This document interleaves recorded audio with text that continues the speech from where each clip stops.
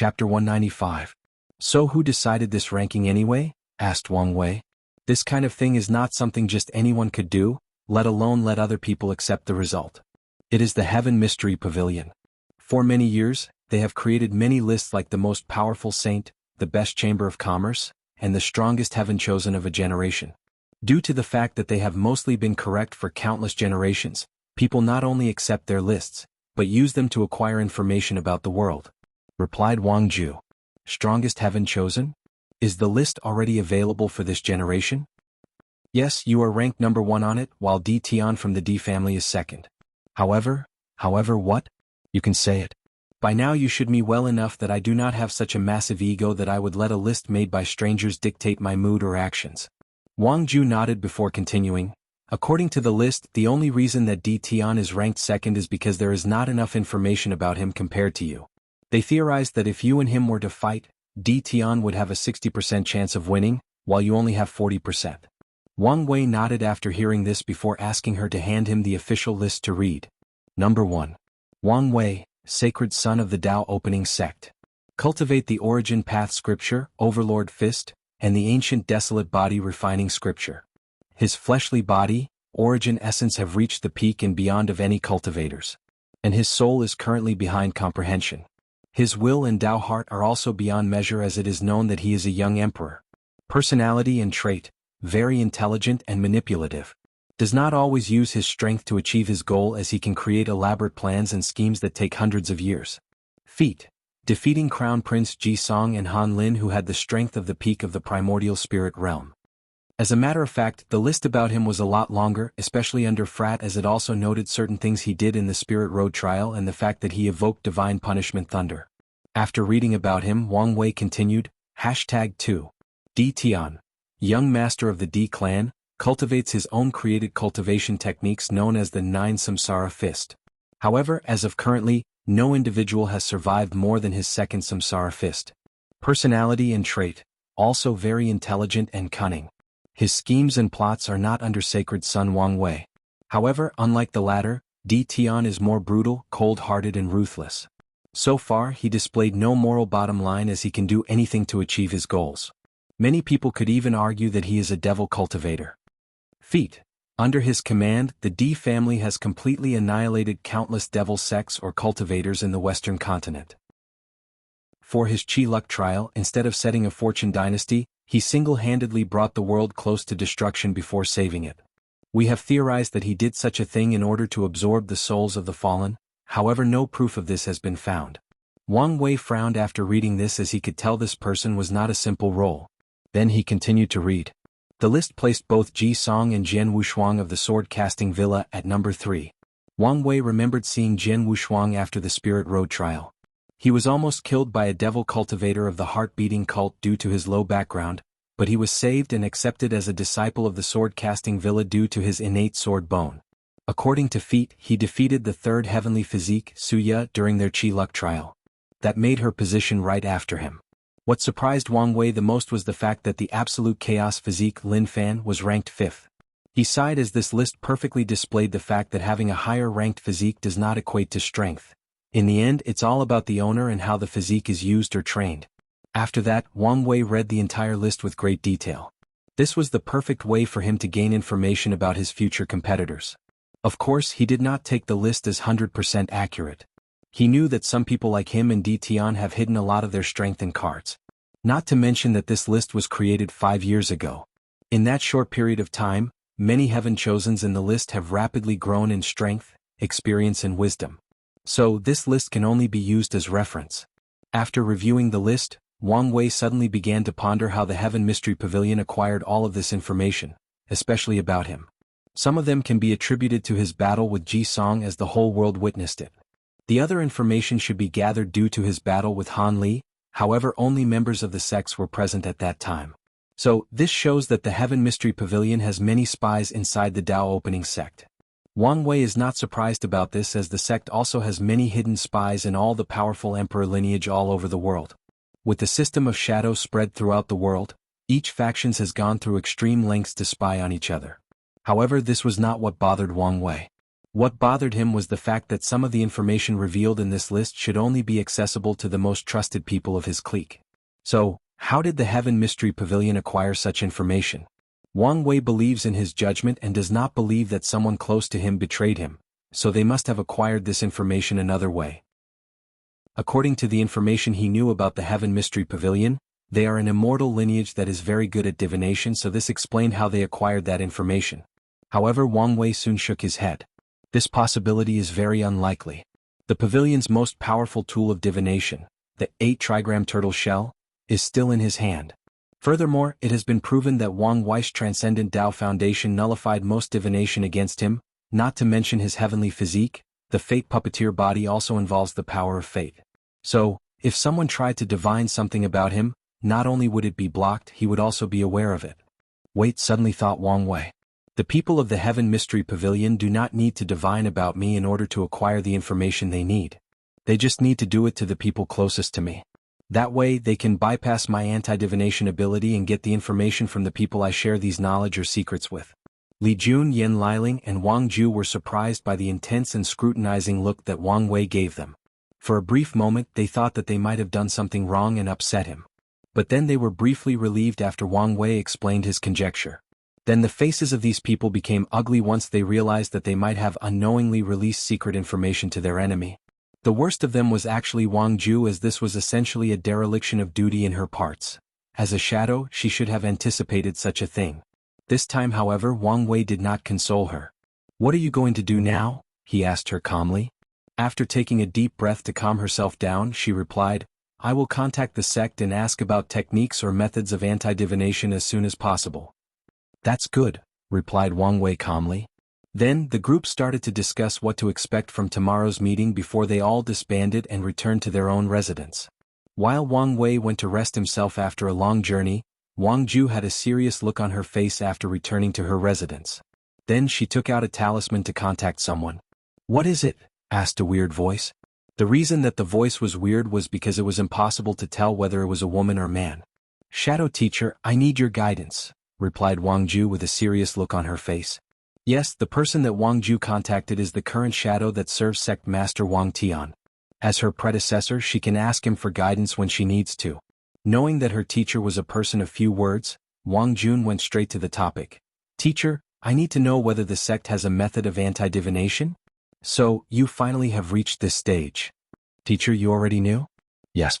Part of the training of the shadow is to learn through mistakes, so the problem of divination was never mentioned. It also served as a test." "Teacher, then how did I do? What do you think?" Wang Ju then lowered her head.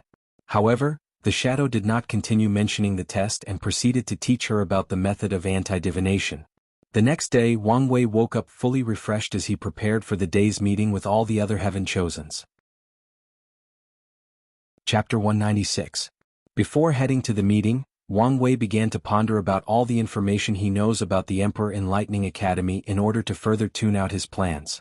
Despite being the second most powerful faction currently in the Myriad Emperor world, the Academy is actually very new compared to all the other factions, as it was created during the Middle Emperor era. To be precise, the Academy started that era. After the Devil era, the Myriad Emperor world had gone through another catastrophe that almost ruined it. As a result, countless emperor lineages and other factions were destroyed in the process. During a brief period between these two eras, many great emperors were born and they tried to revitalize the world, but they failed. That was until Emperor Kong, also known by the name Kong Meng. Emperor Kong was a very powerful cultivator born during that period. According to information left over from that time period, Kong Meng was a very enlightened person who preached the idea or notion that all cultivators should have access to education, to knowledge, no matter their background, status, or talents. As you can expect, no other faction supported this idea. For countless eras, the idea of only hoarding knowledge has been practiced. And in this world where knowledge equates to power, no faction wants to release their techniques or methods to outsiders, especially without receiving any benefit. Not to mention that the cultivation world was at an all-time weakness and low morale after the Devil era. At that time, precious cultivation techniques were even more valuable given that a large majority of them were destroyed. However, Kong Meng did not see it that way. He believed that only by circulating more techniques that other people will be inspired to create or renovate the already existing one. thus pushing the cultivation world back to recovery and further development. And it turned out that he was right. After the Heaven Will battle, Kong Ming proved the Tao and took the name Emperor Kong. Then he created the Emperor Enlightenment Academy. To be precise, he created or invented the concept of academy. Before Emperor Kong's time, there was no such thing as an academy. All factions in the world could be divided into two branches, families and sections. When it comes to families or clans, all cultivation techniques or methods were passed between people with the same bloodline or the same surname. This method was used because cultivators believed that this was the safest way to guard these techniques. After all, it is very difficult to betray your own family, your own blood. As for sects, they allowed talented people from outside into their groups. However, these people were usually taken from a young age so that they can be brainwashed into being loyal to their sections. These kids were usually taught to place the sect before everything else, even their family or own death. However, even that method had many problems due to unfair distribution of power and resources. A perfect example of that is the Tao Opening sect. Although the sect is ruled by 4 factions, it was not always like that. In the early stage of its creation, the majority of power and resources were in the hands of the Wang, Li, and Yan family. As for the sectarian faction, they usually hold the lowest of positions in the sections. The resources that they received were the least amount, they did not have access to all the powerful techniques, and they were forced to do the most dangerous tasks like being trained as death slaves or suicide soldiers. It was not until the Shadow Ruler Emperor appeared in the sect that they realized the importance of the sectarian faction and the benefit that they could bring to the sect as a whole. So, more power and resources were granted to them, elevating them to the status of one of the main factions of the Tao Opening sect. However, the Emperor Enlightenment Academy created another system of inheritance. A system that allows all cultivators access to techniques and resources as long as they enter the academy. Of course, the academy did not give them all this for free, but granted them the opportunity to acquire precious cultivation resources. An example of that is a loose cultivator that does not belong to any faction nor wanted to join one. If he wants some rare material that is strictly controlled by the powerful emperor lineages of the world, he can join the academy and serve there for a few years. Then, using contribution points, he could get such rare material. Theoretically speaking, according to the rules of the academy, even their emperor's scriptures could be bought with the right amount of contribution point. However, Wang Wei knew that this was one of the biggest lies ever. The amount of contribution points needed for a cultivator to buy such a thing was so outrageous that they could spend their entire lives slaving for the academy without even coming remotely close. Not to mention all the secret conditions are required to be eligible to get access to these powerful cultivating scriptures. The academy used this method to lure in countless cultivators all over the world to join them with false promises and hope for a possible better future. The only people that have access to these scriptures or very rare and precious resources are the disciples that are personally trained by the academy, as they know that these people are loyal to them. Back to Emperor Kong, after creating this new system, the academy started to thrive throughout the entire world. Many cultivators knew that their chances of having enough resources in their path of cultivation finally arrived, so they rushed to attend. Then, something amazing happened that shocked the entire world. The next 4 great emperors after Emperor Kong all came from the Emperor Enlightenment Academy. The academy dominated the world for 5 generations by successfully cultivating 5 consecutive great emperors. All the cultivators of the world freaked out as they realized that this new system was effective. More importantly, they feared that the academy would become like the Buddhist sect in the incense era and dominate the entire era. So, they copied the system and used it on their own. Many other academies were also built across the myriad emperor world. The sects then copied some aspect of it. They were not as strict when recruiting outside disciples. They created branch sects that recruited disciples all over the world and from different backgrounds. Then, the best of these disciples in the branch sects will be sent to the main sect in order to get access to better techniques and resources. With this new system, the myriad emperor world began to rapidly recuperate as a newfound vigor was instilled in it. Then a new and prosperous era started.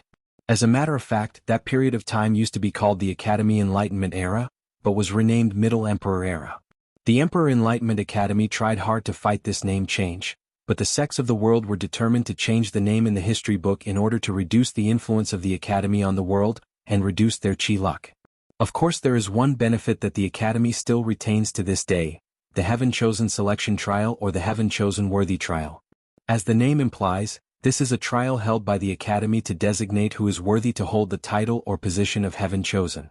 Ever since the Middle Emperor era, Countless genius cultivators have come to the academy to attend this trial. The top 30 will receive the title of Heaven Chosen.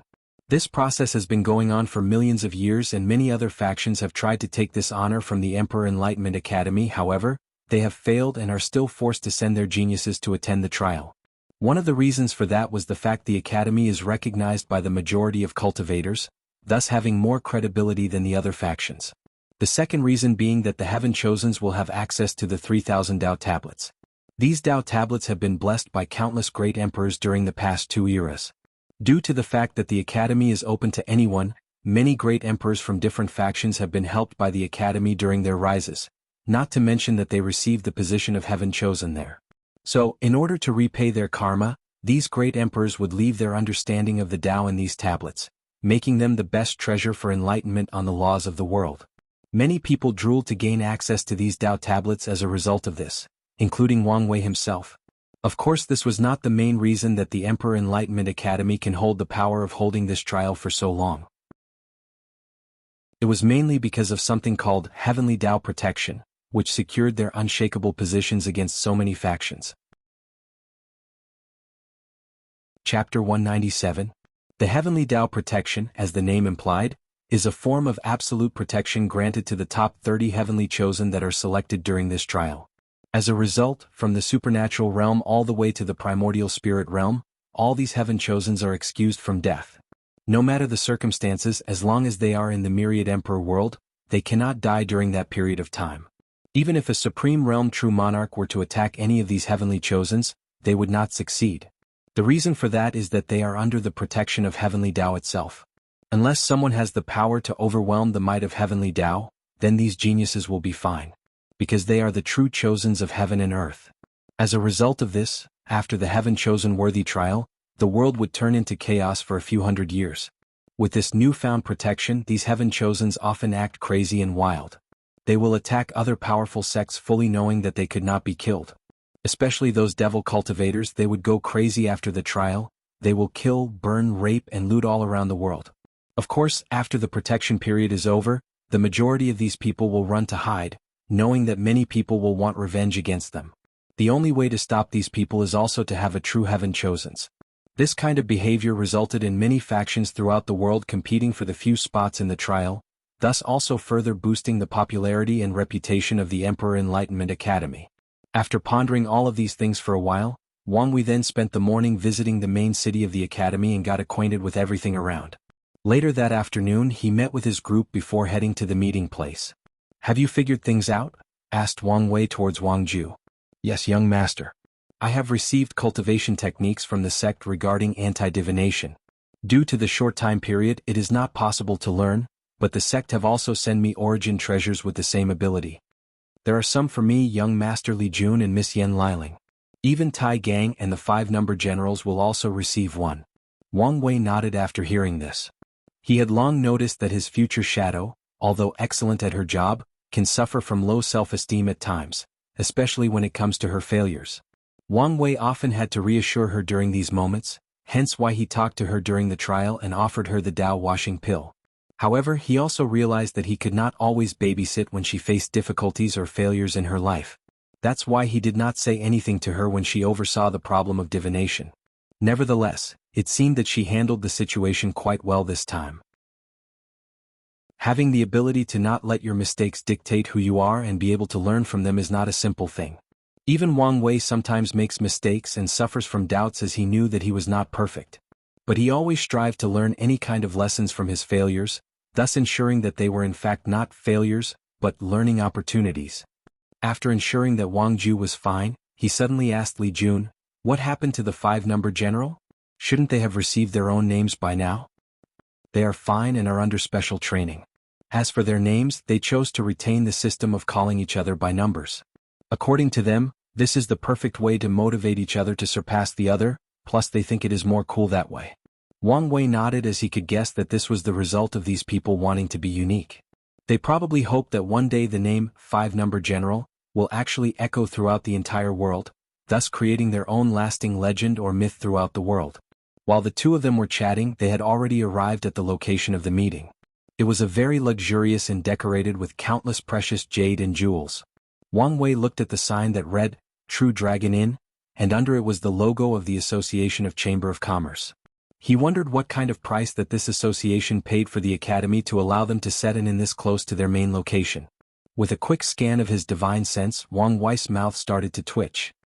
He realized that he was the first person to arrive, despite the fact that the true starting time of this meeting was less than a few minutes away. According to normal time, once these horny heaven-chosens learned that a beautiful woman invited them to meet, they would arrive a few hours in advance to show that they are gentlemen, and in hope to meet the beauty as soon as possible. However, there was no one here except for she sure that Wang Wei noticed in one of the rooms. Unfortunately, he could not see her face as there were powerful formations that prevented his divine sense. Wang Wei could guess the reason for these people's tardiness. It was because he was late to arrive at the academy and many people had to wait for him. They seemed to want him to experience the feeling of waiting for other people. Wang Wei knew that his guess was correct as he felt all the different visions that were observing him, then reporting to someone else through talismans. Wang Wei then smiled as he thought to himself, you guys want to play? Then let's play.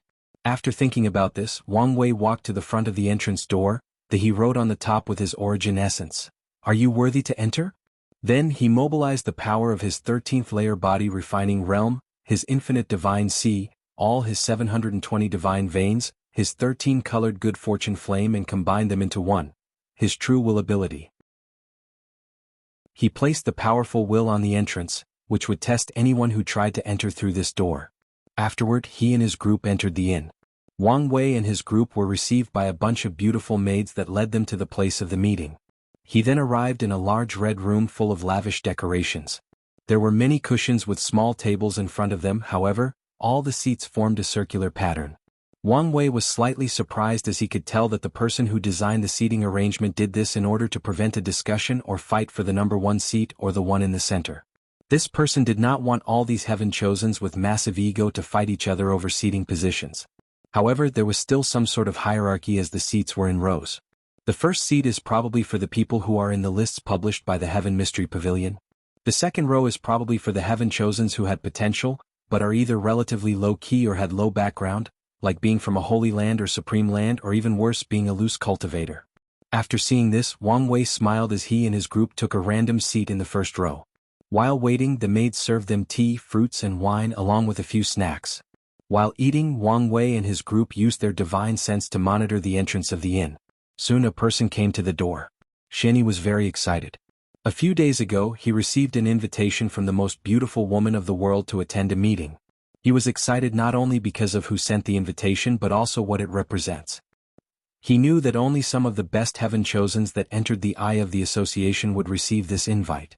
More importantly, his elders warned him that if the association's princess has a liking for him, it is his chance to rise to the top. So, Xianyi was prepared to arrive early on the day of the meeting in order to give a good first impression. Unfortunately for him, on the night before, he received a secret letter stating that no one was to attend the meeting until Sacred Son Wang Wei arrived. Although Xianyi was angry, he had no choice to agree with this after seeing all the names that were signed in this letter. However, he was still preparing to be the second person to arrive. So, he had one of his servants wait around the inn to send him a message notifying him as soon as Wang Wei arrived. So, that is exactly what Xianyi did. He rushed to the inn as soon as he received the message as he was actually waiting not far from the inn. However, as soon as he arrived in front of the inn's door, Xianyi read the message on top and he became furious. All he could think about was who was so arrogant that questioned his talent and strength, and also prevented him from seeing his future wife. Chapter 198. After seeing the words on the hand, Xianyi rushed straight into the door, however he was stopped. As soon he reached the door, Xianyi felt a powerful will enveloped him, preventing him from moving forward. He mobilized all his strength, thus taking a few steps forwards by resisting this will. However, his smile did not last long as the will penetrated his divine sea and started attacking his cultivation level. First, cracks started appearing on his divine altar, an act which terrified Xianyi. As the heir of a supreme land, he did not have access to emperor scriptures that allowed him to create a Tao foundation. Luckily for him, he had a fortunate encounter that granted the opportunity to have 360 divine veins. However, his divine altar was still full of cracks. Now more were added to the original tattered altar. Xianyi was horrified by the prospect of his altar being destroyed, thus becoming a cripple. However, what scared the most was the fact that he was proven unworthy to enter the inn. He had so many dreams, goals and expectations before he came here. He dreamed that he would show his talent and strength to these heaven-chosens from the emperor lineage, then get the attention of Shishir. Afterwards, with the help and resources of the Association of Chamber of Commerce, he would cultivate all the way to the supreme realm, fight in the heaven will battle and suppress all of his peers. Then he would prove the Tao, elevate his sect for a supreme land into an emperor lineage, just like Emperor Nanyang for 2 generations ago. Unfortunately for him, an entrance door had just crushed his dreams. Xian Yi watched as the door that was only a few steps away from him seemed so far away, as if a microcosm of an entire world was between him and this door. Those few steps represented the fact that he was not worthy to stand on the world stage with the name of Heaven Chosen, that he did not reach the caliber of the ones that have truly reached the top. After thinking about this, Xian Yi refused to give up. He gritted his teeth and tried to take another step while bearing a tremendous amount of pain and suffering. However, compared to the despair of realizing that he cannot live up to the standards or level that he once believed he was or had reached, compared to the realization that he is not as important or gifted as believed, this pain was nothing. Unfortunately for Xian Yi, his iron will and determination did not change the outcome. While trying to take another step, Wang Wei's powerful true will that manifested in the form of a gray shadow started to move upward from the divine altar to the ancient lamp. The horror that Xian Yi felt suddenly intensified. He realized that once this gray shadow reached his ancient lamp and destroyed it, that he would over for real. He might still have a chance to amend his destroyed divine altar, but he would be truly finished if his ancient lamp was also destroyed. So, Xian Yi started to ponder his next step of action. He pondered the possibility of giving up and retreating. Memories of the past then flashed from his mind. He saw the faces of all his junior and senior brothers and sisters of the sect. He saw the smile and joyful vigor they had on their faces when they knew that he had the opportunity to compete for this generation's heaven will. All the compliments and encouragement he received, all the time that some disciples would share their fortunate encounter with him in order to ensure that he had enough resources to compete with these heirs of emperor lineages. Many of these resources were not even remotely valuable, but Xian Yi always accepted all of them with a smile on his face. What he cared about was not the value, but what these resources represent, the hope of all the disciples and elders of the sect. As a result, Xian Yi has spent a lot of sleepless nights pondering how to shoulder all these responsibilities, all these expectations of the people around him. He always dreamed about how he would repay all his fellow brother and sisters of the sect after he become a great emperor, how he would lead the sect through glory and wealth until they reached the top of the food chain in terms of power in the myriad emperor world. After all these memories came to his mind, Xian Yi removed any thought or idea he had about giving up. He decided to persist under the pressure of this great will. However, Xian Yi began to falter again and he watched the gray shadow slowly inching closer to this ancient lamp. The closer the gray shadow rose, the more pressure Xian Yi felt as sweat started falling from his face and down in his back. In just a few seconds, his clothes were drenched like he was walking in the rain. Time started to pass slowly for Xian Yi as he contemplated his next action that will forever change his future. One part of him did not want to destroy all the hope and expectations of his fellow sect members, while another part did not want to lose his cultivation level that he spent so many years training. So, when the gray shadow was only a few centimeters away from the ancient lamp, Xian Yi took a few steps back, stopping its inevitable destruction. So, he sighed in relief after seeing that his ancient lamp was intact. However, a great deal of shame followed him afterwards. It was then that Xian Yi realized how selfish of a person he was, and also how far he was from those heaven chosen. However, he quickly shook these thoughts from his mind. He realized that maybe it was not him that was the problem but this test. Maybe that it was impossible for others to pass as well. So, with this mindset, he went to the side and waited for the next person to try to enter. Xian Yi was sure that his conjecture was correct as he stood there with a smirk on his face. However, his clenched hands behind his back might indicate something else. Meanwhile, inside the True Dragon Inn, Wang Wei and his group silently watched Xian Yi's mental and physical struggle with this test while drinking wine or tea and eating snacks. "It's a shame that he gave up," said Li Jun with a sigh after taking a sip of wine. "Not everyone has the will to lose everything in order to prove to themselves and the world that they are extraordinary," replied Yan Liling, who was drinking tea. "You too missed the whole point of this test," said Wang Wei. "I designed this little trial to test the foundation and will of the people entering. If this Xian Yi had a solid enough foundation, he should have been able to enter. However, even if he did not, as long as he has the will to, he could still pass. asked Yen Liling, a little confused.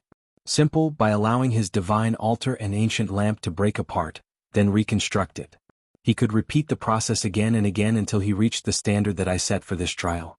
Although his cultivation level would have dropped to the divine altar realm, what is that compared to a supremely powerful future? Just the fact that he gave up so quickly proved that this person does not have the will and Tao heart to become a top powerhouse. Breaking before rising, added Yen Liling. Li Jun sighed before taking another big gulp of his drink.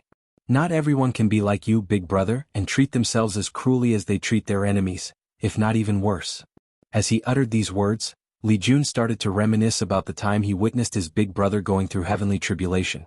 He saw how his big brother used heavenly fire to temper his body. He burned his skin, muscles, blood, and nerves. At that time, all that were left untouched were the internal organs. As a person who knows how it felt like to boil alive, Li Jun could only imagine how painful such a process would be. Yet his big brother did not scream, complain, or wince throughout the entire process. Well, not that he did have any organs to scream to begin with. It was during that moment that he realized one of the things that separated his big brother from the other Heaven Chosens. He was a very cruel person, especially to himself. Oftentimes, Li Jun has asked himself whether he could go to such lengths in order to become powerful. And to this day he did not have an answer yet. That's because these people do not have the drive or desire to succeed at all cost, replied Wang Wei with a calm look on his face. Meanwhile, a few minutes after Xian Yi gave up, a few other people showed up and saw the provocation at the door entrance. Chapter 199. After Xian Yi's turn, many other people came afterwards. They all tried to enter but failed to do so. As such, the majority of people actually gave up, an act which delighted Xian Yi a great deal. However, one person did not give up, instead had his divine altar and ancient lamp destroyed, essentially crippling. Wang Wei admired this person's will. Unfortunately, he was not a wise person. He did not take this opportunity to actually reforge his foundation. Unmatched bravado without wisdom is not enough to reach the top of the cultivation world. Unfortunately, few people realize this. After sighing, Wang Wei focused on someone else that was rapidly approaching. After that person arrived, he only frowned for a slight moment after seeing the writing on the door, then he strode inside. The trial did not faze this person until he reached one step from entering inside. The gray shadow, which was a physical manifestation of Wang Wei's true will, started to put more pressure on this person's divine altar. The person first frowns before snorting coldly out loud. Then a black aura full of star-like light appeared around.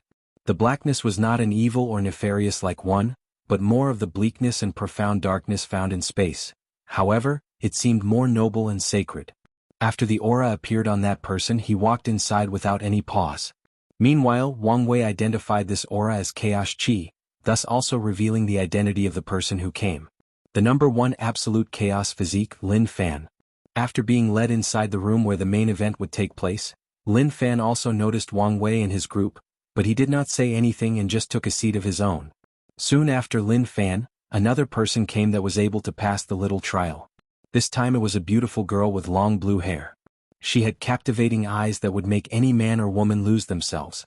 As soon as she arrived, all the people waiting outside were captivated by her beauty. She did not smile, did not use any technique, just her natural beauty was enough to charm all the other geniuses waiting outside. Some of them even made vows to protect their lives. As for the enchantress, she seemed to perceive the emotions of these people and just smile at them. This sudden smile further captivated those people, and charmed those who still had a little will to resist. After that, she also easily passed Wang Wei's test. However, just like the previous person, she also stopped one step away from the door with a frown on her face. Then, 7 books of different colors appeared in front of her in order to resist the final attack. Then she entered the True Dragon Inn. The person who arrived this time was the owner of the number 37 emotions and 6 desires physique, Suya. After entering the room, Suya gave a smile to everyone in the room before taking a seat of her own. Then she also started to observe all the people coming. The next person to pass this test was Ji Song. When he reached in front of the door, the Dharma image of Ji Xiang appeared behind him to block Wang Wei's true will, then he strode inside with steady steps. As soon as he entered the same room as the others, he looked directly as Wang Wei, then a powerful killing intent suddenly emanated from his body, suffocating all the maids around. Even few people outside the inn felt the heavy pressure of that killing intent. Of course, that did not apply to the truly powerful people in the room. Lin Fan had a serious look on his face as he quietly observed everything around him. Suya had a playful smile on her face. As for Wang Wei, he smiled happily before saying, "Jisong, my friend, I have not seen you in so long. How are things doing?" "Are you mocking me?" asked the crown prince with gritted teeth. "So what if I am? As a loser you should have the attitude of one. One defeat meant nothing, not to mention that I will be the victor this time around. If I remember correctly, that is the third time you have said this to me. And just like the previous 2 times, you will still end up within an inch of your demise," replied Wang Wei calmly. However, to his surprise, Jisong was not angered or reacted in any way. He just gave a deep look at Wang Wei before taking a seat on the opposite side of him. Then the room once again became quiet. All that could be heard was the sound of slurping and chewing. However, not long afterward, another person also entered. This time it was Jian Wushuang with a sword hanging on his sword. In order to enter the inn, he released a powerful sword aura to counterattack against the pressure. Unlike other people, Jian Wushuang had to take a longer period of time to enter as he had to help one of his junior brother and sister. As such, he is the only person beside Wang Wei who came with 2 other people. After entering the main room, Jian Wushuang first gave a deep look at Wang Wei. His gray hair and eyes make him easily noticeable. During this little trial, he tried to use his supreme sword will to destroy Wang Wei's true will, but it did not have any effect. As for Wang Wei, he was also looking at this young sword cultivator. The reason for that was because he felt some similarities from Jian Wushuang's sword will with his father's. Every cultivator has their own unique sword will, so only if he learned his father's sword will would there be similarities. But Wang Wei was even more confused on how he managed to do so. However, he placed this question on the back of his head and decided to ask his father later. After briefly looking at Wang Wei, Jian Wushuang moved his eyes to the other people before taking a seat. However, his 2 fellow disciples seemed very unfriendly to Wang Wei for some unknown reason. Then, the room returned to its normal quiet and peaceful nature. Meanwhile, outside, many people tried to enter the inn and a few managed to do so. However, by the time these people succeeded, they were in terrible shape. Their clothes were unorganized and drenched with sweat, their hair messy, their complexion paled, and their breathing very difficult. These people seemed to be aware of their low status and chose to sit in the second rows. Another person that also easily passed the trial and entered the room was another one of Wang Wei and Jisong's acquaintances, Sun Jiaolong from the Great Wu Imperial Dynasty. When the Gray Shadow tried to attack him, the human sword destiny inside his divine sea just shone a golden light to block it. Then Sun Jiaolong entered the inn and took a front row seat.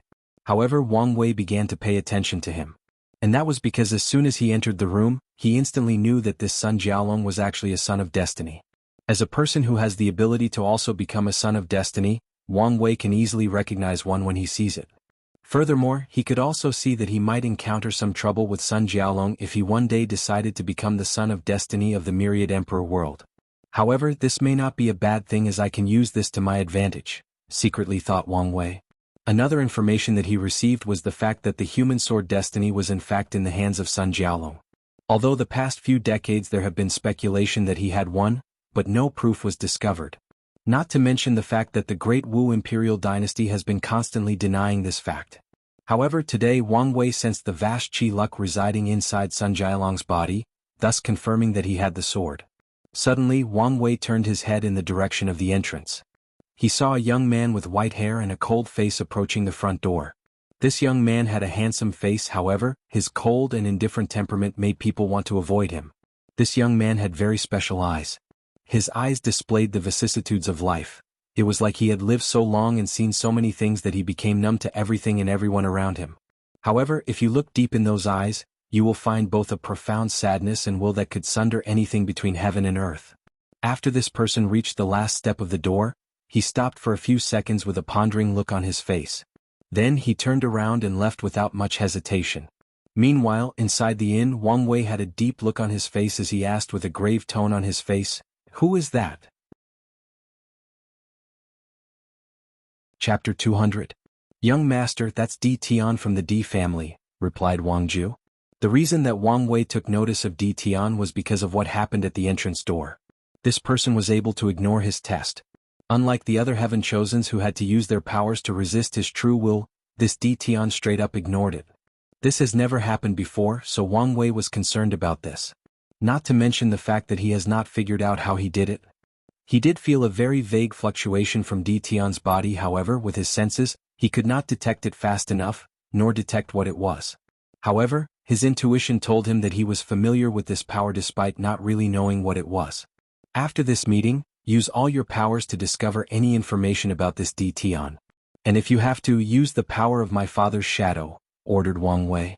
An act which greatly surprised Wang Ju, as she had never seen the young master so serious about something. She realized that this was a very important task, so she nodded seriously. As a matter of fact, Wang Wei was not the only person who acted this way. After Di Tian left from the True Dragon Inn and returned to his own manor, he first asked his head maid to use all the power of the Di clan to gather information on Wang Wei. After that, he took out a very ancient talisman. The breath of this talent displayed the passage of time, the evolution of samsara. After injecting his origin essence in the talisman, something amazing occurred. Throughout the entire myriad emperor world, countless people, both mortals and cultivators, suddenly awakening memories that were engraved deep into their bloodlines for countless generations. After these memories were awakened, they received the same instruction: find all the information possible about sacred son Wang Wei. Then, these people who referred to themselves as the sleepers looked in the direction of Di Tian, bowed before saying, "As you wish, master." Then proceeded to execute his order. The terrible thing about these sleepers was the fact that they were everywhere, in all the sects and factions of the world, even in the emperor lineages. That also meant that some of them were also in the Tao opening sect. The sudden awakening of these memories essentially swapped their personality and beliefs. What's more, this kind of thing is undetectable as these people still have the same soul. So, even if these emperor lineages were to check whether another primordial spirit had taken over their bodies, they would not find anything. Meanwhile, back in the True Dragon Inn, after a few people struggled to get inside, no other powerful heaven chosen seemed to be coming, so the host, Shishir, finally showed up. The wooden floor at the center of the room started to move around, then she appeared from underground. Many people marveled at this kind of spectacle. Of course, that was beside Wang Wei. He has seen these kinds of things in his previous life. However, he did appreciate it as it reminded him of the stars from his past life. After Shishir appeared, all eyes were on her. However, many people were disappointed. Not because her beauty did not live up the standards, but because she was covering most of her face with a veil, only revealing her eyes. Nevertheless, that was more than enough to captivate all the young geniuses present. They look at her with greed and desire, yet at the same, trying to restrain themselves to appear more gentlemanlike. However, all of them wished nothing more than to rip that veil from her face. As for Wang Wei, he scoffed after seeing this, then he waved his hand. Following which, a gentle breeze appeared and removed the veil from her face, revealing all her beauty to the world. All the other people look at Wang Wei with a fierce look, as if saying, "How dare you blaspheme our goddess?" At the same time, they were secretly happy because he did something that they did not dare to do. However, soon enough they were distracted by her beauty. Wang Wei has to admit that this Shishir was indeed beautiful. It was as if all the concepts of beauty were added together to create her. All the flowers, all the magnificent views, all perfectly symmetrical things could not even come close to describe her beauty. Every cultivator in the world knows nothing under heaven and earth is actually truly perfect. However, Shishir's beauty can be described as her perfect. Her face did not have any form of powder on it. No, to be precise, any form of makeup would actually insult her beauty. After Shishir's face was revealed, there were only 3 people that were not totally enamored by her beauty. The first being Jianghu. Although he was distracted by her for a few seconds, then his sword intent flashed in his eyes and he was awakened from his stupor. The second was of course Suya, and it was not because she was a woman. As a matter of fact, Shishir's beauty transcends gender. A perfect example of that was the fact that both Yan Liling and Wang Ju could not stop staring at her. As a person who can easily control people's emotions and desires, of course Suya will not be captivated by another person's beauty. However, given the deep frown on her face, she was obviously not happy. Of course the last person was Wang Wei. With his powerful will, of course he would not be charmed by a person's beauty. However, that did not stop him from admiring. While Wang Wei was looking at Shishir, she was also looking at him. She was a little surprised at his action of removing her veil. When most men meet her, they always try to behave as politely as possible in order to draw her attention. However, this sacred son of the Tao opening sect does not seem to care about being a gentleman in front of her. This was the first time that she experienced something like this and it caught her by surprise. Meanwhile, while Wang Wei was admiring Shishir's beauty, His heart suddenly began to beat rapidly as he felt that something very important was about to happen to him. He then looked in the direction of the door, having a feeling that someone was about to enter. In a situation like that, Wang Wei should have used his divine sense to see who it was, but he did not. He waited for a few seconds with anticipation. Then, another breathtaking woman walked in. She had skin as white as jade, had black long hair, phoenix eyes and 3 small dots drawn on her forehead in red. She was not wearing the traditional hanfu, but a modified version of a black cheongsam with golden red design all over. The cheongsam was a long one reaching all the way to the floor. However, it was cut on the side so that every time she took a step, her long and beautiful legs were displayed to see. She had ankle bracelets in both her feet, but she was not wearing any shoes. However, every time she took a step forward, tiny runes appeared under her feet to prevent the ground from being blessed to be touched by her. The arriving woman was beautiful, but that was not the most prominent quality of hers. The most prominent quality was her temperament. She had a temperament that said that I am the only worthy person in the entire world. Among all beings, both past and present, among countless time and space, throughout eternity, throughout the birth and death and chaos, only I am worthy. One might ask her, worthy of what? She would answer, everything. Worthy of wealth and power, worthy to praise, worthy to be noble, worthy to be among the strong and powerful, worthy to find happiness in the sea of sorrow that is the world. As soon as she walked in, she instantly took the limelight from Shishir by sheer will of her temperament. Although she may not be as beautiful as Shishir, she could not remotely compete with this girl's aura. Unfortunately, the visions of the people in the room did not last long on her. And it was because they kept asking themselves whether they were worthy to look at her, to be in her presence. The majority of them answered negatively, so they removed their gazes. As for the higher echelons of heaven chosens, they did not have an answer and did not want to find out, so they also removed their eyes, only giving a few side glances. The only exception of course being Wang Wei. He was instantly fascinated by her. It's her, he secretly thought to himself. He had seen her before during the lust part of the pagoda trial. She was the woman who appeared in the illusion world and betrayed him after falling in love with her. Now the question remains, how did she appear in that trial? Chapter 201. Something strange or magical happened to Wang Wei during his lust trial in the pagoda. There were 2 completely different women that appeared in his trial, which was supposedly impossible. Afterward, he asked the people who created the pagoda and they told him that this was not supposed to happen. An inquiry was made to find the cause of this anomaly, but nothing was ever discovered. The best explanation was either that the pagoda malfunctioned or someone tampered with it. However, neither of these explanations actually made sense. As a quasi-emperor origin artifact, it is impossible for the pagoda to malfunction on his own. As for being tempered with, how powerful would somebody have to be able to do such a thing without alerting all the powerful people in the sect? After breaking through the supernatural realm, Wang Wei was privy to a few secrets of the sect. As such, he knew how truly powerful it actually was. He knew that the true heritage of the Tao opening sect is actually all those Tao ancestors and immortal venerables sleeping in secret realms. Those people would only intervene once the sect reached the level of being destroyed or when another great emperor appeared in the sect again. So, to be able to interfere with this pagoda under the gaze of these people, such a person would have to be extremely powerful. More importantly, why do such a thing? So, ever since the pagoda trial, Wang Wei has always remembered the face of that woman he met. Although her temperament was completely different from back then, her beauty was still the same. Who is that? He asked Wang Ju through divine sense. Young master, that is Wu Hong. She is 3rd in the list of the most beautiful women, and also a very powerful and mysterious heaven chosen. What other information do you have on her? She was born in an ordinary mortal family, however, she acquired the inheritance of Empress Wu. Empress Wu? Yes. As a matter of fact, many people believe that she is either the direct descendants of Empress Wu or her reincarnation. After all, not only does she have the same name as her, but she looks exactly like her. Wang Wei nodded as he began to ponder. Empress Wu lived during the Devil Era and she is considered one of the most powerful great emperors to have ever walked the myriad emperor. If there was a list of the top 10 most powerful emperors of this world, she would easily enter the top 3 if not the first place. A perfect example of that was the Forbidden Lands. Before the Devil Era there used to be 10 Forbidden Lands. Yet, she single-handedly destroyed 4 of them. Now only 6 of them are left. And many people believed if it was not due to her untimely disappearances, she would have destroyed more of them. What else do you know about her? Asked Wang Wei again.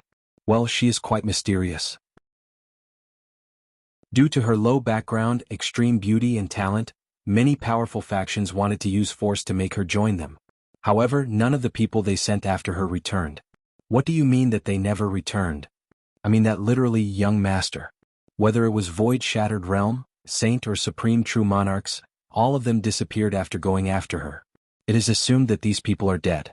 As a result of this, many people realized that she was not a simple character. Does she have a Tao protector? That's the problem, young master. No person has ever been detected secretly protecting her. Wherever she travels, she always seems alone. While Wang Wei was having this fast conversation with Wang Ju, his eyes never left her. Then Wu Hong seemed to feel his gaze, so she looked at Wang Wei, then smiled at him. As soon as his eyes met hers, Wang Wei suddenly found that his vision changed. To be exact, his fate puppeteer physique activated and he saw a red string connecting him with her.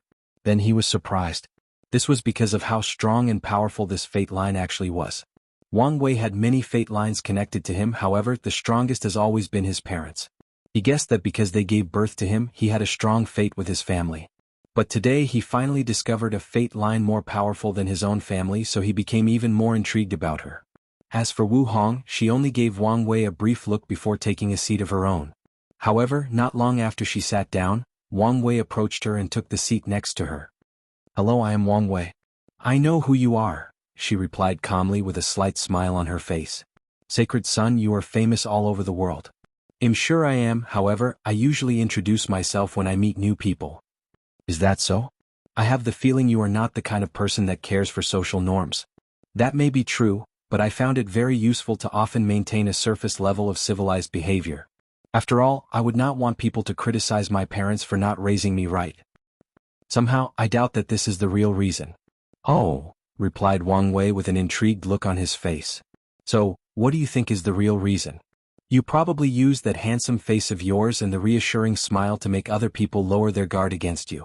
Then it becomes easier to get close to them, make friends, or discover their secrets that might be useful to you.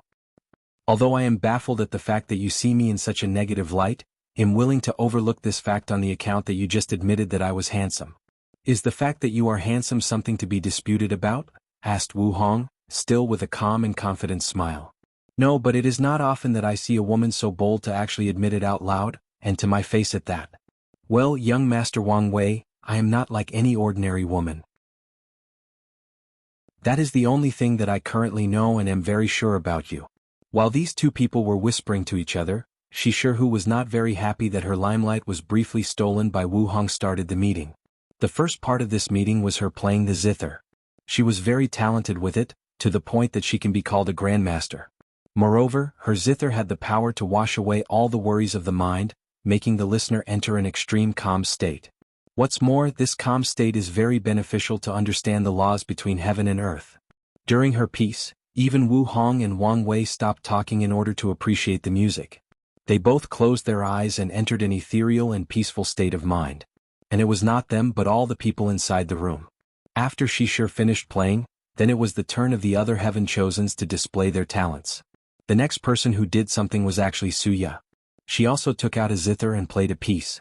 However, hers was vastly different from Shishu's. She took everyone on a magical journey of emotional ups and downs. In just a few minutes, all the heaven chosen of the room experienced all the emotions that ever existed, and the experience was horrifyingly vivid. Whether it was pain, happiness, sadness, or love. And there were so many more and so many nuances to the emotions. These people experience physical pain and the pain of losing the love of your life. They also experience the pain of losing a family member instead of a love companion. Suya was able to vividly express the subtle difference between these two kinds of pain. Then came the self-doubts and insecurities that everyone has in their heart. She managed to bring all of them into the minds of these heaven chosens. Although this was only possible because some of them did not guard against her, this was a terrifying ability to do such a thing. "What a scary woman," whispered Wang Wei. "You are right about that," replied Wu Hong. "There is a reason that the 6 emotions 7 desires body is ranked 3rd in the heavenly physique list. It does not matter whether you are a saint, supreme, or great emperor, no one can escape their emotions or desires, especially the desires to become stronger and pursue the Tao." That's true. Even if a person practices the indifferent Tao, he still cannot escape the shackles of desires. It seemed that I have to pay more attention to this Suya. However, people like her who play with emotions are often easily brought down by emotions themselves, secretly thought Wang Wei. Meanwhile, Wu Hong suddenly looked at him before saying, "You were just thinking about how you could defeat her, didn't you?" "I have no idea what you are talking about," replied Wang Wei with no change in his expression. "Whatever you say." Chapter 202. After Suya finished performing her masterpiece, she gave a quick and deep glance at Shishir, before averting her gaze. Then, the other heaven-chosen showered her with lavish praises.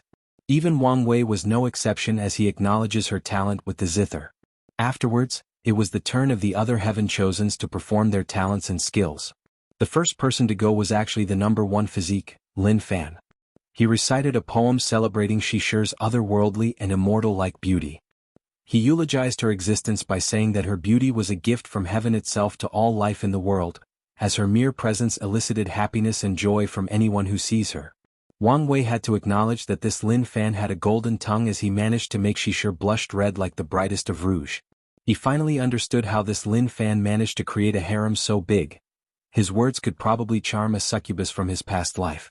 After Lin Fan's turn, it was Ji Song who went next. Like Lin Fan, he also recited a poem personally created for this occasion. His poem was not as sweet and complimentary as Lin Fan, but in it he implied that if Shishir was his, he would be loyal to her for all eternity. That he would treat her as the greatest and most beloved princess that ever existed in the myriad emperor world. Overall, he was very serious and passionate. "I can't believe that this brute is so romantic," muttered Wang Wei to himself. However, Wu Hong overheard him and she replied, "Well, it is not an unexpected thing. Ji Song as the crown prince of an imperial dynasty had to study poetry, calligraphy, go, and military tactics at a young age just like any other aristocratic clan. Although he does not look like or act like it, he is actually a very refined individual. I know all of this, it's just that I am having trouble getting rid of the first impression I form of him. Not to mention all the other times we interacted together, I always labeled him as an idiot in my mind. This is probably due to the fact he has his brother next to him. At a very young age, he probably formed the mentality that he does not need to think properly as he had his big brother to do so for him," replied Wu Hong with deep and calm eyes. Wang Wei nodded before continuing to observe the performance of the other people. The next person to go on stage was actually Jian Wushuang. However, unlike the other two, he did not recite any poem, but used calligraphy instead. So, with a wave of his hand, a large rice paper floated in the air in the middle of the room where everyone could easily see it. Then Jian Wushuang also flew in the air with a brush on his hand. As soon the brush appeared in his hand, Jian Wushuang's temperament changed. He became a supreme swordsman with infinite momentum. He waved the brush like a sword and wrote the character for passion. Then, a powerful intent emanated from his character. This intent displayed Jian Wushuang's passion for love or maybe even for Shishir. A passion that was almost as equal as his love for his sword. As a pure swordsman, this was indeed a bold declaration as most swordsmen place their love for the sword above most things. The majority of them are actually single either because they dedicate their entire lives to the sword, or practice the indifferent Tao in order to reach the peak of swordsmanship. However, Jian Wushuang was different. He learned from his senior predecessor that he does not have to give up everything to reach the extreme ways of the sword, a lesson that their village predecessors had to learn the hard way. As such, he too was enthralled by Shishir's beauty. He hoped that he would be chosen and accompanied her throughout his entire life, along with his own trusted sword. After him it was Sun Jialong's turn to perform. And like Jian Wushuang, he also used calligraphy to display his ability. The character he wrote was dedication. Sun Jialong also revealed a sword-like intent when writing his character. However, his was not that of a pure swordsman but of the sword of the ruler. His sword intent indicated that he was a supreme monarch that used his sword to destroy his enemy's kingdom, to bring peace and stability to his people. The sword reveals the might and reverence of a kind. As for the character he wrote, it showed how he would make Shishir his empress and dedicate his life protecting and loving her. Not to mention that he would not be the only one dedicating himself to her, but all the people of his dynasty. As such, she would not only receive his love, but the love of an entire nation. Meanwhile, although Shishir looked calm on the surface with her beautiful face, she was secretly happy inside. Although she did not like to admit it, she enjoyed all the attention she received. It made feel important, special, or unique. Although she is considered the most beautiful woman in the world, she sure knew that this title was given to someone in each generation. As such, she did not feel the same joy and happiness by this title compared to having some of the most talented people in the world fawning over her. She knew that everyone in this room had the ability to become the top powerhouse of the myriad emperor world. And one of them might even become a great emperor. Of course, that is under the assumption that none of them actually dies midway through her rise. She sure then looked at Wu Hong as this was her turn to perform. However, she just shook her head, excusing herself of this task. Although many people were disappointed not to see her perform, she just ignored them. "I have a feeling that your performance would have been truly extraordinary," suddenly said Wang Wei. So Wu Hong looked at him, gave him a mesmerizing smile before answering, "You have no idea how right you are. Now you just increase my desire to see it." "Well, young Master Wang Wei, if you play your cards right, you might have a chance to see a personal one-to-one show," replied Wu Hong, whispering slowly in Wang Wei's ears by the end of the sentence. To which Wang Wei involuntarily gulped his own saliva. "I will look forward to such an occasion." After that, he removed his gaze from her with great difficulty, ignoring the slight smirk at the corner of her mouth. Then he saw many people looking at him with a speechless look on their faces. It is true that these people were quite speechless. While everyone was waiting for them to start performing, they were actually flirting with one another. And in public at that. Nevertheless, Wang Wei had thick skin, so he ignored these people's gaze. "So it's my turn," he said nonchalantly, then proceeding to think for a moment what to do for his performance. Then he thought about a poem by the famous poet Li Bai from his past life. He coughed out loud before reciting it. "All water is forgettable when you've seen the vast blue sea, no clouds so wondrous as those at empty Wuxian idly. I pass by some flowers without looking back, partly to study Tao, partly to think of you." As Wang Wei recited his poem, all the people in the room were infected by the beautiful and sad mood of the poem. The pain and suffering of thinking about someone that you missed so dear enveloped them. A person you know is somewhere out there but cannot reach. Of course, the person who most appreciated this poem was actually Suya. As a person who controls emotions, she is the one who can most easily enter the right mood to truly appreciate the beauty and complexity of this poem. As such, she was quite surprised with Wang Wei's poetry talent and wondered who this young master of the Tao opening sect was thinking about so deeply that he would write such a poem. The room then became quiet for a few seconds as the people were momentarily lost in the mood of the poem. After calming down, she sure asked, "Young Master Wang Wei, this is a beautiful poem. Did you think about it on the spot?" Wang Wei was slightly surprised by this question, so he answered, "Of course not. This poem was written by a person named Li Bai who was born in a long-destroyed mortal dynasty called Great Tang. I happened to come by it during one of my adventures and I like it very much. I thought this talented poet should not remain unknown, thus the reason that I recited this poem during this meeting." Chapter 203. All the people in the room looked at Wang Wei with a speechless look. Their faces seemed to be asking why you admit that this poem was not yours? The creator was long dead, just take the credit. Didn't you see that the goddess was moved by you, so this is the perfect opportunity to impress her? However, Wang Wei ignored these looks as most of these people do not dare to say anything about his actions. Of course that did not go for everyone. "Oomph," snorted Ji Song. "If you cannot create an artistic piece of your own, then you should remain silent." Wang Wei then looked at him with a smile. "Unlike you people, I am not a little puppy that wags his tail in front of his owner to attract their attention. Between heaven and earth, I have nothing to prove to anyone or anything." The faces of all the people in the room became ugly after hearing this. However, no one said anything else as they were a little ashamed. Their behavior of trying to impress she sure did look like a puppy trying to garner the attention of its owner. However, who can blame them? Her beauty was simply otherworldly. "Young Master Wang Wei, I am a little confused. This was a perfect opportunity to impress Miss Shishir, so why ruin it?" suddenly asked Wu Hong. "I thought I made my intention very clear. I am not interested in her," replied Wang Wei with a calm look on his face. "I know this, but why are you not interested? No one can deny that Miss Shishir is a peerless beauty that comes once every generation." Wang Wei turned his head to the side and looked deep in Wu Hong's eyes for a few seconds before turning away. "That's because she is nothing but a vase." "A vase? A woman like her would offer nothing to a partnership. She is nothing but a beautiful decoration that added embellishment to me, but nothing of real substance. Let me ask you, what did you feel when you heard her playing the zither?" After pondering for a few seconds, Wu Hong then answered, "She is truly talented and her zither art has reached the realm where it can help soothe people's mind. Anything else?" It seemed that there was no edge or power behind it.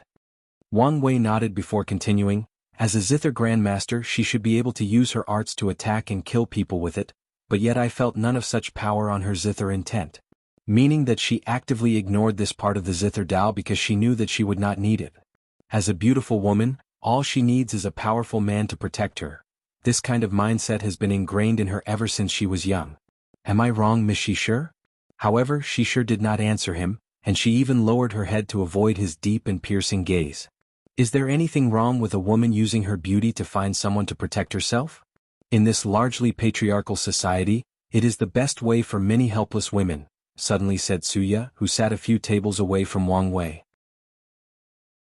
After looking over in her direction, Wang Wei replied, I will not argue with you how cultivation allows women to eliminate the gap with men, but why do you care, young lady Suya? Are you one of these women? Of course not, replied Suya with a smile, an act which actually turned her hair from blue to red. I'm just curious, that's all. As a matter of fact, you are indeed correct. And personally, I have nothing against Miss Shishir, she just does not fit my requirements for a companion, that's all. Then young Master Wang Wei, what are your requirements? Asked Suya back with an intriguing look on her face. After pondering for a few brief seconds to organize his words, Wang Wei then explained, my goal in life was never to become a great emperor, but to walk towards the end of great Tao and even go beyond it. Becoming a great emperor is just one of the many steps that I have to take to achieve such a goal. And in that process, I know that the journey ahead will be long and fraught with unimaginable difficulties.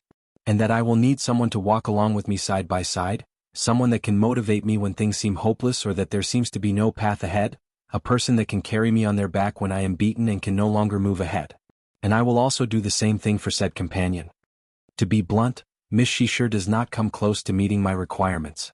If she was my companion, I can foresee how things would go between us. For once, I will have to use countless resources and efforts for her to be able to even keep up with my pace and rapid progress. Then there is the amount of time I will have to use protecting her when my enemies realize that it is easier to get through me through her. She would perfectly play the role of the damsel in distress, and I will waste my time saving her every time. It is simply not worth it just for a beautiful face. The room suddenly became quiet. While some of the geniuses were thinking about how cold-hearted and decisive Wang Wei was, the true heaven-chosens like Lin Fan, Ji Song, Jian Wushuang, Sun Jiaolong and Suya were focusing on something else. His goals.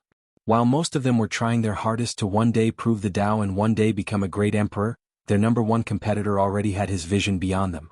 What they pursued for their entire lives was nothing but one of the many steps in Wang Wei's goals. His vision reached far beyond them, it has already gazed beyond the Tao itself. All of them secretly sighed as they realized that the difference between them and Wang Wei might not just be strength, but also will, state of mind and Tao heart and ambitions. However, despite figuring this out, none of this made them give up. Destroyed their confidence. On the contrary, they saw this situation as a learning opportunity. Since they lacked in certain areas compared to their competitors, then they will find ways to make up the gap. While everyone was still contemplating his words, Wang Wei was secretly whispering with Wu Hong. Young Master Wang Wei, your requirements are too harsh. I am afraid that it will be difficult for you to find such a person. On the contrary, Miss Wu Hong, I have a feeling that the person I am looking for is at a gaze's length, replied Wang Wei while looking deep in her eyes. However, she did not blush nor evade his gaze. She just placed her hand in front of mouth, then giggled with an ethereal voice before answering, then you are a very fortunate man. That I am. After all the people processed what just took place, Lin Fan suddenly stood up slowly and elegantly, then cupped his hand together. Respectfully, sacred son Wang Wei, I believe that you are wrong. Miss Shishir deserves to be protected, deserves to receive the admiration and praise of myriad beings in myriad worlds. She deserves to leave her name in the annals of history, for her beauty is one of a kind. As for all those things you just said about her, to me, it sounds like excuses a scum man would use to justify not being able to protect his own woman. Wang Wei removed his gaze from Wu Hong with great difficulty. He then looked up and down at Lin Fan. Young Master Lin Fan, have you noticed that all the praiseworthy adjectives that you use to describe Miss Shishir can also be used to describe a magnificent and unique piece of art, or a beautiful vase in an arts collector? Lin Fan almost choked after hearing this. He wanted to refute, but he did not know what to say. So, his face just became red out of anger. You know that this is not what I meant? How do I know what you mean? Replied Wang Wei while deliberately making a puzzled face. Lin Fan then just snorted at him before turning to look at Shishir. He cupped his hand together and slightly bowed. Miss Shishir, do not listen to any of his words as they are just his opinion. You are beautiful and should be proud of that. And you alone can decide how you choose to live your life. Then he returned to his seat. As for Shishir, she was finally able to relieve her embarrassment. Then, she fulfilled her position as hostess and continued the meeting. Many people were given the chance to perform after Wang Wei. Unfortunately, the mood of the meeting was not as harmonious as previously.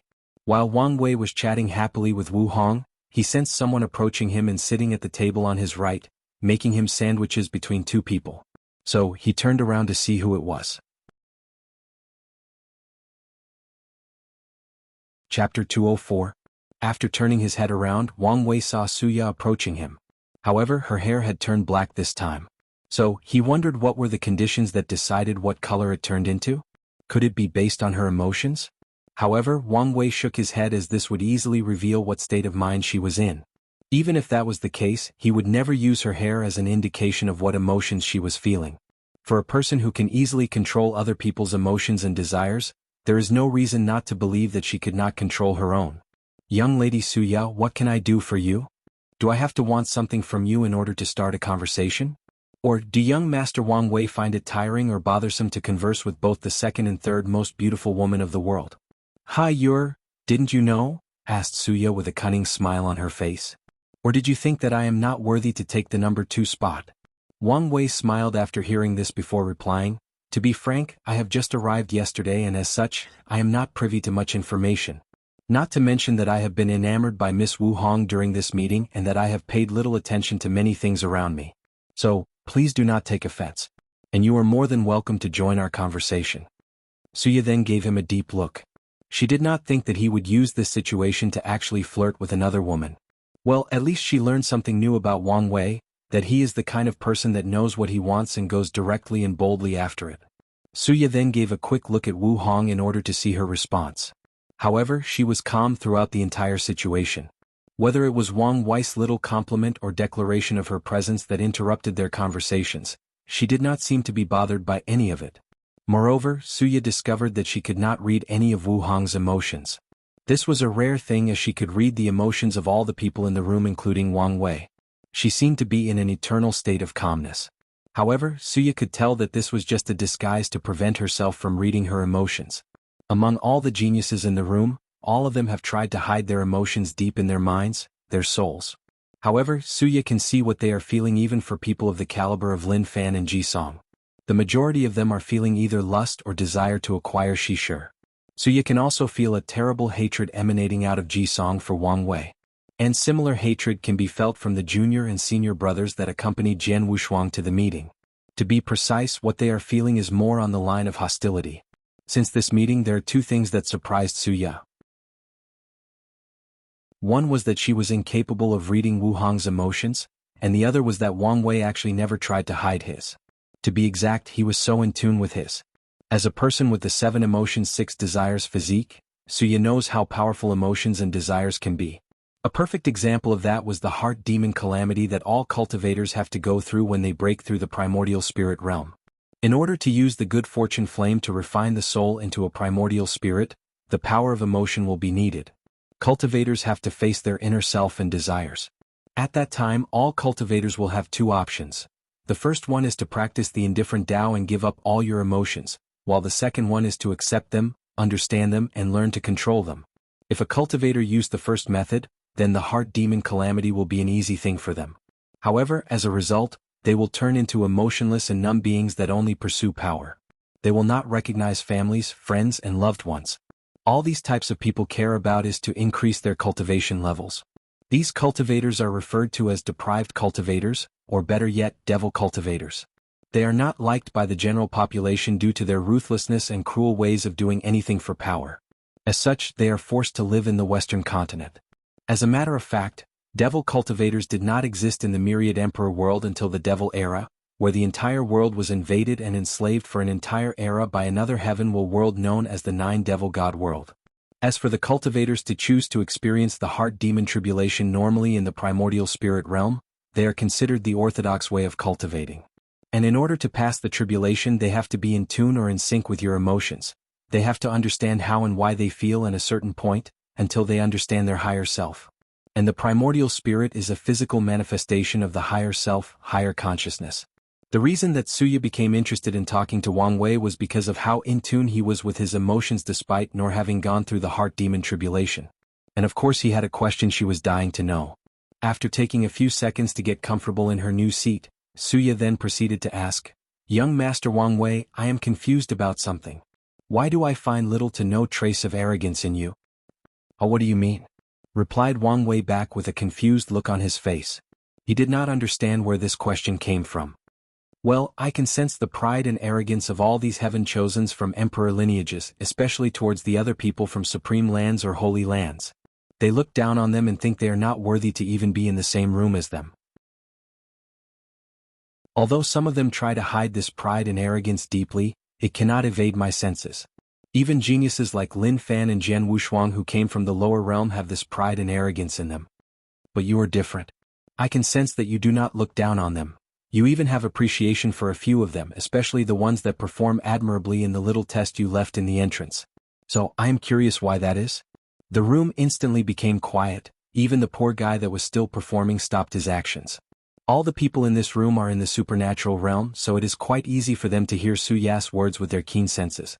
As such, many people have different reactions. All the people from lower backgrounds secretly clenched their hands and teeth.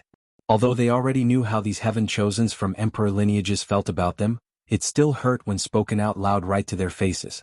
People like Ji Song and Sun Jialong did care about Suya's words. They knew of their arrogance and have no plans to change it. Of course that is true for Ji Song. As for Sun Jialong, as a ruler he will never show his contempt for other people as they are possible followers. Meanwhile, both Lin Fan and Jian Wushuang, they both were secretly ashamed. Lin Fan was not ashamed of the fact that his arrogance and pride were revealed, but due his status from the lower realm. Ever since he came to the Myriad Emperor world with his family, he has been struggling to accept his background. He was ashamed of it. Despite the fact that he became the true disciple of the Emperor Enlightening Academy, meaning that he is the future headmaster of the academy, his background has been bothering him. Things got worse when he realized his background was not just a psychological problem, but resulted in him lagging behind many of the heaven-chosens from emperor lineages. There was much knowledge he was not privy to before which resulted in his vision being lowered than theirs, not to mention that the competitive environment in the lower realm was child's play compared to the one in the Myriad Emperor world. His Tao protector even admitted to him that the academy regretted letting grow up in the lower realm as they did not foresee that the competition in this glorious age would be so intense. This is one of the reasons that despite having the number 1 physique, Lin Fan has the lowest ranking of all the current heaven-chosens in the room. As for Jian Wushuang, the reason that he was ashamed was because Suya's words reminded him that he has forgotten his origin, and that showed that his mindset is not as powerful as he imagined. As for Wang Wei, after pondering for a few seconds he answered, "Well?"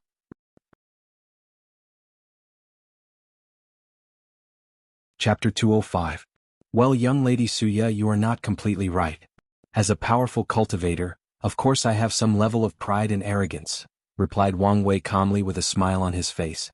As for the reason that I do not have any contempt for the geniuses of lower background is because I learned the hard way that there is no being that is truly born noble.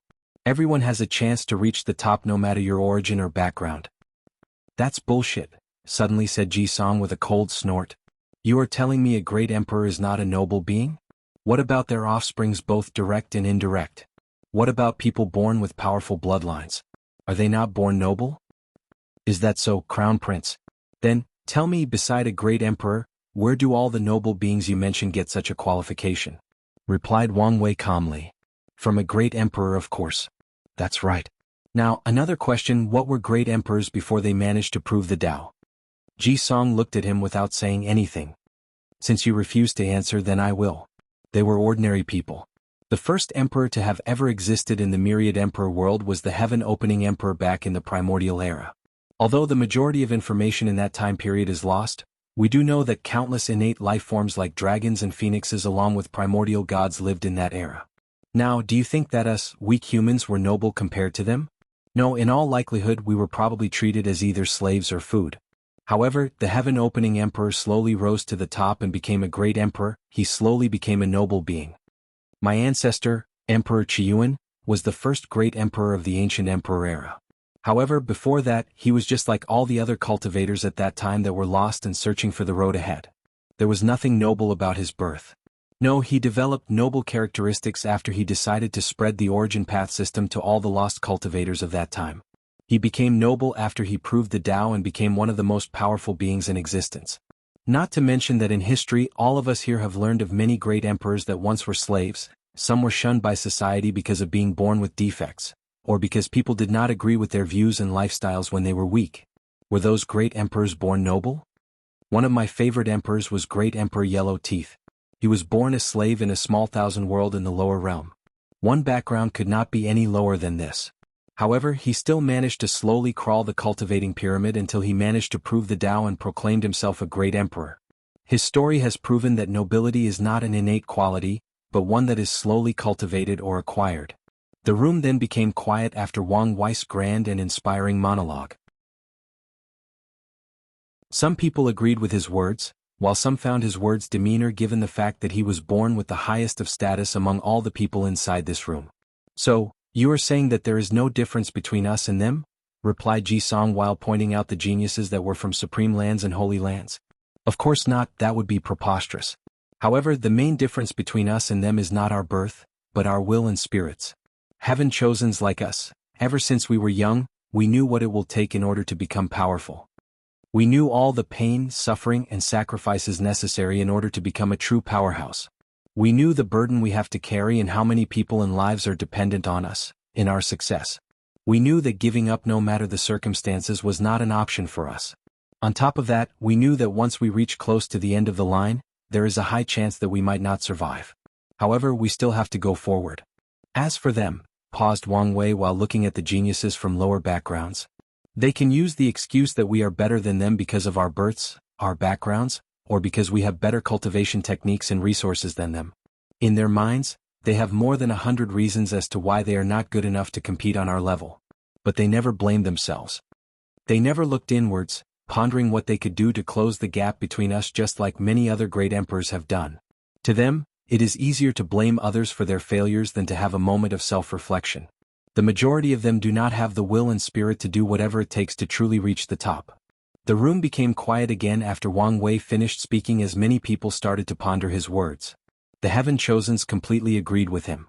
Despite all the allure and glamour that surrounded them, only they knew the amount of stress and tensions they have to live with every day. Whether it is the pressure to prove their parents or sex proud by leading them to greater heights, or the pressure knowing that they might not survive the heavenly battle in the future. Or even worse, eliminate before even reaching there. Overall, their lives are not as easy as it seemed on the surface. Many of them started to reminisce about the things that they had to do in order to get where they were. A few examples were the fact Sun Jiaolong had to kill his own blood brother for power, Ji Song went on a training hell after his second loss to Wang Wei. Many of them had to sacrifice a great deal of things in order to be as strong as they are now. As for the other geniuses from lower backgrounds, they lowered their heads in shame as Wang Wei was right.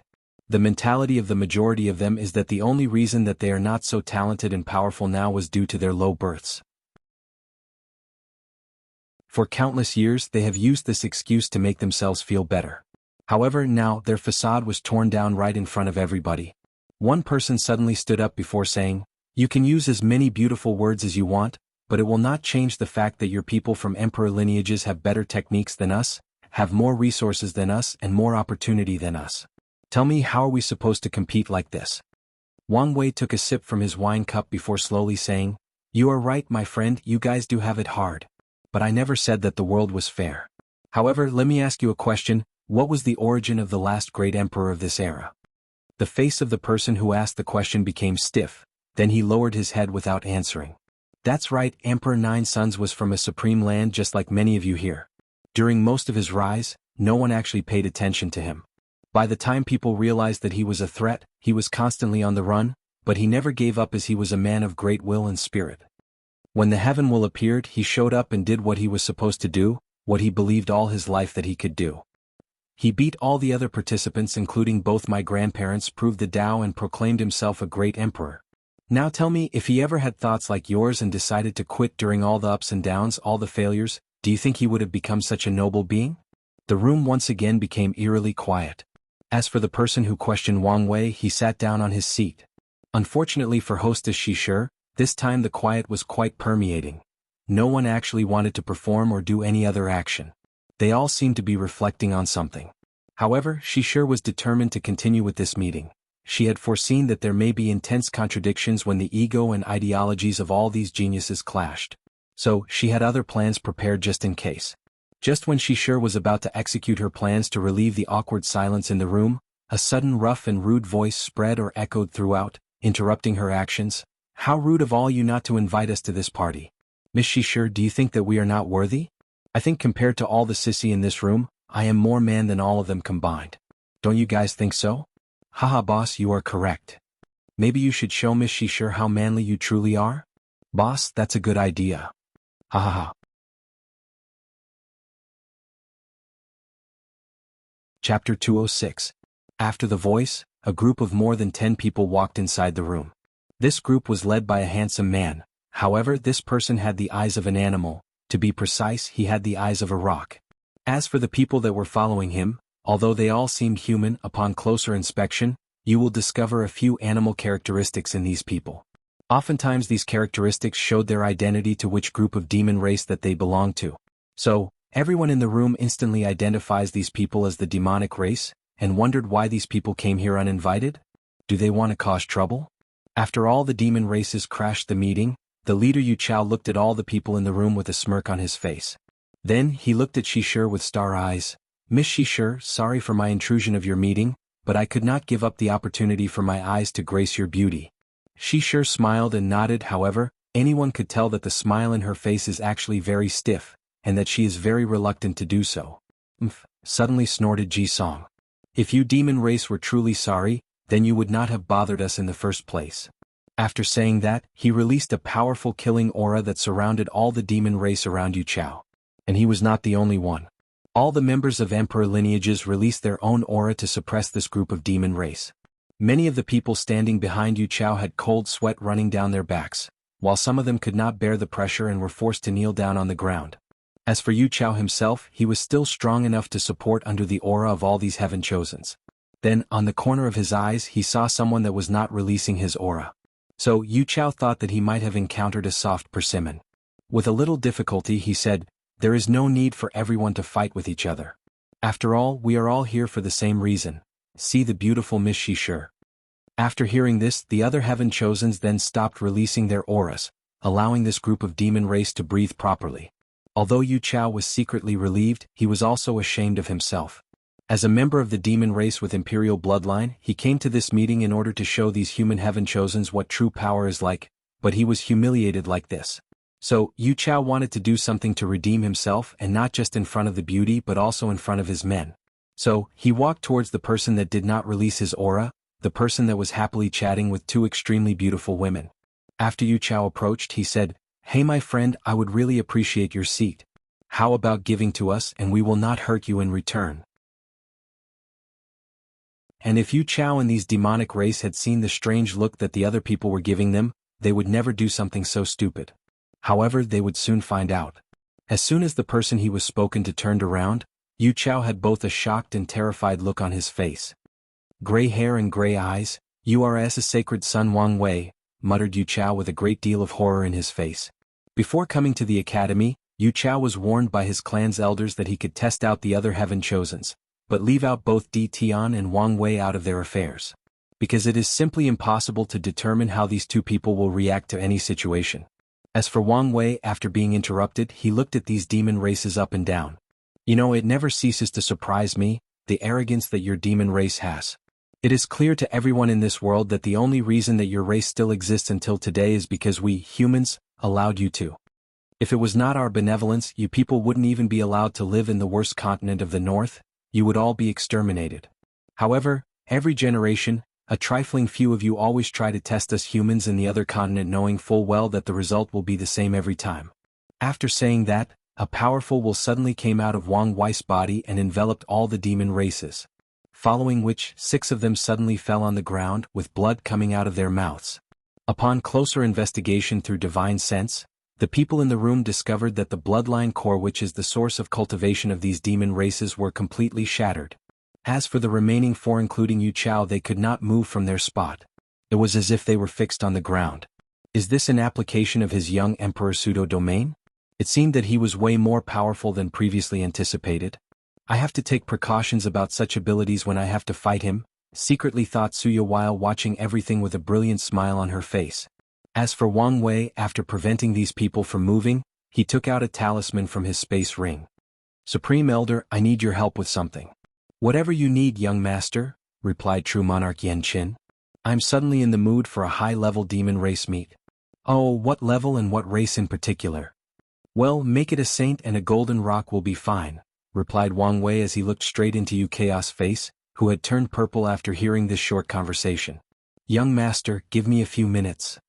No problem. You wouldn't dare, suddenly screamed Yu Chao. Watch me, replied Wang Wei calmly. A few minutes later, True Monarch Yan Qin appeared out of nowhere inside the room. Young master, the corpse of a Saint Realm demon race is too big to fit inside this room.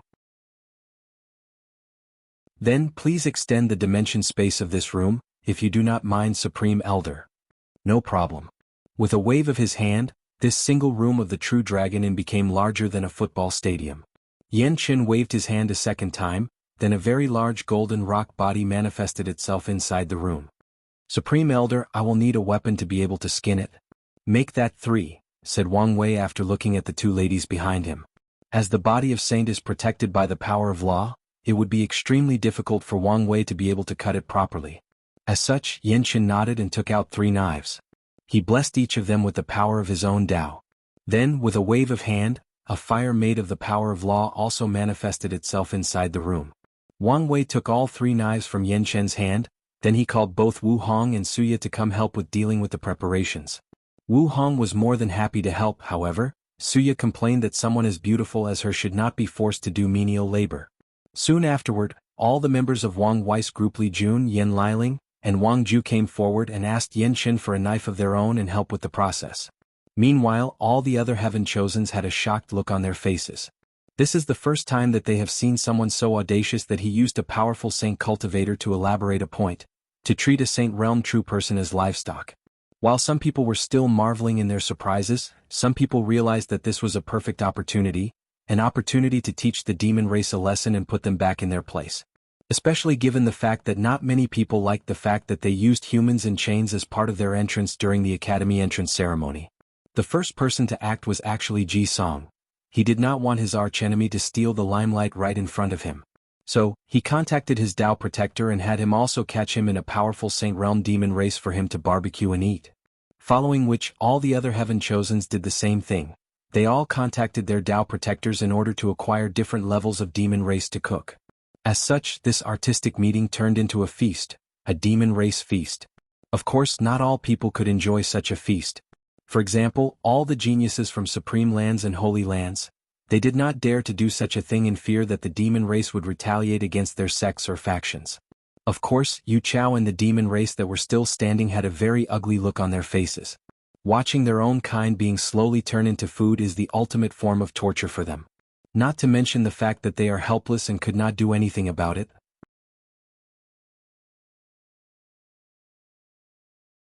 Chapter 207. With the help of Wu Hong, Suya, Li Jun and his group, Wang Wei managed to skin the Saint Realm Golden Rock's body. Then he used all the different spices that he has in his space ring to season the meat.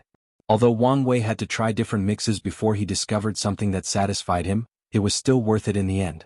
After finding the perfect blend of spices, Wang Wei had to use the law flame that True Monarch Yan Qin created in order to actually cook a saint-level meat. After finding the perfect temperature to cook the golden rock, a very powerful and enchanting smell enveloped the entire room. All the Heaven Chosens that were also cooking their own demon race raised their heads to look in Wang Wei's direction. All of them had a little bit of drool in their faces due to how appetizing his own meat smelled like. They can infer just by the smell that it would be quite delicious.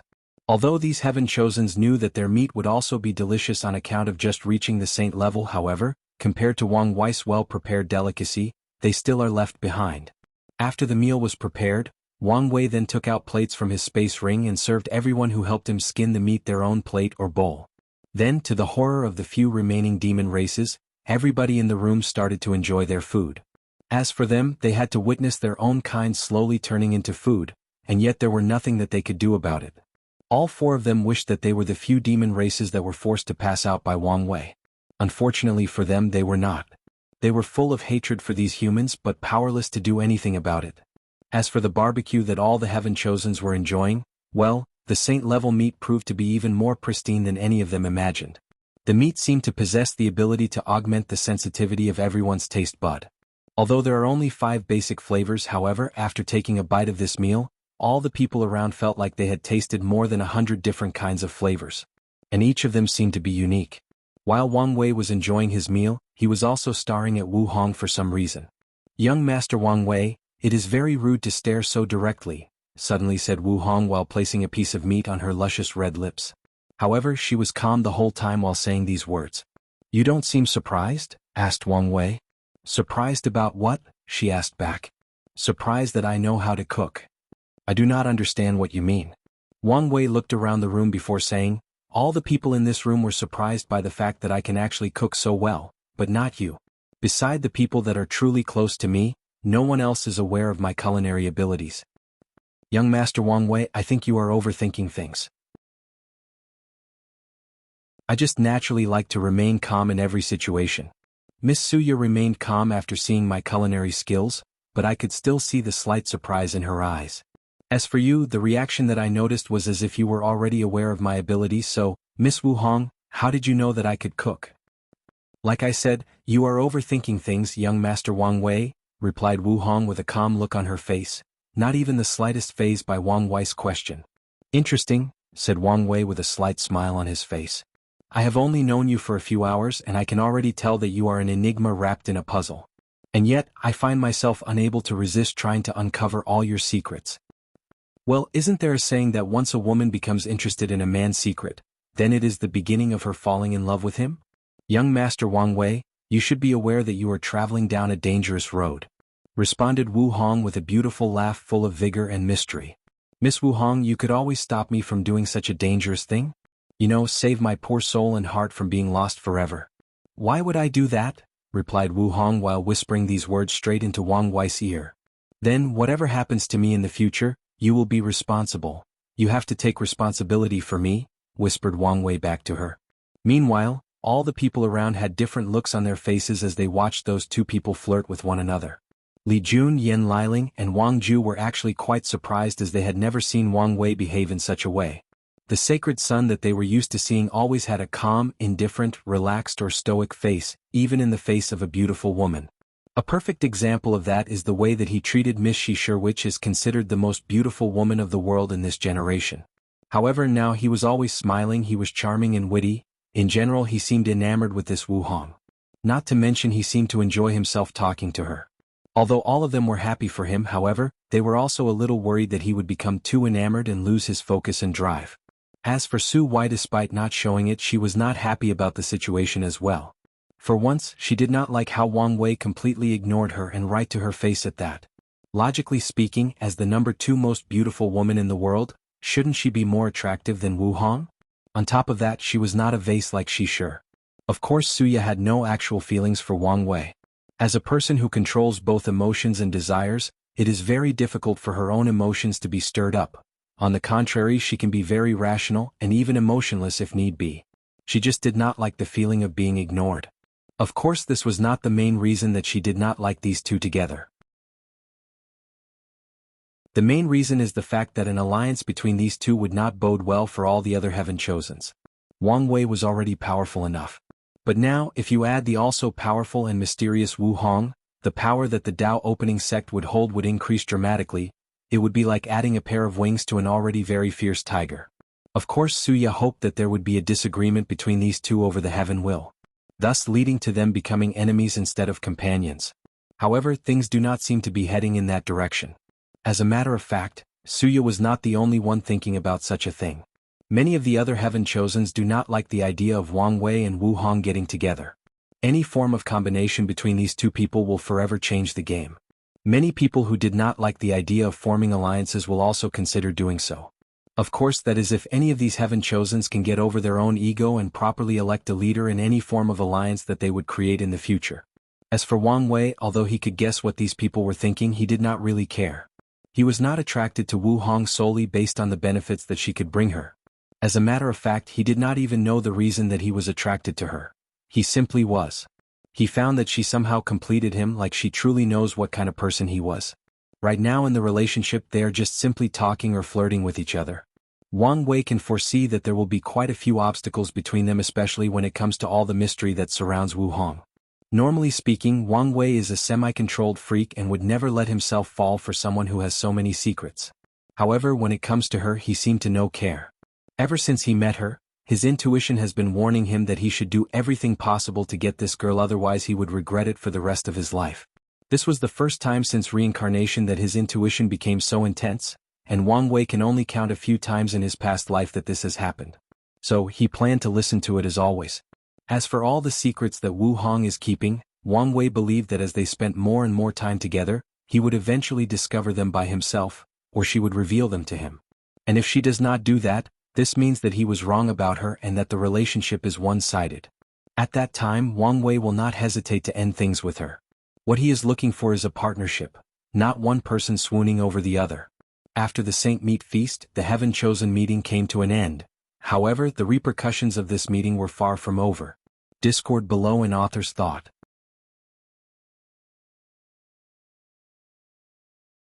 Chapter 208. Many people reacted differently to this meeting after it ended. The first of which was the Association of Chamber of Commerce. Inside a private room full of formations, Shishir was speaking with a middle-aged man. The man had a big belly, but he was dressed in very luxurious clothes. Unlike the other Heaven-Chosens who were low-key luxurious, the clothes of this man were extremely showy. At just one glance, one could tell that his clothes were made of the highest level of gold and silk. He had many rings on his fingers that shined brightly, and many jade pieces all over his body. Adding on top of that his fat body, you could tell this person had never worked hard in his entire life and enjoyed his life to the fullest. Of course, no one would dare complain about how tacky this guy was. And this was not because of his high status, but also the fact that he was actually a saint true person. "Father," said Shishir to the fat middle-aged guy, "what do you think I should do now?" "Daughter, we should look at things from a more rational point of view." "What do you mean?" Shishir's father took a sip from a wine jar before he elaborated. "Well, personally, I think the best choice should be the number 1 absolute chaos physique, Lin Fan." "Why?" "According to our information, he is currently the weakest among all the top Heaven-Chosens." "Daughter, you are looking at things too superficially. Let's take a look at each one individually. Crown Prince Ji Song has already suffered 2 catastrophic defeats from Sacred Son Wang Wei. Although he seemed to have recovered and even further strengthened his power, he has yet to prove himself again to the world. Then there is the innate sword bone Jianghu Shuang. He is very talented and has even won a battle against Suya during their Qi Luck trial. However, I don't really trust these people who practice the sword Dao. Their wills are usually extremely strong, and they sometimes love their swords more than their own companion. Not to mention this Jian Wushuang has to deal with the burden or shame that the sword-casting Vila suffered at the end of Sect Master Wang Tian in the last generation." Shishir's father, Shiguan, then took another sip of his drink, placed a piece of fruit in his mouth. "Then there is this Sun Jiaolong. I will not mention the snakes of the great Wu imperial dynasty, but this guy killed his own blood brother in order to acquire power. Daughter, do you think that such a person will truly protect and even sacrifice great things for you? I reckon that he would easily sell you to someone else if it benefits him. Although you would benefit greatly if it turns out it is true that Sun Jiaolong is the owner of the human destiny sword. However, there has been no way to confirm this news. And many people are starting to believe that the great Wu imperial dynasty has released this news as a form of a scheme." The room then became quiet for a brief moment before Shishir said, "What don't you say anything about Wang Wei?" Shiguan looked at his daughter deeply. "Daughter, you should be perfectly aware that Sacred Son Wang Wei has no interest in you. Although he would be the perfect candidate, it's unfortunate." Shishir paused for a while, then she bit her lower lips. "Father, what if I first seduce Li Jun, then slowly find ways to get to Wang Wei? I mean, according to the information we have gathered on him, he seemed to be as lascivious as Lin Fan." However, Shiguan shook his head after this plan. "Don't look at Li Jun looking like an imbecile that uses the thing in his pants to think instead of his head. As a person closest to Wang Wei, he is a very intelligent person and is also a person of great will. According to our information, his records were only second in the Pagoda trials. Although we do not know exactly what these trials were, just the fact that they were able to cultivate Wang Wei into a young emperor showed their effectiveness. Do you think that a person that has the second best record on these trials will be a person of weak will that can be easily manipulated?" Not to mention that Li Jun has swore his undying and unwavering loyalty to his big brother, Wang Wei. According to our association's analysis of him, he would not hesitate to kill anyone that stand in the way of Wang Wei's path of emperor, even his current companion, Yan Liling. She sure was silent after hearing this. She knew that her father was correct, but she just could not accept it. Well, in general terms, she sure suffered from the same disease that many women have. They want what they could not have. Is there no better solution than Lin Fan? As a matter of fact, she sure does not have any real problem with Lin Fan. He was one of the few people that stood up for her when Wang Wei said these hurtful words. He seemed polite and romantic, well, at least to she sure. However, here comes the problem. This Lin Fan has a large harem that came from the lower realm with him. And after coming to the Myriad Emperor world, the number kept increasing. Although this kind of practice is common in this world, she sure does not really like. She would prefer that the person that she chooses is only dedicated to her and she will not have to share her man with a bunch of other women. The other options are either Feng Heng from the Tai Profound Gate or Di Tian from the Di family. However, neither of them showed up, meaning that neither of them are actually interested in you. And personally, I do not trust the character of either of those two. I always felt that something was wrong with the two of them. Shiguan noticed the frown on his daughter's face, so he walked to her and pat her shoulder. Lin Fan is the perfect choice. With your beauty and skill, it will be very easy for you to become the favorite of his harem and have him listen to you. However, remember what I have taught you, never try to actually control him. Heaven chosens like Lin Fan, although they are easily influenced due to their lascivious nature, but that is only in the early stage of cultivation. As they grow more powerful and experience more things, his will and mental state will be greatly elevated. As such, he will then notice your manipulative nature and begin to be disgusted with you. All you have to do is make sure that you are the most beloved member of his harem, and Lin Fan will decide on his own volition to do absolutely anything for you. After pondering for a few seconds, she sure nodded her head. He'll listen to you then, father. Although she was not truly happy with the final choice, she could actually really understand the reasons behind it. The Associate of Chamber of Commerce, which led by her father in this generation, wanted to form a marriage alliance with a powerful emperor lineage during this generation's glorious age. Their first choice was in fact the Dao opening sect. However, that plan fell through due to Wang Wei's lack of interest in Shishir.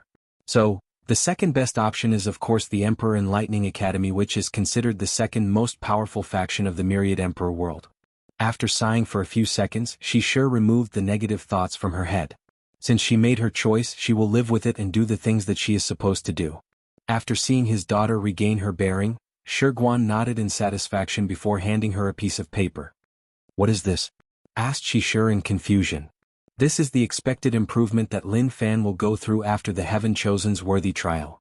Shishir read the entire parchment and she was quite surprised.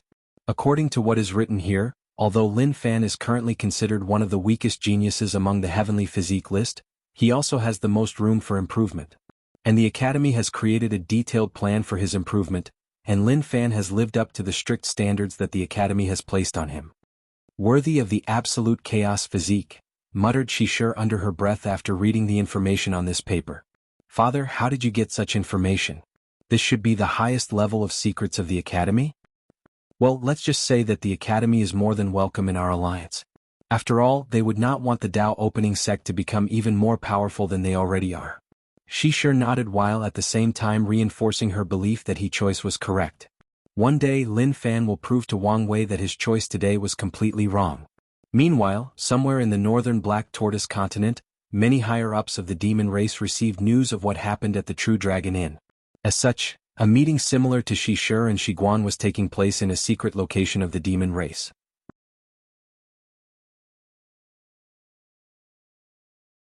Chapter 209. Northern Black Tortoise Continent. In a secret location, all the chiefs of powerful demon race tribes were having a secret meeting. If anyone were to be aware of such a meeting, then they would be quite shocked. For once, all the chiefs attending were the leaders of demon tribes with imperial bloodline, meaning that they had cultivated great emperors throughout their history. Of course, this was not the real reason that other people would be surprised. The real reason being that all of these different tribes can actually exist peacefully with each other. The image that the demon race tribes projected to the outside world was the fact that they were constantly infighting between one another. As such, the idea that all demon tribes have deep and irreconcilable differences have been ingrained in the mind of all the other races of the Myriad Emperor world. However, it seemed that things were not as simple as seen on the surface. The infighting was nothing but a facade that the demon race used in order to reduce their level of threat to the human race. Back to the meeting. The reason that this meeting took place was because the upper echelons of the demon race received news of what happened in the True Dragon Inn. After receiving the news, none of these chiefs of different tribes acted out of anger or impetuousness. Unlike the young demon race cultivators, the upper echelons knew perfectly well the situation that the demon race was facing. "Well, things went even worse than we expected," said the chief of the Golden Rock tribe. "I did not expect that humans would react so intensely after such a little probe," replied the chief of the Battle Ape Saint tribe. "In just one day we lost more than 5 saints," added the chief of the Power Ant tribe. "The most sad thing is the fact that we cannot openly retaliate, otherwise the consequences would be even more dire," said the chief of the Peacock tribe, who was among the few women in this room. "There is no need to complain to one another," suddenly said the chief of the Black Tiger tribe. "We have learned from our ancestors that the situation of our demon race will not change until we cultivate an eternal emperor of our own. And now, this generation, we finally have a chance. Yes, Project Innate Atavism has finally come to fruition after countless years of studying the secrets of bloodline," responded the chief of the Golden Lion tribe. She was a beautiful woman with black hair and golden eyes, but had a scar on her left eye. Her tribe, along with the Black Tiger, Golden Rock, and Battle Ape Saint tribes, are the ones with the most power among all the demon tribes. They each cultivated 3 great emperors. Unfortunately for these demon tribes, many of their emperors were either killed or exiled by the Human Preservation Array after they tried to challenge the status quo of humans in the world. As a result of this, many of the backgrounds of the demon race have been missing. Whether it was emperor scriptures, emperor artifacts, or arrays, many of them were either destroyed by humans in an attempt to keep the demon race weak, or these great emperors never had the chance to leave these things behind. The truth of the matter is that the lives of the demon race are actually quite dire. Although the human emperor did not want to exterminate them, unfortunately, the same thing could not be said for other great emperors that came after him. Especially when it comes to sects like the Herd-Raising Valley. All they want is to enslave all the demon race and raise them in captivity, or exterminate them completely. As a result of this, many great emperors of the human race or even the spirit race have tried to eliminate all the demon tribes. There are 2 reasons that the demon race can continue to exist through this day, albeit a bit miserable. The first being that they have followed in humans' footstep and created a demon preservation array in the northern continent using the entire chi luck or destiny of the demon race. Every great emperors cultivated by the demon race would further strengthen this array just like humans did for their own preservation array. Another reason is that many great emperors of the demon race will attack the human preservation aura, after proving the Tao in an attempt to weaken the power of humans over the entire myriad emperor world. Unfortunately, they would either be killed by that array, or were exiled and prevented from ever returning back to the myriad emperor world. What made things even worse for the demon race was the fact that due to the fact that humans hold 90% of chi luck of the entire myriad emperor world, Heavenly Tao has acknowledged them as the master of the world and is on their side when it comes to any dispute between other races. Now, all we have to do is to ensure that he is not discovered by the humans until the time that the Heaven will battle arrives, added the Golden Lion chiefess after taking a brief pause to reminisce about the current situation of their races.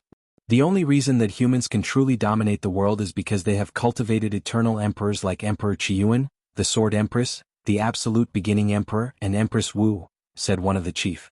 As long as he becomes an eternal emperor, then there is hope for our demon race.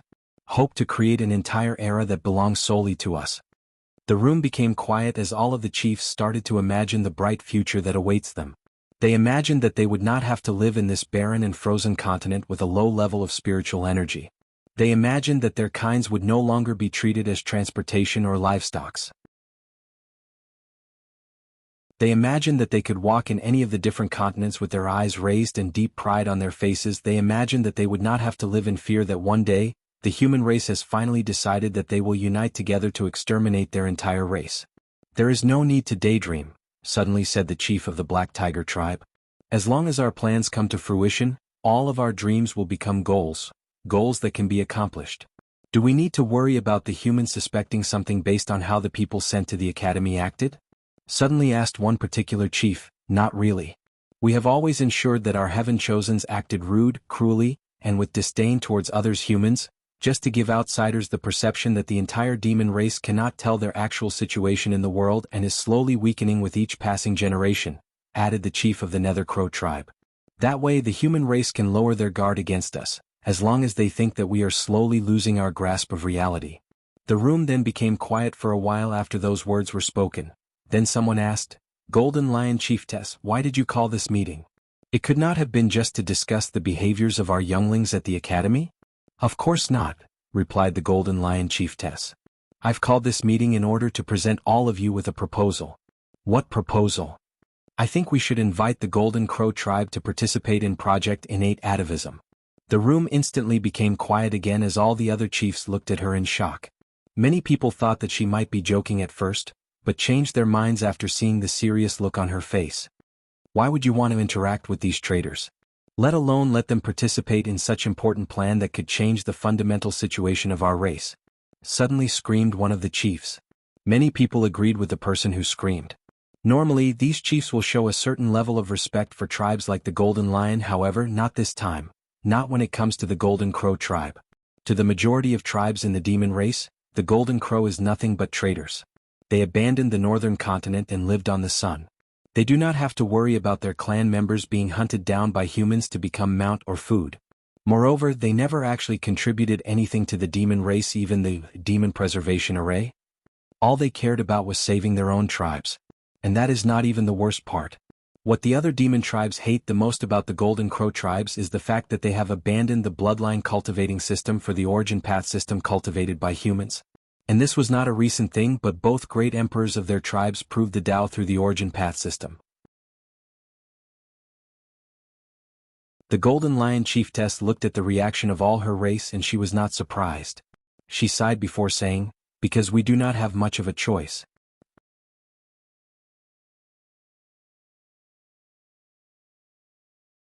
Chapter 209.1. What do you mean that we do not have a choice? Asked one of the demon race tribe chiefs. Do you guys think that talent is all it takes to cultivate an eternal emperor? Do you think that just because he succeeded in his atavism that he will instantly become an eternal emperor? Asked the Golden Lion Chiefess. The room then became quiet as everybody began to ponder the chiefess' words. An eternal emperor is the highest echelon among all the great emperors that ever walks from the myriad emperor world. Through countless eras, trillions of years, and a myriad of generations, thousands upon thousands of great emperors, the number of eternal emperors could only be counted in both hands. As a matter of fact, there can only be one eternal emperor at the end or beginning of an era, and that is not even a guaranteed thing. The only exception being the ancient emperor era, in which there were 3 of them. 2 of which came from the Tao opening sect, Jianghu Emperor and the Sword Empress, and the last one being the human emperor. Then there was the absolute beginning emperor in the incense era, Empress Wu in the devil era, and one more in the middle emperor era.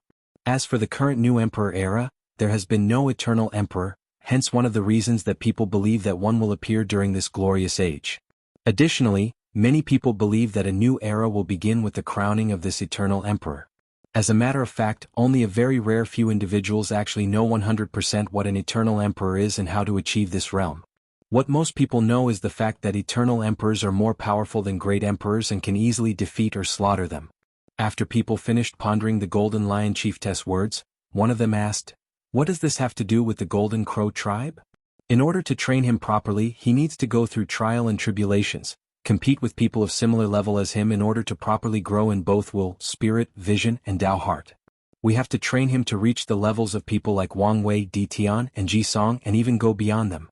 And during this entire process he cannot be discovered by the human race. Everybody in the room nodded in agreement. Then the chief of the Power Ant tribe said, "We already knew all of this. Isn't this the reason we decided to send him out of our world's community and into another heavenward world? Once he gets there, he can compete with heaven chosens of his level while hiding his identity. When the time for the heavenward battle of the myriad emperor world arrived, we can recall him back."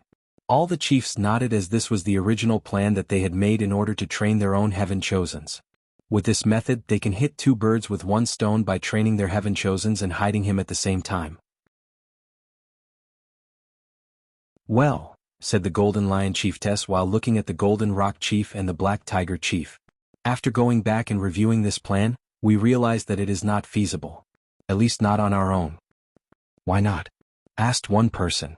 Do you guys think it is easy to travel from one world community to another?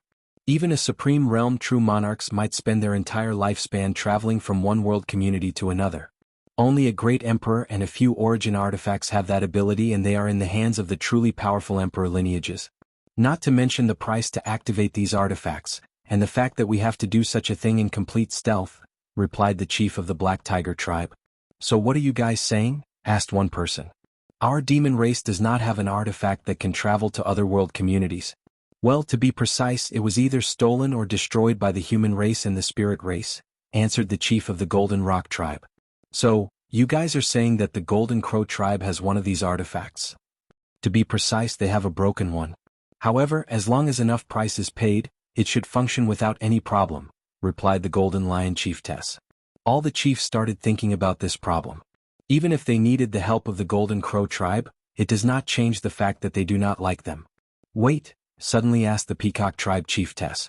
Didn't the Golden Crow tribe wake up their emperor offsprings? Forget about helping us. How do we make sure that they would not betray us? Because we will threaten them with an Emperor Dao war if they refuse to help us, let alone betray us, answered the Golden Lion chiefess calmly. Then all the other members who were not privy to this information before the meeting gasped out loud. An Emperor Dao war involves two emperor lineages fighting each other to the point that one is completely destroyed.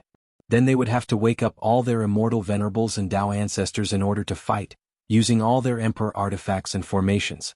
In short, they would have to wager their tribe's foundation against the Golden Crow tribe. Now, one would think that with all these different tribes banding together, it should be an easy war. However, all the chiefs in the room knew that this was not the case. The majority of royal demon tribes have been greatly weakened throughout the years, thus rendering their foundations very weak. Meanwhile, the Golden Crow have managed to stay out of the majority of disputes in the myriad emperor world. Their only competitors been the Samadhi True Fire sect. However, they have had a peace treaty for many years. That was until the Yang family showed up that they started fighting again. So, an Emperor Dao war would not be an easy one to decide between these two groups. Will the human race allow such a war to take place? Suddenly asked one chief. For these people, the idea of starting an Emperor Dao war did not faze them. The Demon Royal Court, which was the name of this alliance of all the powerful tribes of the demon race, have paid too much just to give up right at the moment when they see hope. So, if they have to start such a large-scale war in order to accomplish their goals, so be it. The humans will not care as long as it does not affect them. On the contrary, they will gladly watch any kind of infighting between us, said the Golden Rock chief coldly. Not necessarily. The devil cultivators in the west would be more than happy to intervene, not to mention the herd-raising valley, added the Battle Saint Ape chief. Guys, I think all of you are missing the point.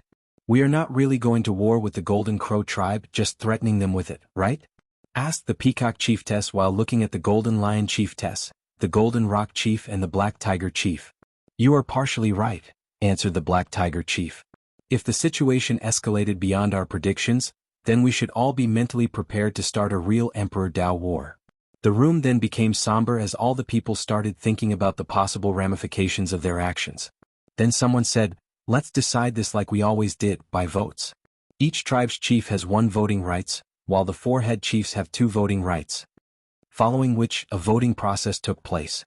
The 4 head chiefs, referring to the Golden Lion tribe, the Golden Rock tribe, the Black Tiger tribe and the Battle Saint Ape tribe, voted in favor of asking the Golden Crow tribe for help. As a matter of fact, the majority of these tribes also voted in favor, with a few exceptions that have either a very deep hatred for the Golden tribe or for selfish reasons, did not want to participate in an Emperor Dao war. Since the majority decided, then a decision was made regarding this matter. However, one person had something to add to this situation. Wouldn't it be better to ask the Golden Crow tribe to have a marriage alliance with us through the Emperor offspring? Well, his bloodline is not inferior to hers when it comes to nobility, so it would be a perfect match. And if they had descendants, I cannot imagine how powerful and noble such a bloodline would be, responded one of the chiefs. We can make this proposition to them, but you guys should not have any high hopes, replied the Golden Lion chiefess. Why not? Well, the Emperor offspring is a supreme realm true monarch, so no one can force her to do anything she does not want to do. Well, we can leave the decision to her.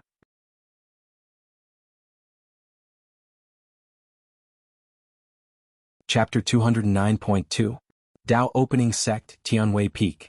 Sect Master Wan Tian also received the information about the events that took place during the meeting at the True Dragon Inn. After reading the information, he muttered to himself, "Worthy to be my son, he should have this kind of domineering spirit." Then he continued to review all the information that was sent to him through talismans.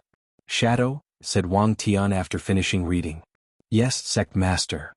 Go gather all the information about this Wu Hong. Do not leave any stone unturned. As you wish." Heaven Bliss Domain, Emperor Enlightening Academy.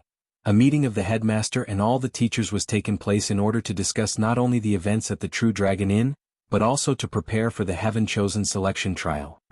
The Association of Chamber of Commerce has just sent news that they have chosen Lin Fan for Shishi's Dao companion, said Headmaster Bai Han in order to start the meeting. "So quickly?" asked one teacher. "Yes. After all, they also wanted to further secure our existing alliance. Adding to that the information that we secretly gave them, it was only the best result for both parties," explained Bai Han calmly. "Now let us discuss the events of the meeting. Supreme Teacher Qiu Jin, you were there, so what do you think?" The eyes of all the people in the room turned to Qiu Jin, who was in fact the Dao protector and teacher of Lin Fan. He has been with him ever since the lower realm and was also present during the meeting. After taking a brief moment to organize his thoughts, Qiu Jin then explained his analysis on Wang Wei. He is different from the rest of them. His way of thinking, his vision, or the way that he sees the world is both grand and far-reaching. Not to mention his unwavering confidence. From what I saw in that meeting, he has already started thinking about what he will do after becoming emperor. And it is possible that he has already made plans for that. "Isn't that just being arrogant?" asked one teacher with a frown on her face. Qiu Jin looked at the person who asked the question before answering calmly. The line between the two is always blurred and based on the success of a person. If the sacred son manages to prove the Tao in this generation, then he is a confident person. If he fails, then he is arrogant.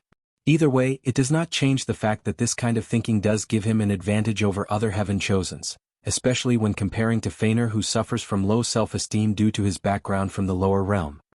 Everybody nodded in agreement with him. Then Headmaster Bai Han asked, "What about his strength? Did your talent detect anything?" One of the reasons that Qiu Jin was chosen as Lin Fan's teacher was because of his innate talent. His talent allows him to scan the strength of a person, then derive possible directions for development. With this talent, it is possible for Qiu Jin to develop the best training plan for anybody. He could turn an ordinary person into a genius through strict training plans. He could allow any person with a heavenly physique to develop their special body to their full potential and beyond. Of course, this talent is not 100% foolproof. A perfect example of that is the fact that the Academy had to redraw their training plans for Lin Fan when they realized that their current one was not nearly enough to have an advantage in this glorious age. Unfortunately, there was this weird power that prevented me from discovering anything from him, replied Qiu Jin. What weird power? It was similar to the one he used to test the people that entered the inn. According to theory, he should have acquired it after breaking the 13th barrier of the body refining realm. Did we ever find any information about such a thing in our records? Asked one teacher. However, all the other people just shook their heads. Meanwhile, Headmaster Bai Han had a frown on his face as he started to think. He remembered a conversation that he had with his father long ago about such a topic. According to his father, this kind of thing was somewhat of a semi-taboo and secret of the world. Bai Han remembered that his father had a look of regret on his face, which was a very rare thing given his status and strength. Well, did you discover any news at all? Asked Headmaster Bai Han after reining in his thoughts. Well, I did, replied Qiu Jin. For once, his fleshly body is scary. I do not know how far he pushed it, but it is very terrifying. For his fleshly body to reach such a level, he must have suffered through countless pain and suffering. All of you can imagine what kind of will is needed to become a body refiner, let alone reach such height. A person that can be this cruel to himself. Although Qiu Jin did not say anything, the other teachers understood his implied meaning. Another thing that I did discover or verified was the fact that his soul is indeed very unique. Although I could not use my divine sense to scan a Du Yenchen's presence, I still felt some kind of dread solely based on what I sense normally. His soul hides many secrets. The room instantly became quiet. If even a supreme realm true monarch says that sacred son Wang Wei's soul brings him dread, then what level is the secret behind his soul? Great Emperor? Beyond it? Is it really to that extent? Asked one teacher with a little tremble in his voice. Yes, nodded Qiu Jin. Luckily for us, from what I have observed, he seemed to not know how to use that power. Well, he might not even be aware of what exactly it is. Many people sighed in relief after hearing this. As long as Wang Wei does not know how to use such a power, then they still have a chance. Anything else? Asked Bai Han. Yes, headmaster. We need to find a way to deal with his young emperor's pseudo-domain. Bai Han nodded after hearing. Before the Saint Realm, before acquiring their own domain, young emperors have a large advantage in battle against other people. Not to mention that young emperors can merge their pseudo-domains and their real domains after entering the Saint Realm. That is actually an easy solution. All we have to do is to create an origin artifact that has the aura of a great emperor embedded in it. That way the aura can offset some of the powers of the pseudo-domain, replied Bai Han after hearing this question. This kind of method has long been studied throughout the years. Although there have been few young emperors, the number is still quite significant if you take into account the long history of the myriad emperor world. This kind of method is not 100% effective, but it can level the playing field to some extent during a battle. Now that we are done talking about Sacred Son Wang Wei, let's discuss the Heaven-Chosen Selection Trial. Did everybody show up? No, sir. It seemed that both Lu Meishio of the Herd-Raising Valley and Zhen Biu of the Five-Element Palace are not present and showed no sign of coming, responded one teacher. Bai Han had a frown on his face after hearing that. He was not surprised that the number 6 5-element balance physique, Zhen Biu, was not coming. She is a very pure Taoist cultivator. From the information that the Academy gathered about her, she is the type of cultivator that solely focuses on enlightening the Tao. She does not participate in fights, dramas, or contradictions. She only cultivates. Many people believe that she will only show up during the time that heaven will shows up in order to fight for it. As for Lu Meishio, Bai Han could not find the reason for her absence. Is there any more information about Lu Meishio? He asked. None except for the fact that she seemed to be acting weird ever since she lost in her trial against Wang Wei. Many people believe that she may have suffered a mental setback after that. Headmaster Bai Han had a feeling that things were not as simple as seen on the surface. However, he did not dwell on this matter too much as Lu Meishio was not important enough to truly affect the world stage. Although the myriad beast body is very special, the conditions it needs to reach a certain level is too harsh. Forget about the two of them. Is everything else prepared? Asked Bai Han. Yes, headmaster. In that case, the trial will begin a week later. All the teachers nodded and left to do the final preparations. They do not wish for anything wrong to happen. After all, not only is the Academy's reputation on the line, even their chi luck can be affected if something were to go wrong.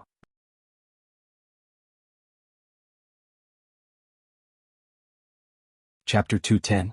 A few days have passed since the meeting at the True Dragon Inn.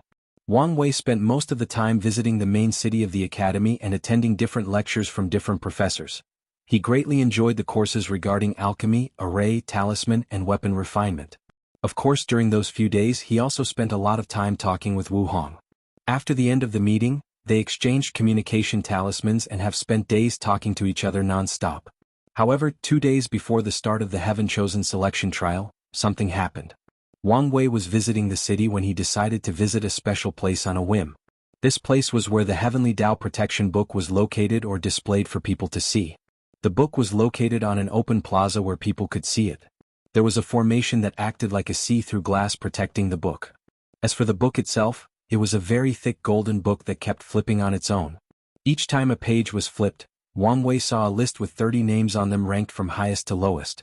On the last 2 pages, Wang Wei saw all his family's name on the book. His grandfather and father were both ranked first on their own pages. His grandfather Yu Zhuang ranked 9th while his grandmother ranked 13th. The two of them were on the same page as his grandfather Wang Chang. As for his mother Yu Yin, she was ranked 5th on the same list as Wang Wei's father. He even saw that great elder Yan Mei of the Punishing Hall was ranked 6th, right after his mother. After the book flipped through all the previous records since the Middle Emperor era, it turned to a blank page with no names on them, just the ranking.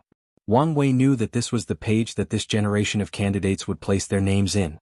And he was very confident in placing his name on the first spot, just like his father and grandfather before him did.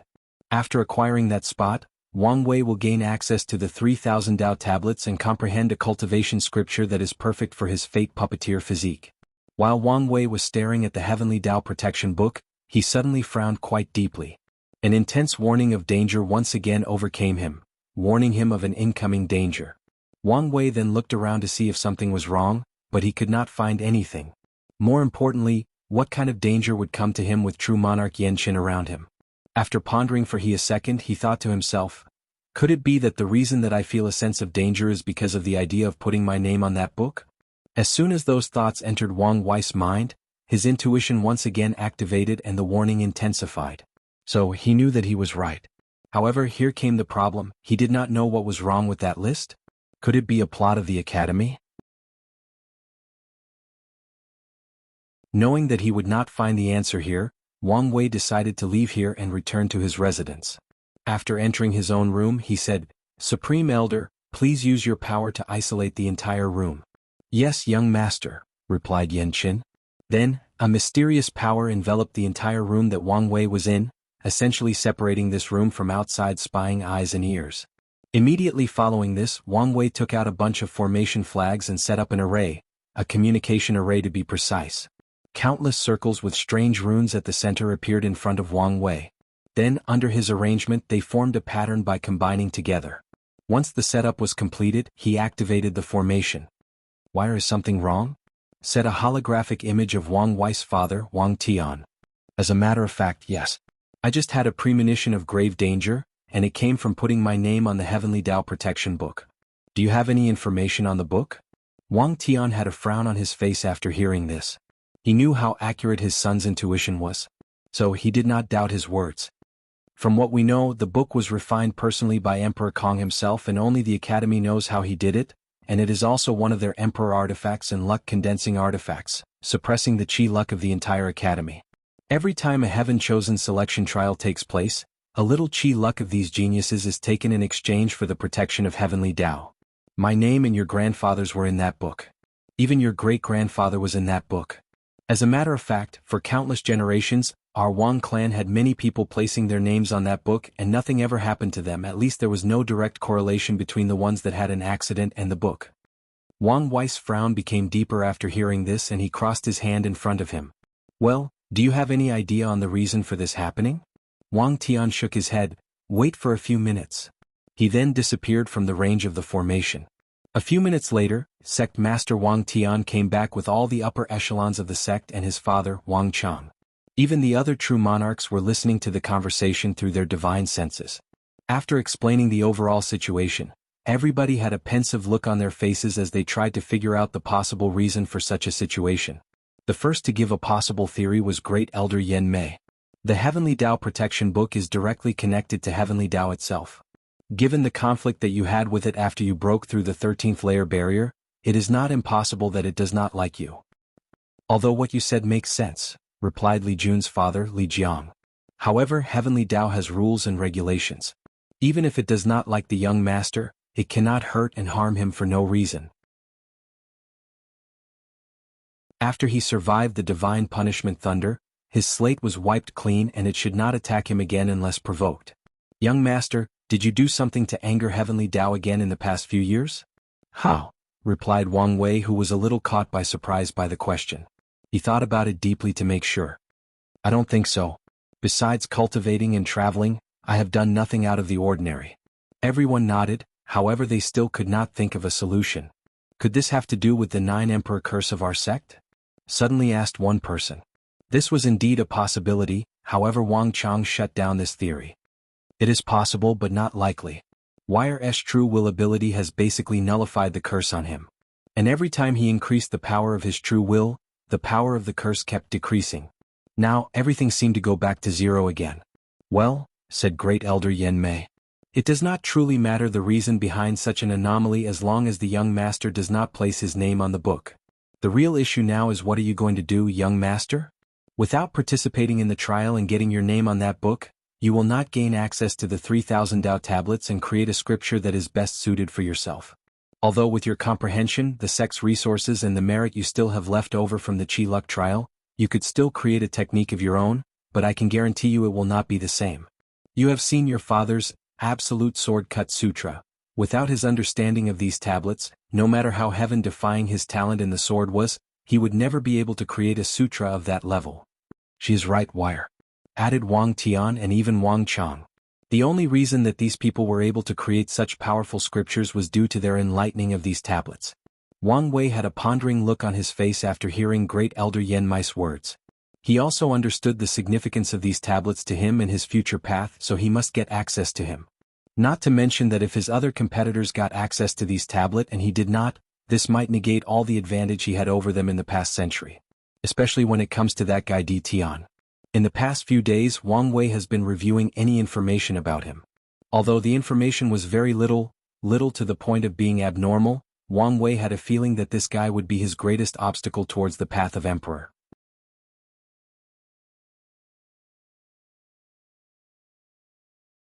Chapter 211.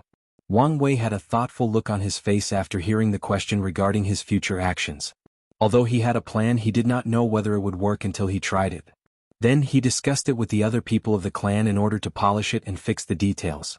After a few hours, the plan was finalized and only Sect Master Wang Tian and his son were left talking to each other through the communication formation. Anything else, Wire? Asked Wang Tian in confusion. What information did you gather on Wu Hong?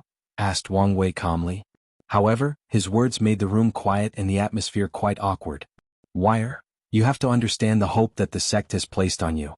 So, we have to take anything related to you with the utmost care, especially when it comes to your future Dao companion.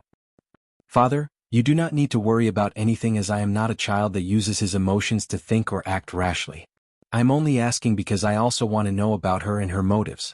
Wang Tian sighed a relief after hearing this. He truly feared that his actions would cause contradiction between him and his sons.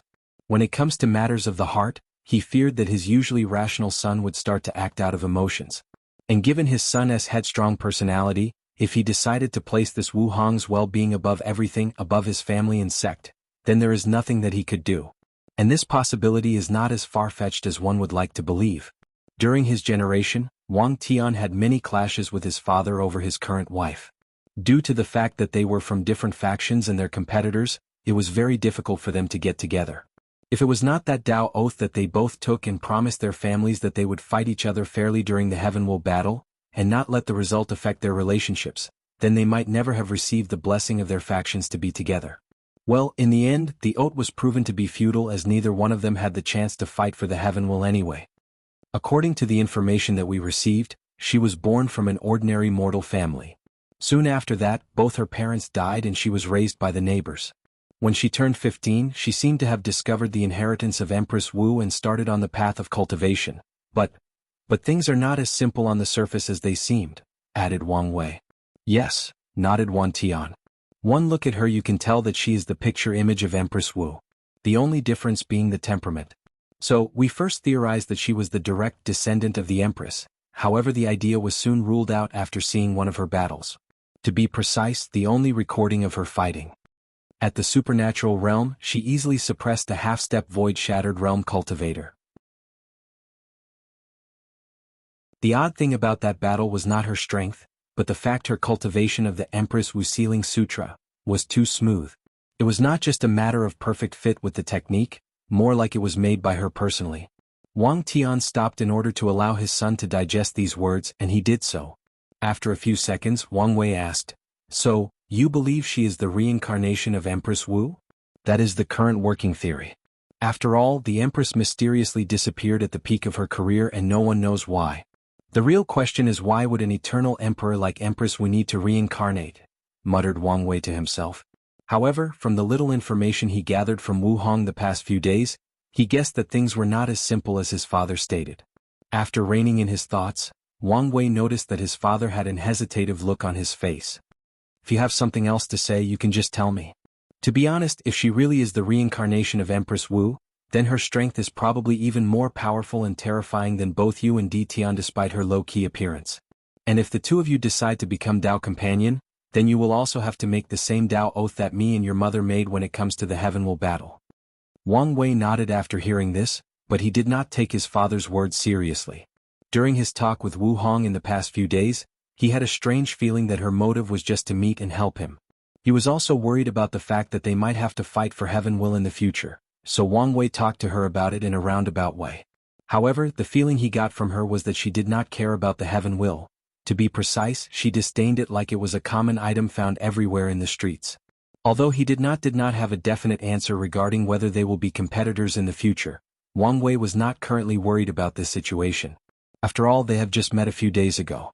Although they seem to have a very mysterious and strange affinity to one another, as rational people, they would not act rashly when it comes to really becoming Dao companion. In this world, Dao companion and wife were not essentially the same thing. As a polygamous society, cultivators in the myriad emperor world can have as many wives as they want, but they can only have one Dao companion. As the name implies, a Dao companion is a person that accompanies another person through their mutual pursuit of the Dao. As such, this person has to have your absolute trust, a trust that goes beyond life and death. Many cultivators do not fear death, but fear losing their Dao or path forwards. So, their Dao companion has to be responsible to protect them their own Dao, and they also have to reciprocate the act. So, not every cultivator is willing to place such a level of trust on someone else. As a matter of fact, when the early concept of Dao companion was first introduced in this world, there were many acts of betrayal between Dao companions. However, later on, Great Emperor Harmony from the Yin Moon Palace created a ceremony where both Dao companions will share their lives with one another. That way they can support one another and even die if their other half is gone. After reining in his thoughts, Wang Wei asked, "Father, why do I have the feeling that you did not come to this conclusion just based on the information that the shadow gathered?" Sect Master Wang Tian's heart skipped a beat after hearing that question despite the fact that his face did not change at all. He forgot that his son had very keen senses and it was rare for some things to go by him unnoticed. So, with a wry smile, he said, "After reading the information I was curious about her, so I entered the academy and went to see her personally." Asked Wang Wei with a smile on his face. "Well, with my intuition of a swordsman, I discovered how powerful she actually was. You have your work cut out for you, son." "And?" Wang Wei continued to ask with a slight mocking smile on his face. Wang Tian coughed slightly, a taint of pink flashed from his cheek before disappearing. "Fine, you win. She discovered me the moment I came close to her despite the fact that I used my own domain to hide myself. However, instead of revealing me, she ignored me and pretended that I did not exist until I was forced to come out of hiding. The whole situation was quite embarrassing." Wang Tian was indeed embarrassed. As a Saint Realm true person and the most powerful heaven chosens of his generation, he was discovered by a supernatural realm brat. Even if she is believed to be the reincarnation of an eternal emperor, it was still an embarrassment. "So what do you think of her?" asked Wang Wei while gloating at his father's ploy.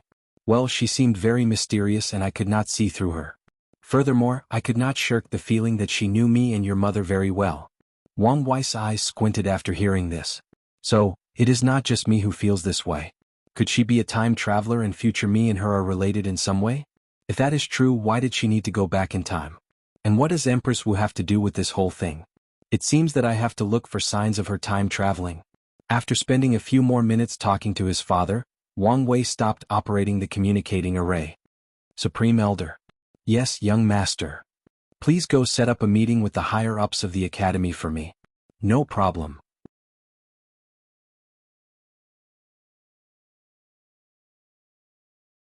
Chapter 212. After setting up the meeting with the academy, Wang Wei started thinking about the things that happened to him recently, and he was not happy. He has noticed that strange things keep happening around him and he could not control any of it. Whether it was having heart demon tribulation, twice of the things related to this book, strange and uncontrollable events keep happening around him, and the lack of information has annoyed him greatly. He felt that something beyond his comprehension and understanding is happening, and although he is related to it, he cannot do anything about it. Wang Wei does not believe that he is a control freak. Throughout his short century of living, many things have happened that were outside of prediction or controlled. His divine punishment thunder being one of the major ones.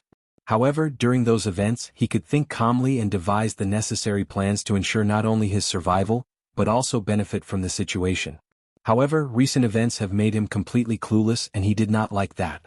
After thinking about these things, he then took out a talisman from his space ring. It was the one that the old beggar gave him. He had a feeling that that old beggar had an inkling of what was going on with him. However, he did not activate the token. He felt that it was not time yet. The next day, Wang Wei woke up earlier, was led by Supreme Elder Yan Chen to meet with the upper echelons of the academy. He entered a small room where he saw a few teachers sitting cross-legged on futons with an old man with long white hair and beard. He recognized this sage-like old man as the headmaster of the academy, Bai Han. The old headmaster was actually his father's greatest enemy during their generation. Even his name was in the second place on the Heavenly Tao Protection Book. After entering the room, Wang Wei saw a futon in the middle of the room with a small wooden table in front of it. The futon was facing all the other teachers and was positioned at a lower level than them. As soon as he entered the room, Wang Wei felt countless powerful aura trying to intimidate him. As a matter of fact, even Yan Qin was suppressed by a few other true monarchs. However, none of them cared about such a thing. Yan Qin was used to this kind of behavior as the rivalry of the Tao Opening sect and the Emperor Enlightening sect has been going on for an entire era. The last great emperor of the sect was during the Devil era, while the last one for the academy was at the beginning of the new emperor era. Since then, these two sects have been competing with another for countless millennia. As for Wang Wei, he did care about these people's aura. As a person who has faced the wrath of Heavenly Tao directly and won, he did not care about a few saints' aura. So, he took his seat in the middle and started tasting the food that they served. As for Yan Qin, he merged into the void and left the negotiation to the young sect master. "Sacred son Wang Wei, what brings you to meet us today?" asked Bai Han with a gentle smile on his face. He has the look of a doting grandpa talking to his descendants. Of course Wang Wei will not be affected by his demeanor. Forget the little stunt that these people just did to him. He did not believe that anyone who could sit at such a powerful position would be a harmless grandfather. "Well, headmaster, I have run into a little problem, and I would like your help to solve it." "Is that so? Did you not like the reception of our academy? If there was something that we could do to remedy the situation, please say." "No, your reception was more than satisfactory. I do not think that my sect could do any better. The trouble I am having is the fact that I do not wish to place my name on the Heavenly Tao Book, and I was wondering if it is possible to see the Tao tablets without doing so." Many people frowned after hearing this. A meeting took place last night after the academy heard the request of the Tao Opening sect. Many people tried to come up with a reason for such a sudden meeting, but they did not expect that the answer would be this. "Do you think that our academy would ruin our reputations in order to plot against you?" suddenly asked one teacher. "Of course not. I believe in the academy's reputation. After all, both my father, mother and grandparents had their name on the book." "Then, are you afraid to compete with the other geniuses?" asked the same teacher with a sneer in his voice. "The answer is still no," replied Wang Wei calmly. "If the academy wishes, I am more than happy to fight in the trial, but I will not place my name on that book.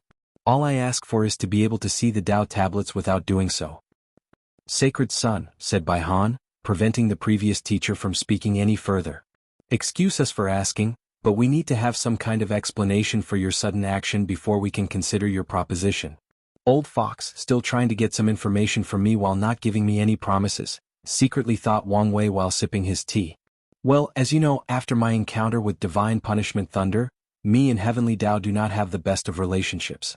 So, I would prefer not to place my safety in its hands." The teachers nodded after hearing this. Although they guessed that the real situation was probably more complex than stated, they could still understand the reason behind it. That is given that this sacred son was telling the truth. As for Bai Han, he had a frown on his face as he secretly thought to himself, "Wait. This Wang Wei has a terrible relationship with Heavenly Tao, and he seemed to want to cultivate the Tao of fate. Could he be an outlaw? I remember my old man mentioning something about this, but it was so long ago and I was not really paying attention. However, if this Wang Wei is an outlaw, his level of threat has greatly reduced unless." "Sacred son," said Bai Han, who secretly activated a talisman without anyone noticing, even the true monarchs in the room. "Unfortunately, we cannot accept your conditions. According to the academy rules, all the top 30 heaven chosens must place their names on the Heavenly Tao book before seeing the Tao tablets." Wang Wei was not surprised after hearing this. After all, the boss involved the academy's chi luck. However, he was not about to give up so easily. "That's fine as well. How about a trade then?" replied Wang Wei, still with a calm look on his face. "Please elaborate," replied Bai Han, still with a gentle smile on his voice. "I will use the resources of the Tao Opening sect in exchange for a token to enter the secret realm where the tablets are. If I remember correctly, the academy has a few spots for the legacy disciples." According to the information Wang Wei has, the academy is divided into 4 categories: outer disciples, inner disciples, core disciples, legacy disciples and true disciples. The legacy disciples are similar to the contemporary sacred son of the Tao opening sect, while the true disciple is the same as a sacred son, and Lin Fan currently holds that position. I'm afraid that the answer would still be negative. Are you sure about this, headmaster? As the sacred son of this generation, I have the utmost support of the sect. And you guys can literally ask for anything besides emperor artifacts. However, emperor-level herbs or talismans are not off limits. And even the rare innate treasures that have survived from the Void Era, my sect is willing to hand over for this opportunity. Although your academy is the second most powerful faction of the world, it does not change the fact that your history only goes as far as the Middle Emperor Era, so I doubt you guys have any innate treasures. The room became quiet after the teachers heard Wang Wei's words. Many of them involuntarily swallowed their saliva, and greed could be seen emanating from these people's eyes. As for the headmaster, although his heart skipped a beat, he quickly calmed himself down. Then, with the same gentle smile, he answered, "Thank you for the offer, but the answer is still the same." "Is that so? Headmaster, can you easily make such a heavy and important decision without consulting the other teachers?" asked Wang Wei calmly. "Little fox, are you trying to use this opportunity to create discord among the teachers of the academy?" secretly thought Bai Han despite his gentle smile still on his face. "As a matter of fact, I can. Yes, we support the headmaster. The headmaster has such right and power. Those teachers are not stupid and they quickly recovered from their greed. Instantly they knew what Wang Wei was trying to do. "That's unfortunate," said Wang Wei with a little sorrow on his face. However, no one could tell whether he was telling the truth or not. "Since our negotiations have proven futile, then there is nothing more to talk about. Thank you for the tea." After saying that, he cupped his hand together and saluted everyone in the room, then he left calmly. After Wang Wei left the meeting room, he used his divine sense to talk to true monarch Yan Qin. "How did our backup plans go?" "I'm sorry, young master, it was also a failure."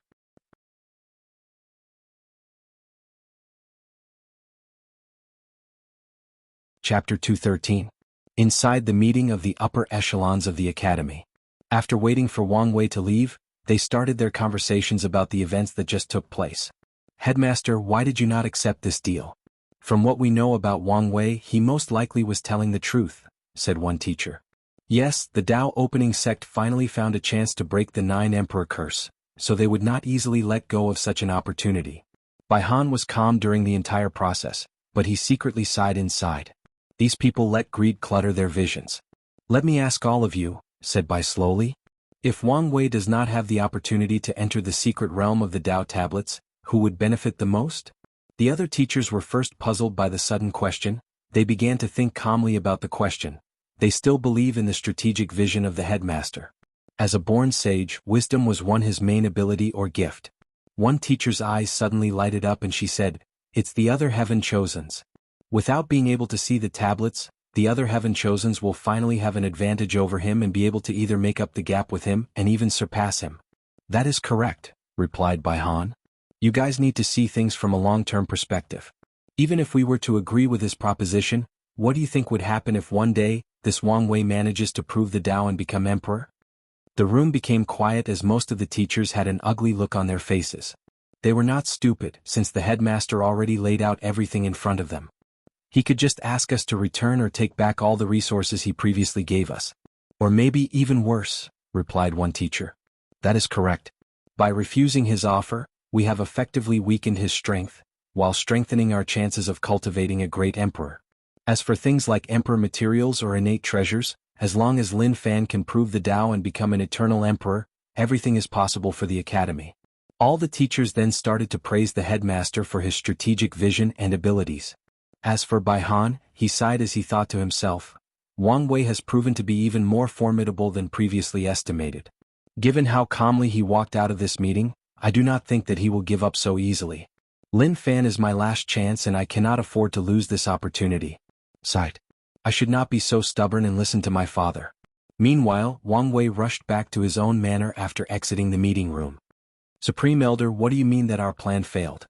asked Wang Wei with a frown on his face. "Well, last night, the sect used its power to bribe a few of the legacy disciples in order to acquire their token that grants them access to 3,000 Tao tablets. While all of them resisted betraying the academy and refused to hand their tokens for any price, We used the young master's plan to arrest their families and threaten them. So, you should have had the token in your hand last night, right? So what went wrong? Asked Wang Wei. The only reason that Wang Wei went to attend today's meeting was just to acquire a legal way to enter the secret realm. After all, what he did could be considered very sensitive, thus leading to war between the two most powerful factions of this world. Although Wang Wei knew that the sect would back him up without hesitation if he started a war, he did not want to result in such a measure yet, unless it was truly necessary. Well, during the meeting, I received secret information that the Academy just revoked the status of legacy disciples of all the people who accepted our exchange. And all the other ones were also warned. I wanted to rush to check the situation, but I could not leave you alone, and the other true monarchs of the Academy were watching my actions very closely. Tisk, that old fox by Han must have noticed something during the meeting. The ancients were right. There are many heroes in the world and none of them should be underestimated, replied Wang Wei with a sour mood. Young master, what should we do next? Do we start preparing for war? Not yet. However, it seems that I have to resort to my old business of fishing. Hopefully things will go as planned and we do not have to resort to drastic means. After a brief chat with the Supreme Elder, Wang Wei called both Yan Liling and Li Jun for a meeting. Big brother, why did you call us right before the beginning of the trial? Asked Li Jun with a confused look on his face. He had a feeling that something important happened. Well, due to recent events, I will not take part in this trial. Big brother, is there something wrong? Wang Wei nodded before explaining the situation. Now that both of them had anti-divination origin artifacts on them, he could tell them some secrets as he trusted them. Now that I am not participating in the trial, I need you guys to get one of the 30 spots no matter what. Big brother, do you want us to get the spot for you? No problem, you can count on me, replied Li Jun with a smile. Big brother, you do not need to worry. According to the rules of the trial, spots are dedicated to the champions of profession.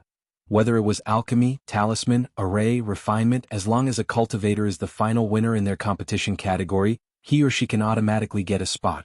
With my talent in alchemy, I should be able to win easily, added Yan Liling.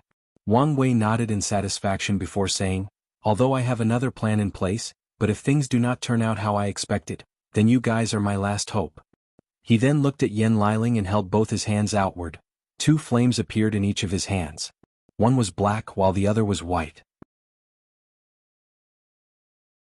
Heavenly Destruction Flame and Cleansing Purifying Flame, gasped Yan Liling in shock. These 2 flames were powerful flames that existed between heaven and earth. She remembered that Wang Wei had to experience these 2 flames as a form of heavenly tribulations. Now he seemed able to control them. Yes. Can any of these flames help you with your alchemy? The Heavenly Destruction Flame is only used for destruction, but the Cleansing Purifying Flame is different. It can not only purify sins from the soul and body, it can also purify materials for pill concocting, thus increasing the grade and quality of any pill. However, is there a problem? Asked Wang Wei. Well, the alchemy competition is 3 days from now, so it is impossible for me to refine such a powerful flame in such a short period of time. Wang Wei sighed out loud before saying, you are right. How could I forget something so simple? Yan Liling lowered her eyebrow. She has never seen her big brother so frustrated before, to the point of losing his demeanor. She could guess that it was because a lot of things happened in a short period of time, given him little time to truly calm down and think. No matter the reason, she did not like it. She did not like seeing him like that. After biting her lower lips for a brief moment, Yan Liling said, there may be a way. Wow. By using the same method that Big Brother used to temper his body during his heavenly tribulations. What do you mean by that? Asked Li Jun with a deep frown on his face. Instead of me just refining the fire, I will fuse it with my soul. Using a process of constant destruction and regeneration, I can rapidly fuse with the flame in just 1 day. Li Jun's frown became deeper after hearing this. This sounds like a terrible idea. Without having Big Brother's regenerative powers, your soul would be completely purified instantly. Liling, Li Jun is right. Additionally, you already said that with your talent, it is guaranteed that you will win. So, there is no need to go so far. However, Yan Liling shook her head. It's just like you said in the True Dragon meeting, only people that can be cruel to themselves can reach the top of the cultivation world. If I succeed in doing so, not only will my strength increase dramatically, my ability as an alchemist will reach a very high level. As for the problem of healing, there are pills that can keep my soul alive, and with a little help from Great Uncle Yenshin I should be fine. Wang Wei looked deep into her eyes, and nodded after seeing her firm determination. Following which, a terrible shrill could be heard coming from Wang Wei's room, and it lasted the whole night. Luckily, there were formations that prevented the sound from coming out of the room. The next day, Wang Wei and his team headed to the location of the trial. As for Yan Liling, although she looked paler than a ghost that was actually scared of itself, she also had a look of confidence on her face. The odd thing was that Li Jun also looked pale. The trial took place in a very vast venue. There was a stage in the middle while a large stand surrounded it. Of course the trial would not take place there, but in a separate world created by the Academy. As for Wang Wei, he was sitting in the VIP section, which was in fact a booth that was floating in the air. And he was not the only one. There were many other booths floating in the air. Most of them looked like very well decorated wooden houses with different ink brush drawings. Wu Hong was sitting next to Wang Wei after she was invited by him. After all the participants arrived on the stage, Headmaster Bai Han appeared somewhere in the sky to commence the trial. Ladies and gentlemen, the Academy has some very good news to announce. Taking into account that this generation is a glorious age, we have decided to remove the 4 quotas given to the champions of the professional trial.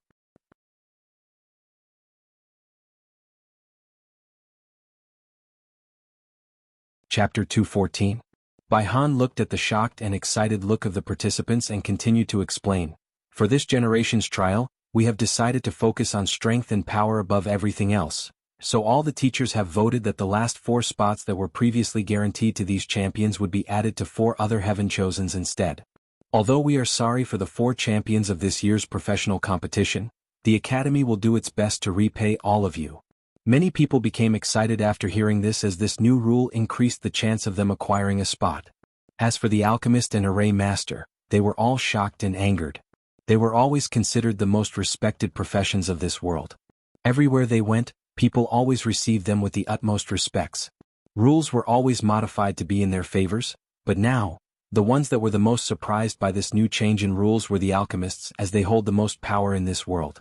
With the ability to create pills that can save people's lives, increase cultivation level, and even increase talents, they have received the utmost respect and adoration in society. However, now, the Emperor Enlightening Academy is telling them that their expertise was not needed in this generation, only strength and power is valued by them. So they became angry out of shame, but they did not know what to do. It's not like they could challenge the Academy. Meanwhile, back in the floating booth that Wang Wei was in, he instantly pulverized the cup of tea that was in his hand after hearing what Bai Han said, then he looked deeply at the headmaster. Even so far away, Bai Han felt a powerful gaze locking on his position. It was like a desolate beast was staring at its prey, and he could guess who that gaze belonged to, but he ignored it. Meanwhile, Wang Wei took a deep breath to calm himself down, as he took a talisman from his space ring as he received a communication invite. "Big brother, what should I do now?" The voice at the end of the talisman was actually Yan Liling. Wang Wei's mind quickly moved at a rapid speed as he thought of a possible plan, then he said, "I need you to make a public scene, then fly away and return to your residence." "That's it? That's it." After cutting off the communication, Yan Liling took a while for a brief moment to gather her thoughts, then she snorted out loud. However, this was not just a regular snort but one where she used her origin essence with. So, all the millions of people in the arena and the ones that were watching from formations heard her. To be precise, the majority of cultivators in the world heard her. More importantly, Yan Liling's snort actually interrupted Bai Han's speech, bringing everyone's attention to the person who interrupted the headmaster of the Enlightening Emperor Academy from speaking. When everyone's gaze was on Yan Liling, she did not show any panic or change of expression, well, at least not on the surface. She secretly regulated her breath before saying, "Since the Academy does not respect us professionals, then that means we are not welcome here, so I'll take my leave." Her voice was as loud if not louder than her previous snort. After expressing her opinions, Yan Liling flew away in front of countless cultivators watching her. She did not look back for even a moment. All the people were first baffled by her actions, but soon all the professionals' eyes lit up and they followed her. One by one they flew away and left the venue. All the cultivators attending the event watched as all the alchemists, talisman makers, array masters and refiners flew away one by one. Of course not all of them left. The ones who stayed were the ones from a low background and needed the resources of this event to further their study. Meanwhile, Bai Hai tried very hard to control his facial expression as he knew that he was in public. However, The bulging vein on his forehead that was constantly throbbing proved that he was not as calm as he looked. He realized that he might have made a mistake to target the Dao opening sect by changing the rules, and he had a feeling that things were not going to end so easily. And he was right. After Yan Liling and all the other professionals left, Wang Wei looked at Bai Han that was floating in the air with a sneer on his mouth. Then he took out another talisman and contacted someone. Father, I need you to use all the power of the shadow and spread a rumor throughout the entire Myriad Emperor world that the Enlightening Academy does not respect and value professionals, that they secretly look down on them. After that, try to use this event to unite the Alchemy Association, the Talisman Association and all the other professional association in the southern continent to boycott the Academy and cut off their resources. Also, you can also try to contact the herd-raising valley. They have always complained about the fact that beast taming was not a more respectable profession. Tell them that this might be their chance to raise their positions in front of the world. No problem, replied Wang Tian with an obvious joyous mood in his voice. After cutting off the communication, Wang Wei looked at the people of the academy that had an ugly look on their faces, then he sneered before muttering to himself, "The only reason your academy can hold the heaven-chosen selection trial, every generation is because of that damn book, the tablets, and your reputation. Although I cannot do anything to the previous two, I can still ruin your reputation."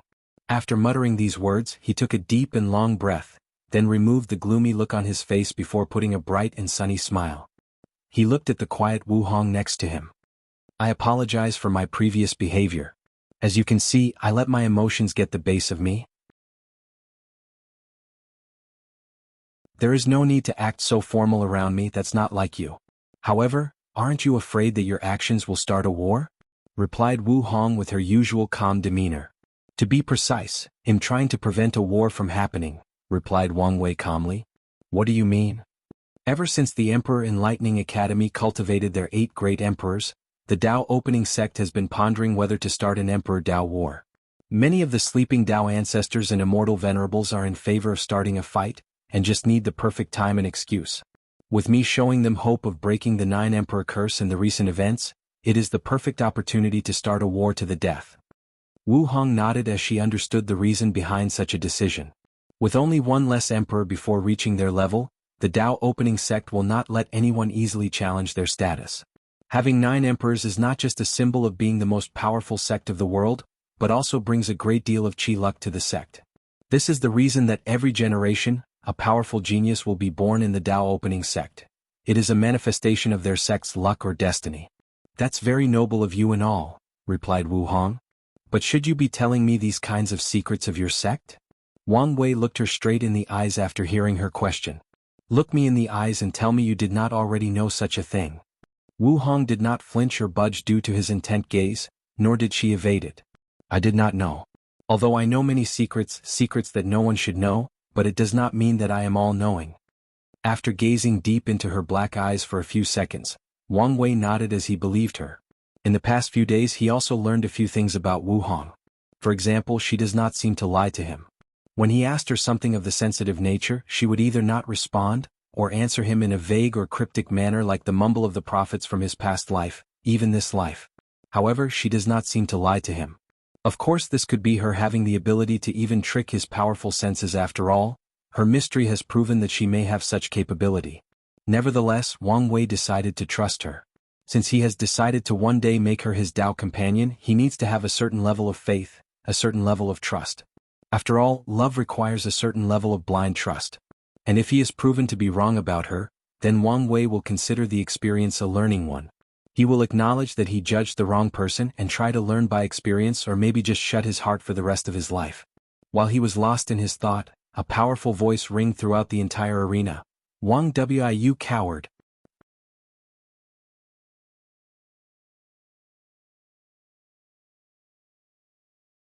Chapter 215. Wang Wei removed his gaze from Wu Hong and looked at the person who called him out in front of trillions of people. As it turns out, it was Ji Song's doing. Well, this should be expected, thought Wang Wei to himself. The heaven-chosen selection trial was a very important event attended or watched by countless people. For example, there were approximately 15 billion people participating in the trial, and a few of them actually came from the lower realm. More importantly, most of the cultivators in the world are currently watching this event. That alone is a few trillions people. This is one of the reasons that many people actually wanted to participate in the trial. the opportunity for fame and glory. The opportunity to be worshipped by billions of people, the opportunity to display might and prowess to the world, to increase reputation. In the cultivating world, reputation is not just about being famous or having a certain credibility. Reputation can transform into influence. Influence will then transform into aura. Aura that can be used either in battle or to intimidate the opponent. Aura that can increase chances of breaking through a cultivation bottleneck. More importantly, reputation can increase a person's chi luck or destiny. Upon feeling Wan Wei's gaze on him, Ji Song, who was now 3 meters tall and standing in the arena, said, "I have waited for more than 5 decades to have a rematch with you, and now you are not participating in the tournament? Are you scared to fight me again?" His voice was loud and echoed throughout the large stadium that easily housed a few billion people, not to mention the viewers. Wang Wei looked at him for a brief moment before saying out loud just like him, "Who are you again?" Ji Song's face instantly became ugly before roaring, "What do you mean by this?" "Oh, sorry about that, I didn't mean to be rude, but I have a disease where I can never remember someone that has been utterly decimated by me more than once," replied Wang Wei with a very nonchalant look on his face. Meanwhile, many of the audience members gasped after hearing this, then they began to pay more attention. This is the reason that they decided to attend this kind of tournament, to watch these heaven-chosens tear each other apart both physically and mentally. "Enough with your mockery," replied Ji Song. "Are you going to participate in this tournament and fight me? I am more interested in why you are so interested in fighting me. Isn't it normal for people at our level to want to fight powerful opponents? Let alone me, and you already have a vendetta?" "Most scenarios would be true," replied Wang Wei calmly. "But why do I feel like these are not your real motives? Your insistence on fighting is almost like you're trying to prove something to yourself." "Of course I am. I am trying to prove that a few failures does not represent anything on the path of Emperor. As a true heaven chosen, I can always rise up again." After a brief moment of silence, Wang Wei suddenly said, "I am becoming your heart demon, aren't I?" Although Ji Song's face remained the same, his heart secretly skipped a beat as Wang Wei was right. After his second defeat during the Chi Luck trial, it took a while to recuperate both physically and mentally. And even then he did not fully recover. He soon realized that Wang Wei was slowly becoming his heat demon, and if he did not defeat him or find another way to get rid of it, he would never be able to break through the primordial spirit realm. "Are you going to fight with me or not?" said Ji Song, completely ignoring the question. "Why should I?" replied Wang Wei. "Why should I help my enemy get over his own problem?" Ji Song furrowed his brow as he thought for a brief moment, then a smirk appeared in his mouth. "With your militant blood, you are not the kind of person that easily refuses a challenge for such a petty reason. Based on your previous actions and words, I can analyze that you are back to your old business. Bait your enemy into doing the things you want, then hook them. I do not have time to waste with you, so state what you want this time in exchange for my challenge." Wang Wei squinted his eyes after hearing Ji Song's words, then he smiled slightly. He realized that it is true when they say that only your enemy knows you better than yourself. "What I want is your spot to enter the secret realm of the Dao tablet in exchange for a battle after the tournament." This time, however, Wang Wei used his divine sense to communicate with Ji Song, preventing anyone from hearing their discussions. Ji Song had a frown on his face as he was quite surprised by this deal. He thought that Wang Wei would demand something entirely different, like his cultivation techniques or something similar. He was prepared to negotiate strongly in order to prevent himself from being taken advantage of. After pandering for a while, he replied through divine sense, "No problem, but if I win this battle, I want your blood essence." Wang Wei gave a look as he could guess what he was thinking. Ji Song probably wanted to use this opportunity to avenge what he did to him back in the Spirit Road trial, then also use his blood essence to increase his strength. "Deal," replied Wang Wei out loud. He was more than confident of his strength. Ji Song nodded, then closed his eyes to concentrate on the next tournament. Wang Wei was not his only enemy. Although the members of the audience did not know the exact conditions for their deals, they were just excited at the prospect of these two titans fighting. As for the people of the Emperor Enlightening Academy, some of them probably guessed the deal that Ji Song made and they turned ugly. They have done so much to prevent him from gaining access to the Dao tablets, and now he might still have a chance. Things will not end so easily, secretly thought Headmaster Baihan, then he wanted to continue the opening ceremony. However, another person came to interrupt again. This time it was the young sword sage of the sword-casting villa Jianghu. "Sacred son Wang Wei, since you will not participate in this tournament, I will also like to take this opportunity to invite you to a challenge. Oh, from what I remember, me and you do not have any kind of grudge or vendetta, replied Wang Wei, a little surprised. You and I may not, but our sect does. You should be aware of what happened in the last generation between your father and my casting sword villa? Wang Wei then understood the reason behind Jian Wushuang's sudden challenge. In the last generation, his father was called by all cultivators as the most powerful swordsman and earned the title of Absolute Cut Sword God. Many people, especially sword cultivators, would not allow anyone to have such a title. The title of Sword God is the second highest title that a cultivator of Sword Dao can receive, second only to Sword Emperor. On top of that, not all great emperors who used a sword can claim the title of Sword Emperor. They have to prove the Dao with the sword in order to get that title.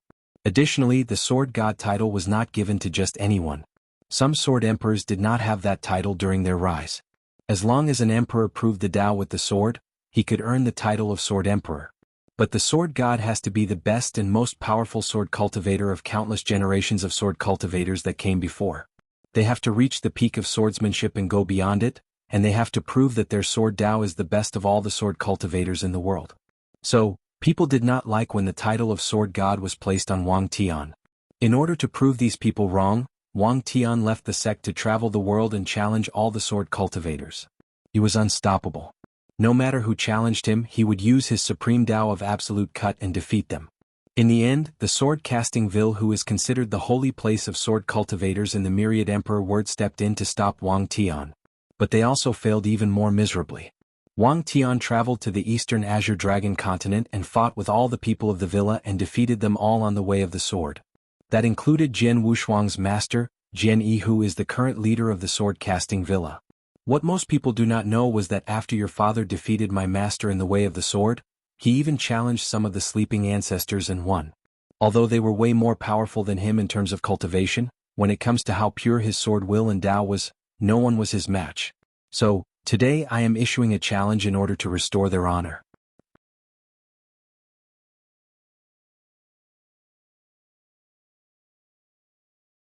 Chapter 216.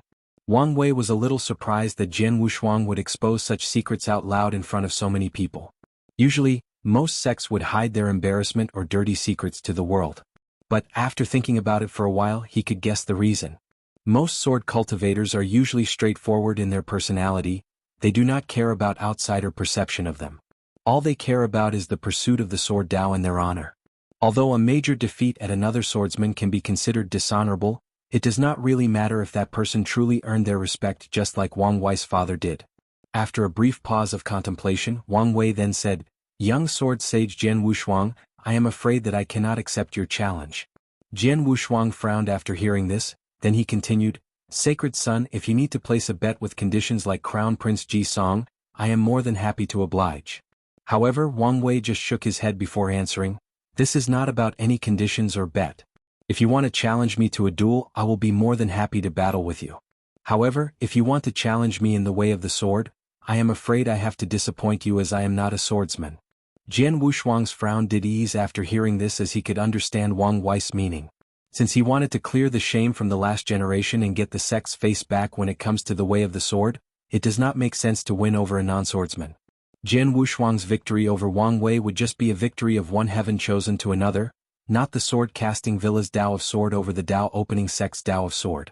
While Jian Wushuang was thinking, one of his senior brothers in the divine body realm suddenly stepped up and screamed, "If you are scared to fight, then say so. Do not use any excuse." The entire arena once again went into shock as everyone quieted down and waited for something to happen, and they did not have to wait long. Wang Wei's gaze turned to the person who just spoke. Then a powerful and terrifying aura enveloped the arena. This aura was like an ancient desolate beast or primordial god that roamed the world in ancient times. This primordial being used to hunt dragons and phoenixes for both his breakfast and dinner. He used the stars as his snack and heaven and earth as his dessert. He was a predator at the top of the food chain. After that aura enveloped that senior brother, he coughed up a big mouthful of blood, then he fell to the ground and passed out. If it was not Jian Wushuang who used his sword intent to protect him, this guy would have died on the spot. Jian Wushuang looked at his senior brother on the ground and sighed. He knew that many of the disciples of the sword-casting villa were indoctrinated to treat the Dao opening sect as their enemy in this generation. This was a way to motivate them to train properly in order to regain the sect's face from what happened in the last generation. So, many of them have developed deep hatred for the people of the Dao opening sect, and Jian Wushuang was aware of this.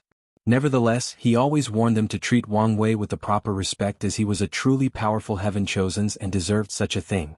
Fearing that something similar might happen back in the True Dragon Inn, he warned his fellow disciples to be on their best behavior. However, this particular one always tried to contradict him and refused to listen to him. This was the reason he did not bring him to the True Dragon Inn meeting. After using his divine sense to check that this person was alright, Jian Wushuang ignored him before asking, "Sacred son, how do you suppose we deal with our contradictions?" "Simple," replied Wang Wei. "Wait until you reach the same realm as my father, then go challenge him. That way he cannot use the excuse that you are a member of the younger generation to refuse your challenge." If anyone could see Wang Wei's face right now, they would see a gleeful smirk and a sneer. Of course, the reason for that was that he did not want to deal with the trouble that his father caused.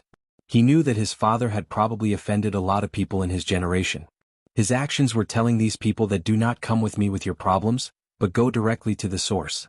Wu Hong chuckled after seeing the face that Wang Wei was making, reminding him that he was not alone in the room. Although he was a little embarrassed that the girl he was trying to court saw this particular nasty side of him, his face was thick enough to ignore such a thing and pretend that nothing actually happened.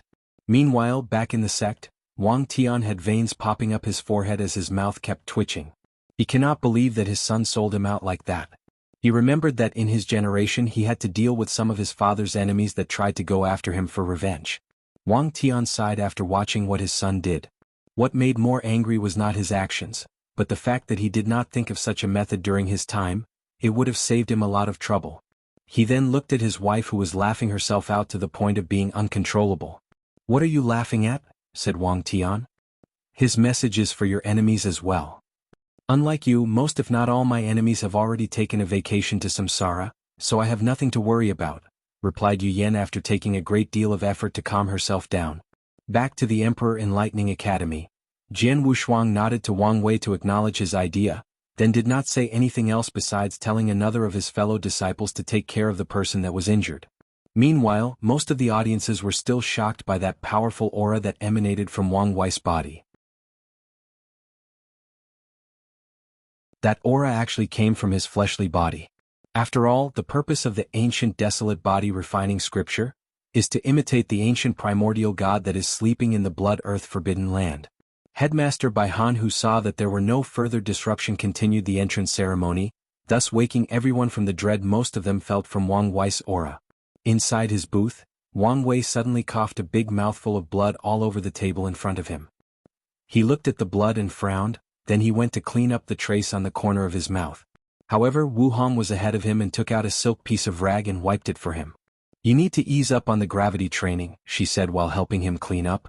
The reason she said these words was because in order to train his internal organs, Wang Wei had a powerful gravity array placed on his clothes, thus always being in a state of cultivation. This has started ever since his battle with Han Li. I can't help it. Recently, I realized that I have been a little too arrogant and started to take things easy on myself, replied Wang Wei. Is it because of Di Tian?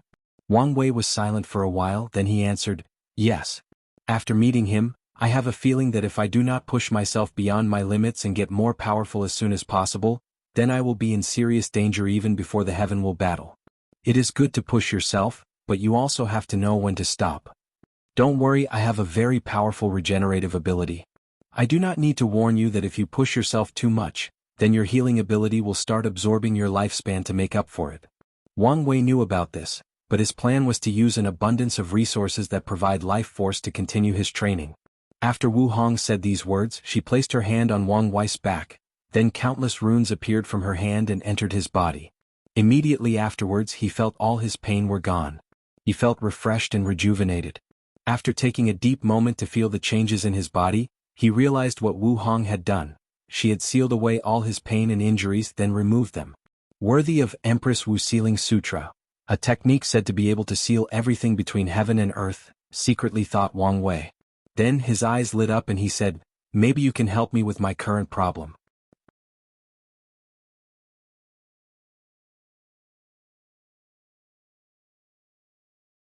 Chapter 217, Non? Help? How can I help you? asked Wu Hong. I have been trying to find a way to create a way to refine divine punishment thunder, but it has proven to be quite difficult. And maybe your ability can help me, replied Wang Wei. Divine punishment thunder? That thing is at the level of Tao law and you want to refine it? Asked Wu Hong in doubt. Tao law? What is that? Asked Wang Wei with a look of confusion on his face.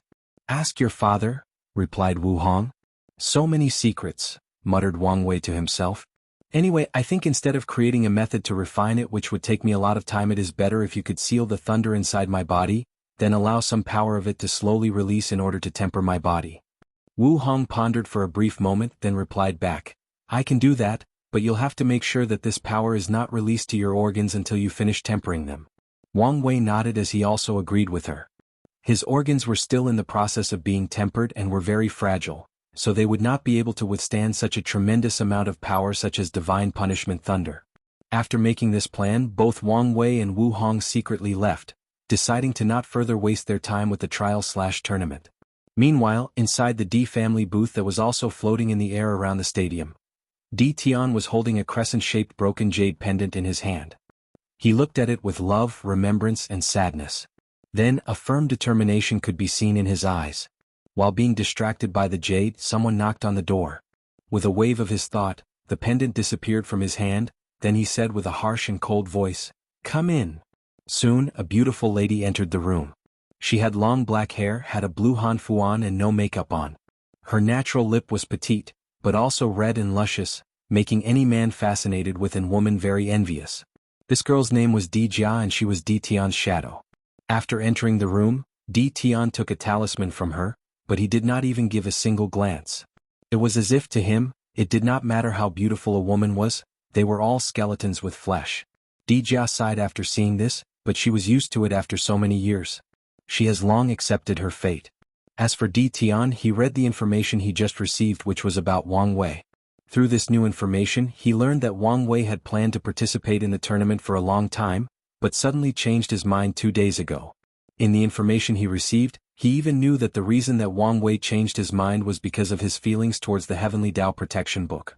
Instinctive fear or rejection of Heavenly Tao, plus his cultivation of the Tao of Fate, secretly thought Di Tian. Could he be an outlaw? If that is the case, my plan can be slightly modified and I will not have to worry about him so much. However, after reviewing the information and modify his plan, he looked in the direction of the Tao opening sex booth, sneered before muttering, "No one can stop me this time. No matter what, I will be the one proving the Tao in this generation." After that, he finally looked at Di Jia and asked, "Any information about this Wu Hong?" "No, young master," replied Di Jia hurriedly. "Except for the rumor that she was either the descendant of Empress Wu or her reincarnation, no news can be found." Di Tian frowned as he started to think. Even the sleepers could not find any information about her. I did not feel any power of reincarnation from her, so unless her power is so great that she can even hide from me, this theory is unlikely. This woman might become an uncontrollable variable and I do not like that. My first instinct is to get rid of her, but I have a feeling that things might be more complicated than seen on the surface, so let's observe for a while. After waking up from his thoughts, Di Tian waved to dismiss Di Jia and focused on watching the tournament. Although he did not place any of these people in his eyes except for Wang Wei that he considered a minor nuisance, he will still watch them in order to better learn about their powers and abilities. He did not like variables outside his calculations. While all of these secret spying, schemes, and calculations were going on, the heaven-chosen selection trial had already started. To be precise, the preliminary rounds started. The preliminary rounds or elimination round is simply a slaughter fest. All the 10 billion participants will be teleported to a world belonging to the Emperor Enlightening Academy. In this world, there are a few cities scattered around, and the participants have to defend against Slaughter Devil Beast. These beasts are somewhat similar to demonic beasts but more feasts. For once, they did not originate from the Myriad Emperor world, but from the 9 Devil God world which once invaded this world and created the Devil era. These beasts have no emotions, no fears, and no intelligence. All they know is endless slaughter. In the first round of the elimination round, the participants have to survive rounds after rounds of attack against hordes of these beasts. The number of them was essentially endless as the Academy just used that world to breed them. When the number of participants dropped from 10 billion to 500 million, then the second round began. In the second round, the participants are allowed to kill each other. The second will not stop until there are only 100 participants, then the third round. In the third round, all the Heaven Chosens who were on the list released by the Heaven Mystery Pavilion can begin to participate. Due to the fact that they were considered seeded players, they did not have to go through the first 2 rounds unless they wanted to.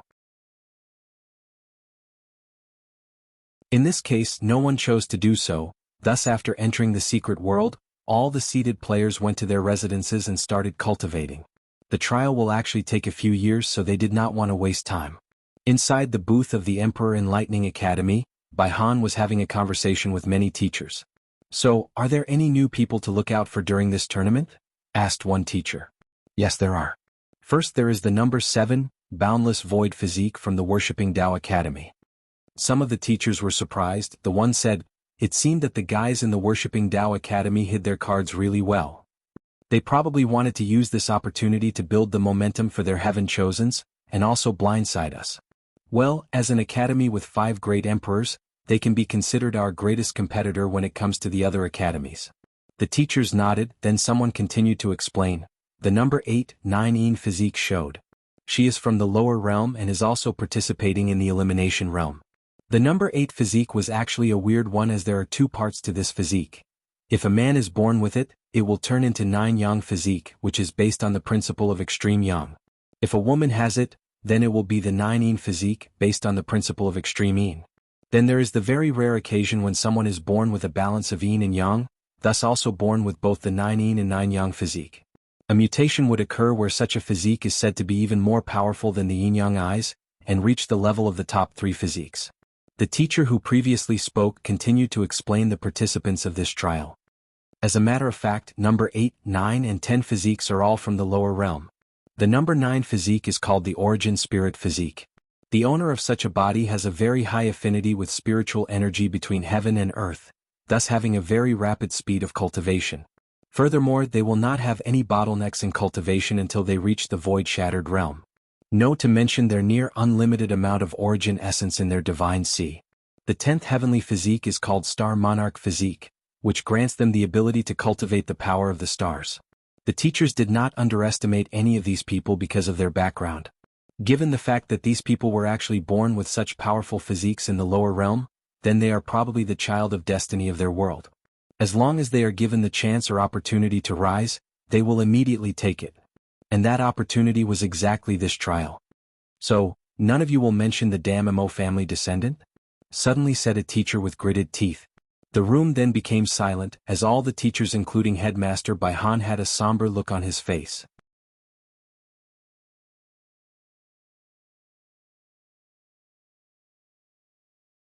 Chapter 218. While all the teachers were quiet and somber, their eyes could not remove from one particular participant that actually took part in the elimination round.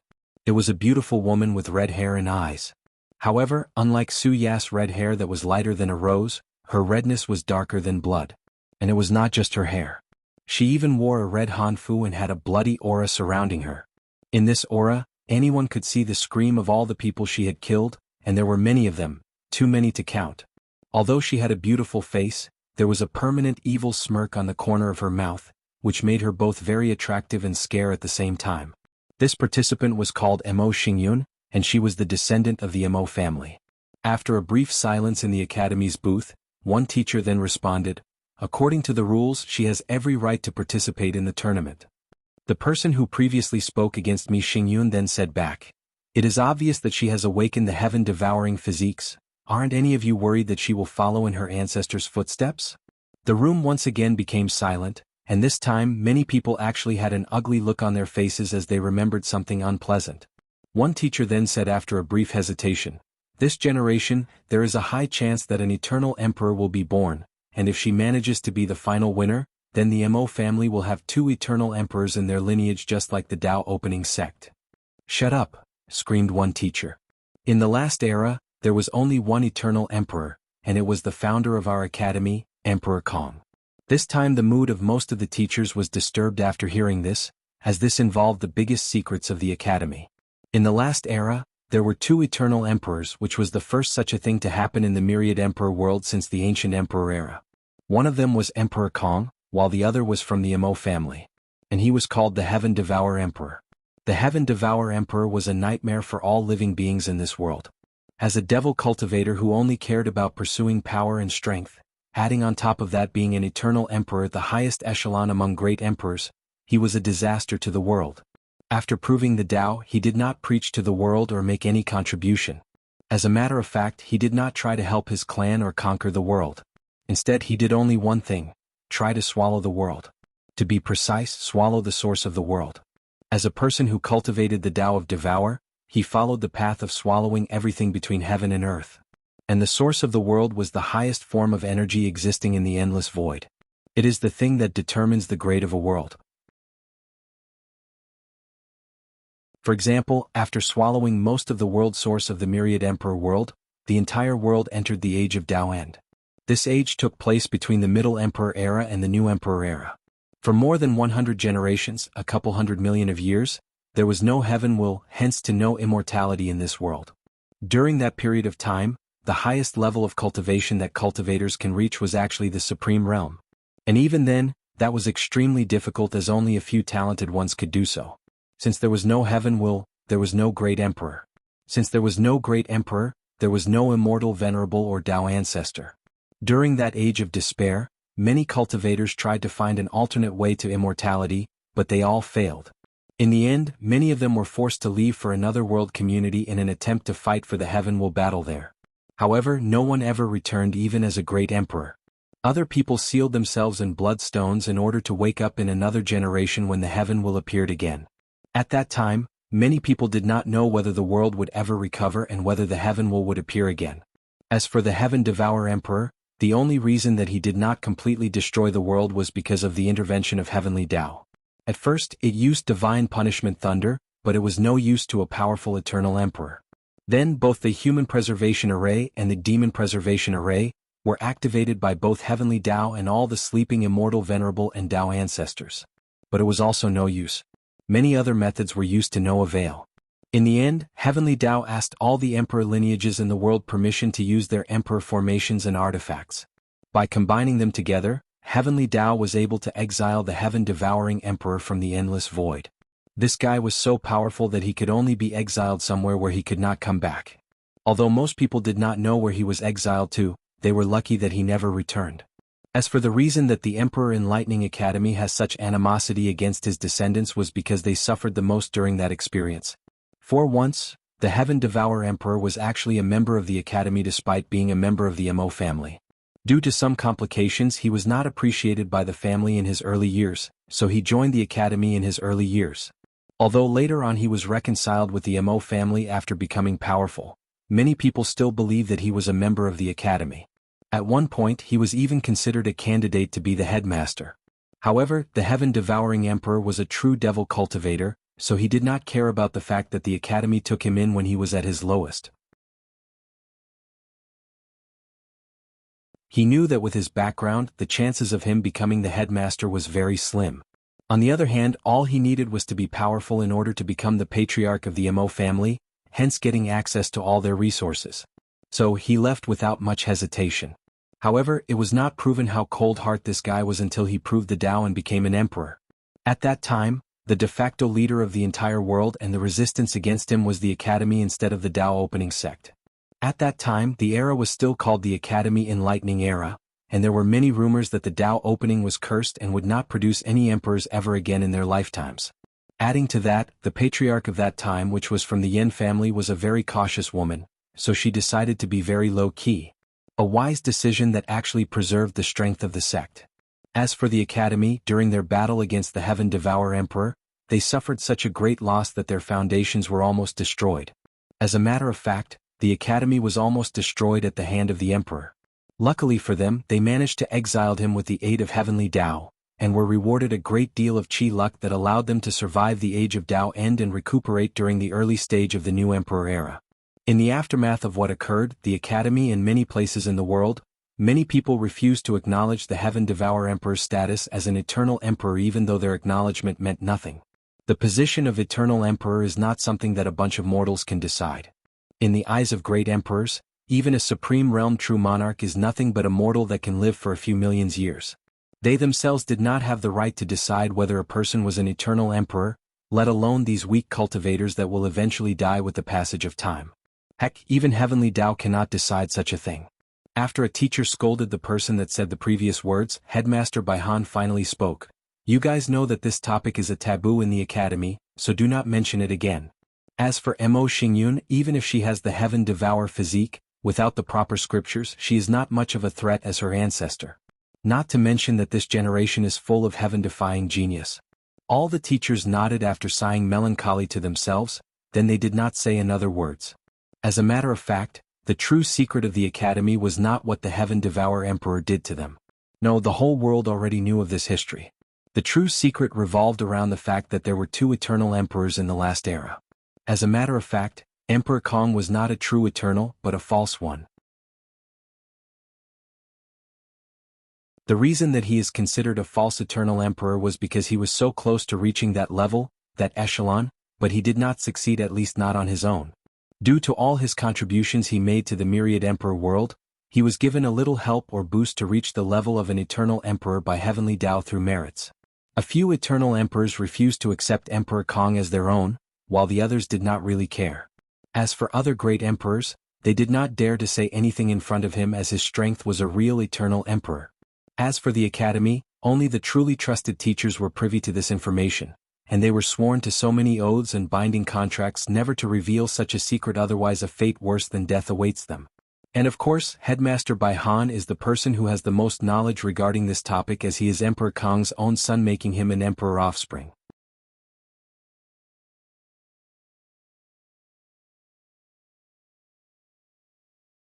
Chapter 219. Headmaster Baihan was born in the Middle Emperor era and his father was Emperor Kong. So, his real name is Kong Han and he witnessed the creation of the academy. However, all his life he lived in the shadow of his father. Many people started comparing him with his father. No matter what he achieved, it was either not good enough or people attributed it to the fact that he was Emperor Kong's son. So, his relationship with his father was not good to begin with. Nevertheless, it was still expected by everybody for Baihan to be the next great emperor of the academy after his father washed away his karma for him. However, things escalated when his mother died, and his father did nothing to either prevent it or bring her back. To this day, Baihan still remembers the indifferent look his father had on his face when he said to him, "You do not need to make a fuss about everything. She is not dead but just entered samsara." Baihan cursed at his father for being cruel and indifferent, before leaving home forever and never spoke to him ever again. He took his mother's last name and only returned to the academy once his father left. As a matter of fact, Emperor Kong was not being cold or indifferent. As a great emperor, he is a higher dimensional life form and sees things differently from mortal cultivators. All of them see death as the end of the road, while he sees it as another beginning. He could literally see his wife enter samsara and he could even go see her new reincarnation if he wanted to. He could awaken her memories from her last life. At the same time, he also knew that without becoming a great emperor, Tao ancestor or immortal venerable, she would never escape the shackles of constant reincarnation. As for the reason that Emperor Kong did not help his wife achieve the cultivation realm of the latter two, it was because she wanted to have another chance to become an emperor after reincarnation, so he arranged for her to be born in another heavenly world. Unfortunately, due to lack of communication, his son misunderstood him and ran away from home. After wandering around the world for many years, he returned to the Emperor Enlightening Academy as he felt that it was the home that his mother helped create. Baihan desperately needed to become a great emperor in order to revive his mother. However, since he did not let his father wash away his karma, he could not compete in the next heavenly battle. So, he sealed himself in bloodstone for countless years before he was awakening in the last generation. However, he could not get past the mental barrier that he was the son of Emperor Kong. So, he used a secret technique to have a woman carry him. He abandoned his body, his powerful bloodline, and his cultivation and turned into a baby. Essentially, he was reborn anew with all his memories. This was the reason that he could talk as soon as he was born, and the academy believed him to be a born sage. And Baihan lived to these expectations. With him being personally tutored by an eternal emperor, he could easily guide other people in their cultivation. With knowledge of ancient time and a vision from once being a supreme realm true monarchs, he rapidly grew among the ranks of the academy until he became the headmaster. Unfortunately for Baihan, he was very unlucky. First, he met a heaven-defying genius like Wang Tian and lost to him. Even his previous cultivation and profound knowledge could not help him. Then he learned that not only would there not be a heaven will in his generation, but even the supreme path was cut off in order to make way for the next generation. Bai Han spent many hours lamenting on how terrible and unfair heaven was to him. And he also often regretted not accepting his father's help and let him wash away his karma.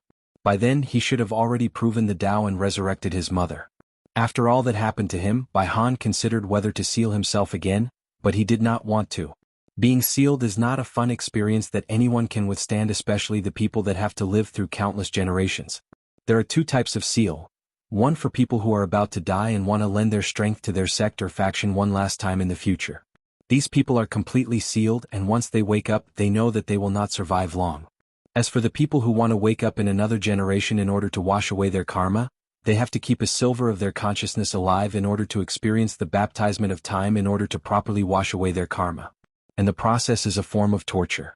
They have to spend what feels like eons in a dark, empty, and silent place with only their thoughts and nothing else. The process is similar to the second trial in the pagoda, but instead of spending only 100 years, these people have to spend millions upon millions of years. The majority of them go crazy in the process, some awake ahead of time and allow their lifespan to naturally and die. Only a few can actually wait till the process is over. Bai Han did not want to go through that process again. His Tao heart was not enough for him to suffer through that lonely process for a second time.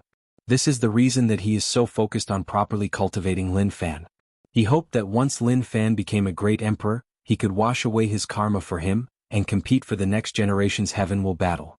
While the teachers of the academy were having their little disagreement, the elimination round of the tournament had already begun. Mo Xingyun was teleported to a random location inside the secret realm. Around her were a few slaughtered devil beasts lying on the floor. Although these beasts were dead, there was no blood or wound on them. They looked like dried mummies that were sucked dry of all their blood and internal organs. Well, that is exactly what happened to them. She looked in the distance while secretly thinking to herself, without the gluttony swallowing scripture, my heaven-devour physique will never reach the level of the ancestor. However, I have an advantage over him, and that is that I was born in a very prosperous era. All the top 10 heavenly physiques showed up all at once. The number of times this kind of thing happened in the history of the myriad emperor world can be counted in one hand, not to mention that even new physiques appear. If I can swallow all of them, then my power can reach a level even beyond my ancestor in his youth, prove the Tao and become an eternal emperor. However, these guys at the top are not so easy to mess with, so let's begin with the bottom 3 physiques. With the Mo family backing me, it should not be much of a problem if I swallow these guys from the lower realm. However, the one from the Worshipping Tao Academy might be a slight problem. TSK, when did I as a devil cultivator actually care about other sects' response? I'll just openly swallow these guys. They cannot blame me if they are so weak. Furthermore, as long as I have a spot in the top 30 of this tournament, I will be problem-free until the primordial spirit realm. After thinking about this, Mo Xingyun then rushed in a certain direction, tracking her prey. She will not give them the opportunity to rise in this tournament. Meanwhile, in another direction far from Mo Xingyun, a young cultivator from a holy land was slowly heading in one particular direction. If anyone were to observe him closely, they would find out that he had a numb look in his eyes. It was like he was a puppet being controlled by someone, like he had no will of his own.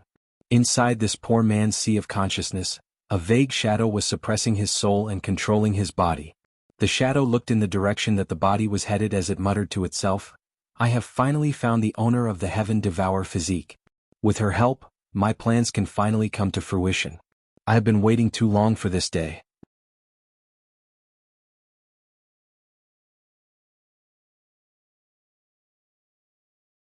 Chapter 220.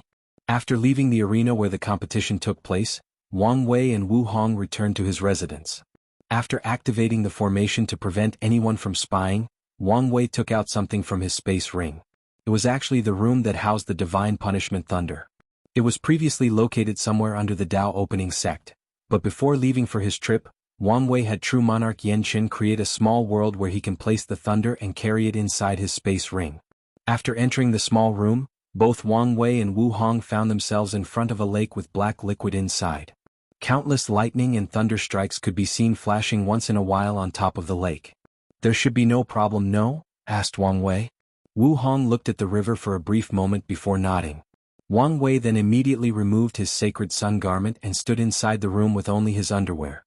His very well-defined and beautiful muscles were exposed to the world. He started to do some poses to show them off. However, every time he contracted his muscles, the sound of steel grinding could be heard coming from his body.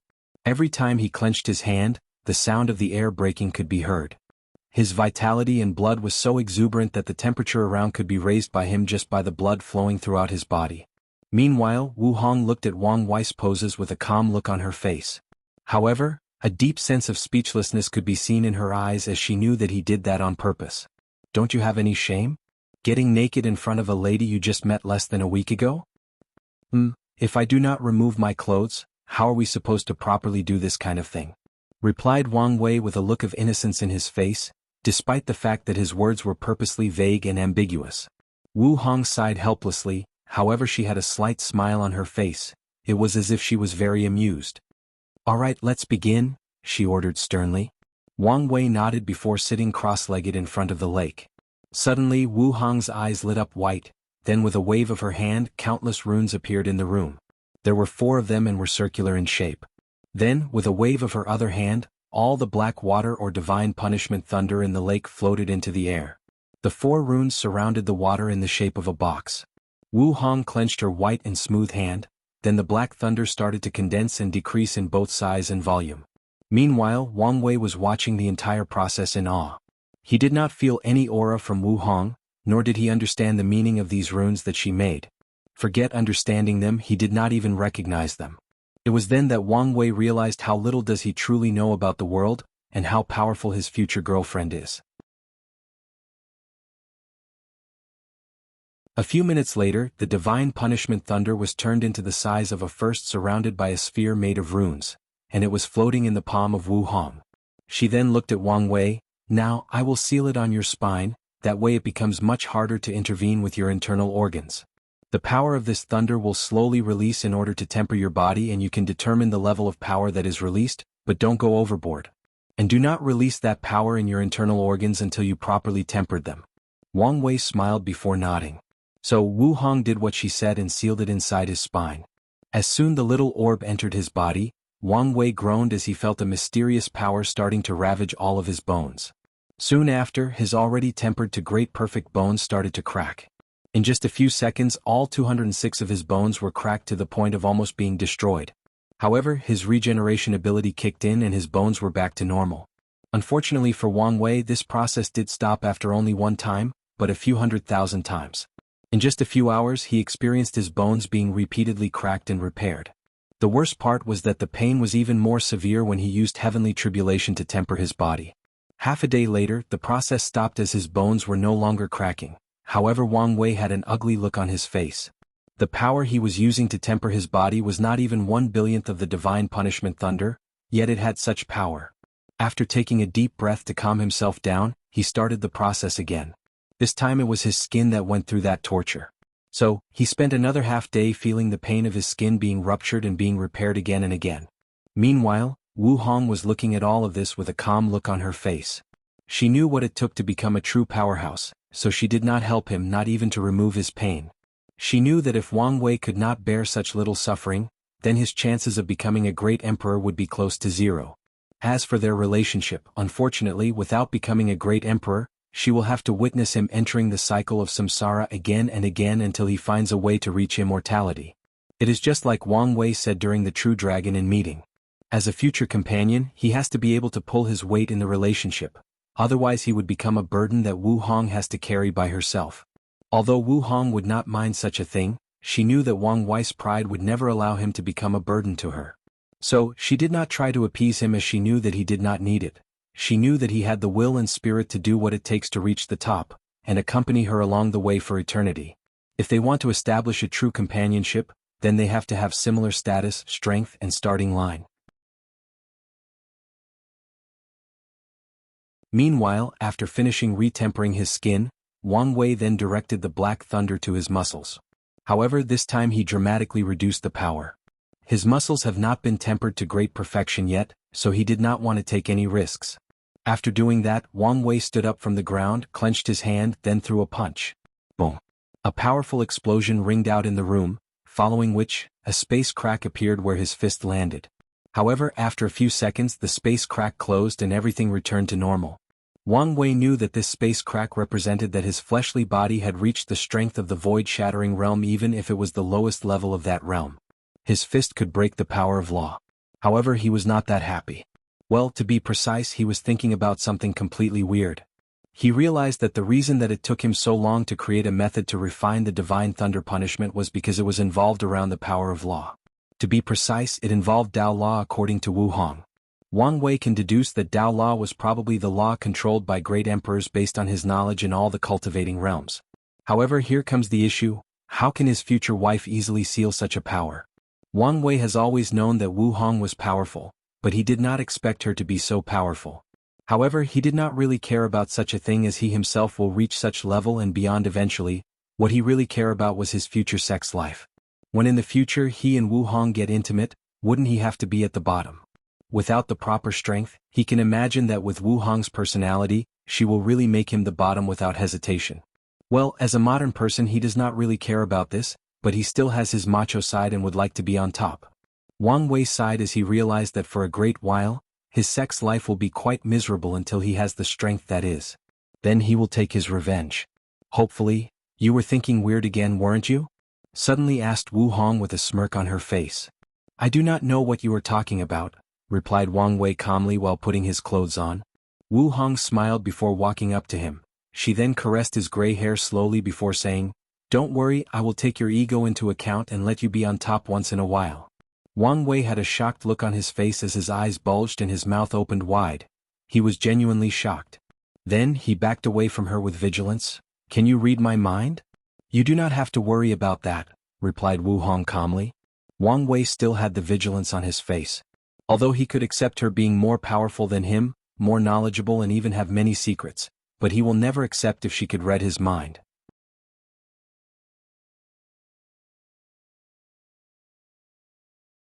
Wu Hong noticed the vigilance in his eyes, but she did not mind as he knew him better than himself. You do not need to worry. With your soul, no one can read your mind without you even knowing, not even me. Wang Wei nodded as he realized that he may have been a little too sensitive.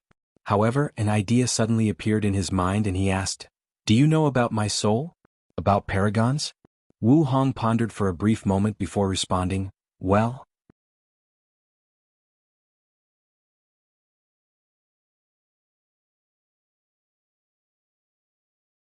Chapter 221. After pondering for a while, Wu Hong decided to tell Wang Wei a few things, so she motioned for him to sit down on the ground in order to be more comfortable while talking. Of course they did not really sit on the ground but floated a few centimeters above. After organizing her words, Wu Hong then explained, Paragons are the noblest existence in all heaven, myriad world, in all of chaos. They are called the darling of chaos by all cultivators in the universe, replied Wu Hong. However, Wang Wei was not satisfied with this answer, so he said, Can you be a bit more specific? I am getting there, so be patient, replied Wu Hong while giving him a stare in act which made a little embarrassed. Paragon is both a title and a cultivation realm. To be precise, it is the last cultivation realm possible for great emperors. Once you reach that realm, you can be considered as having reached the end of the Tao, the end of the cultivation path, as there are no more roads ahead. Wang Wei started thinking about all the information he just learned. For one, according to Wu Hong's words, one has to become a great emperor first before becoming a paragon, so it must be a realm after great emperor. However, it seems that paragons are not that simple given a title like Darling of Chaos. Now, the question that Wang Wei is wondering is how could his soul be so powerful? Could it be because of all the blue lights that he absorbed after being swallowed by the space crack back on Earth? After reining in his thoughts, Wang Wei then asked, If I have a paragon soul like you said, shouldn't I be more awesome?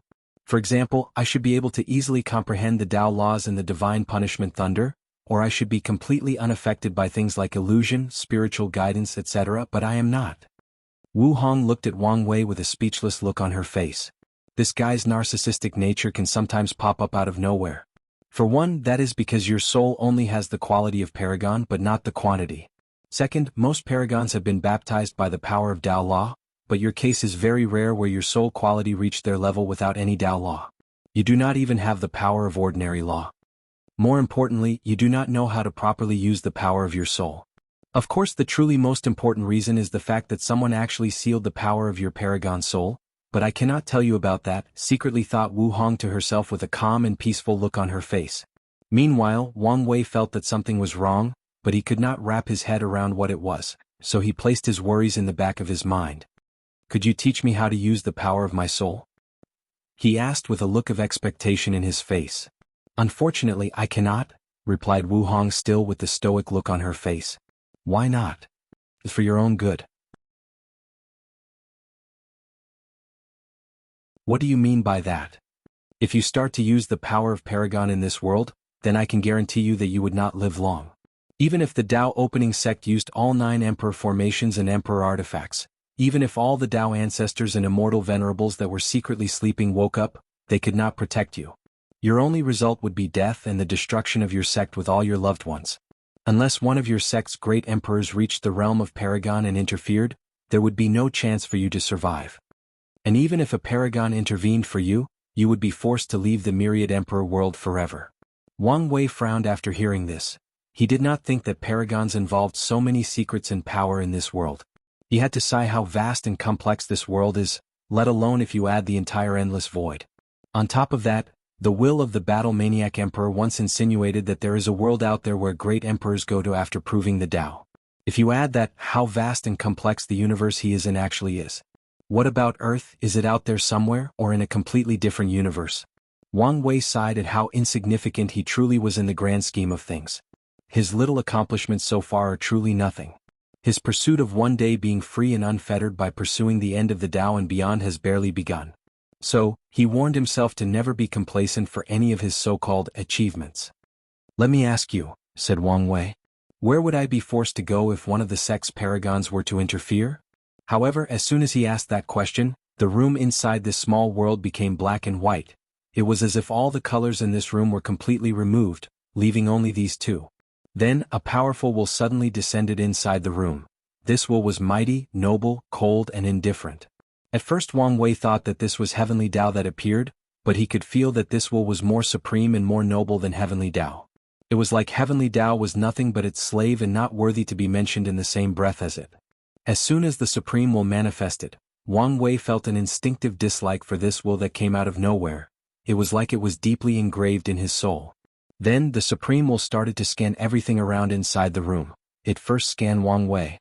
It saw through all of him, whether it was his fleshly body, physique, cultivation, and even his Tao heart. However, when it approached his soul, a mysterious power appeared and blocked the will's vision. To be precise, it tricked that majestic will. The mysterious power made that will think that there was nothing truly special about Wang Wei's soul. Meanwhile, during this entire process, Wu Hong had a frown on her face while thinking to herself.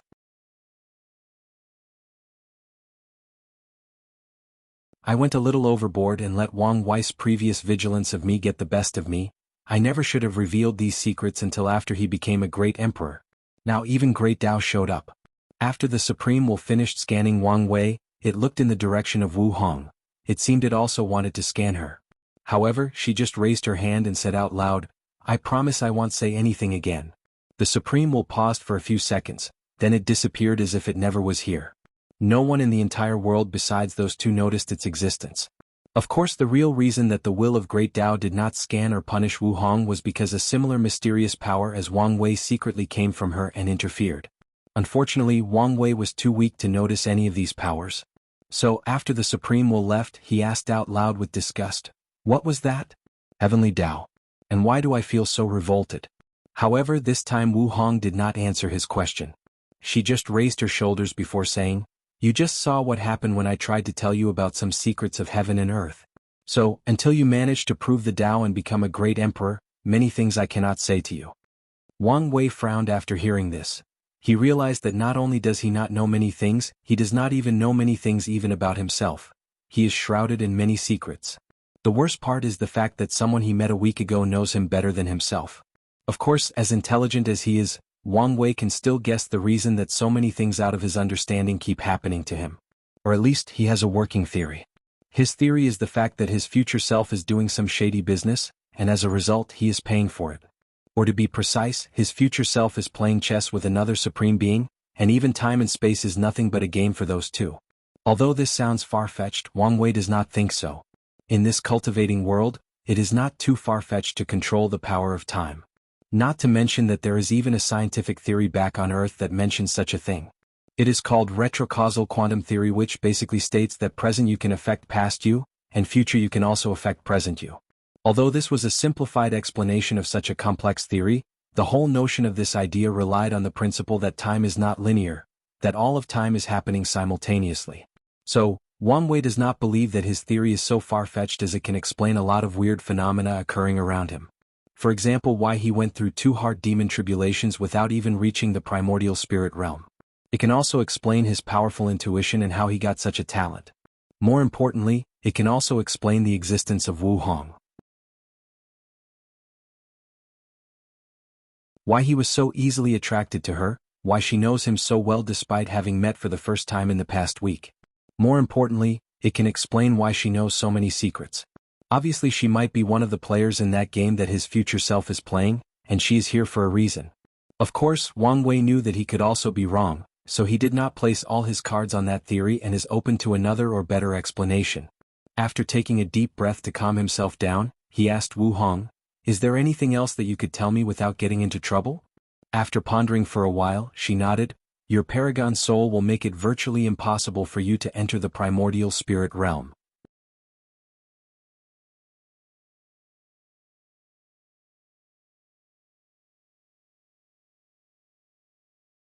Chapter 222. After hearing this information, Wang Wei had a frown on his face as he pondered. Although he could roughly understand her meaning, he still asked, "What do you mean?" After saying that, Wang Wei took out some of the leftovers from the Saint Realm golden rock meat and ate them in order to replenish his energy. Too many things happened to him in just a day. Of course he also set a plate for Wu Hong, however she did not seem that hungry. "What do you know about breaking through the primordial spirit realm?" asked Wu Hong instead of answering directly. "Well, to put it simply, after a cultivator uses their good fortune flame to refine a divine body for them that can withstand the power of law, they enter the divine body realm.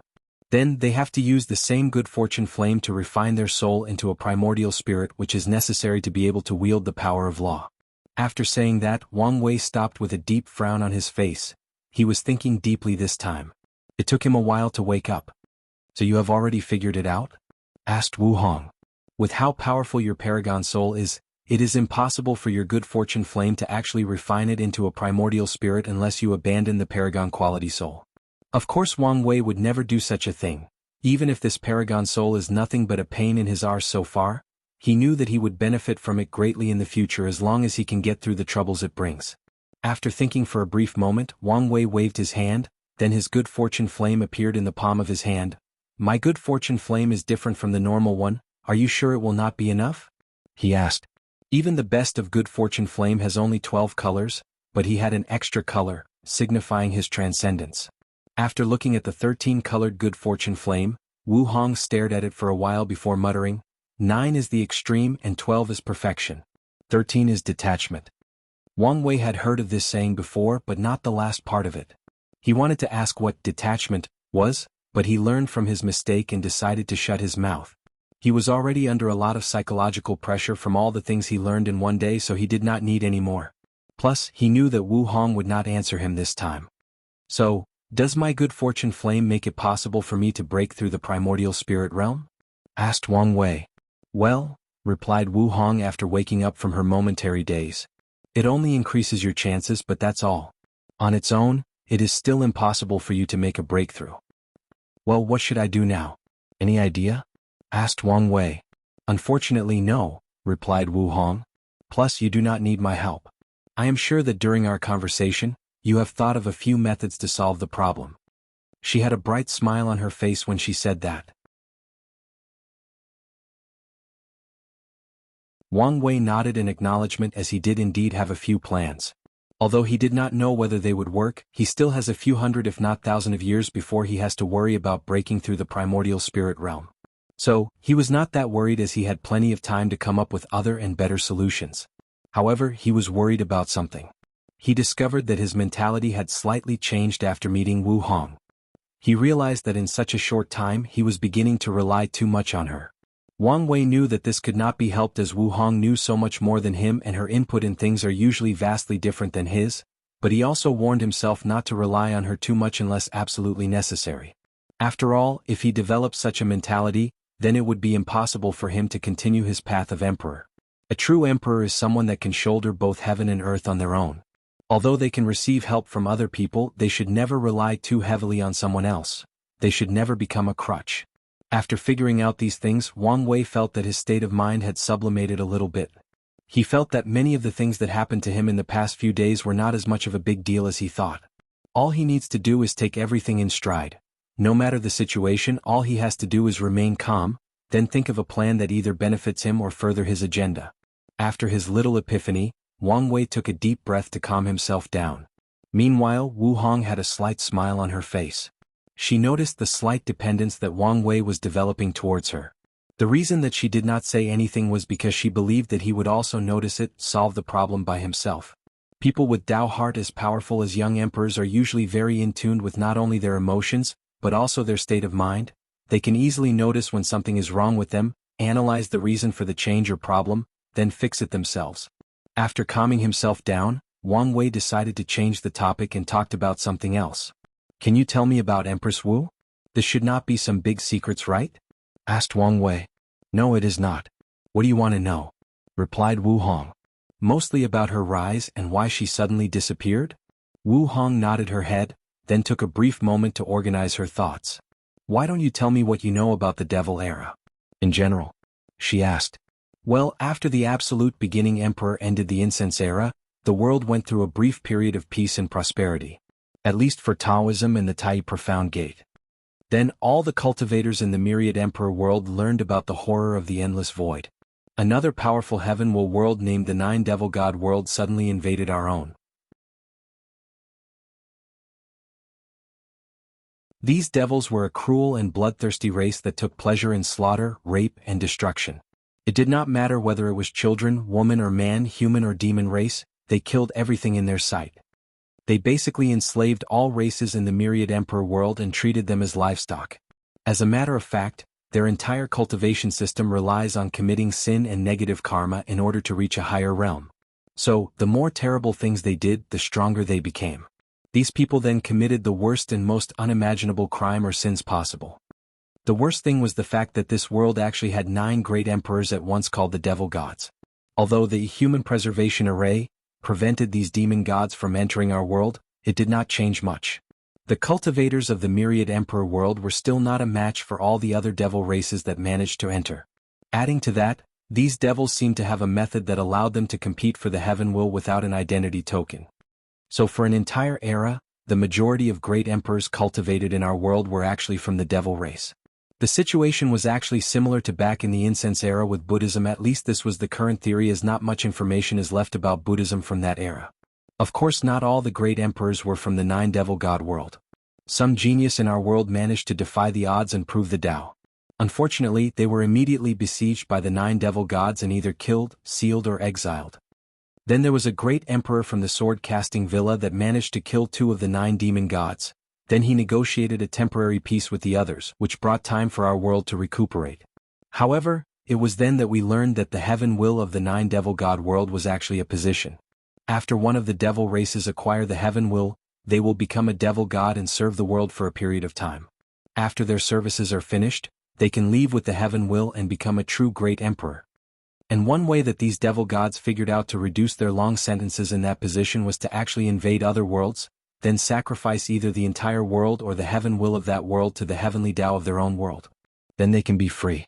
The devil era lasted quite some time until Empress Wu appeared and ended it. That's the general summary of that time.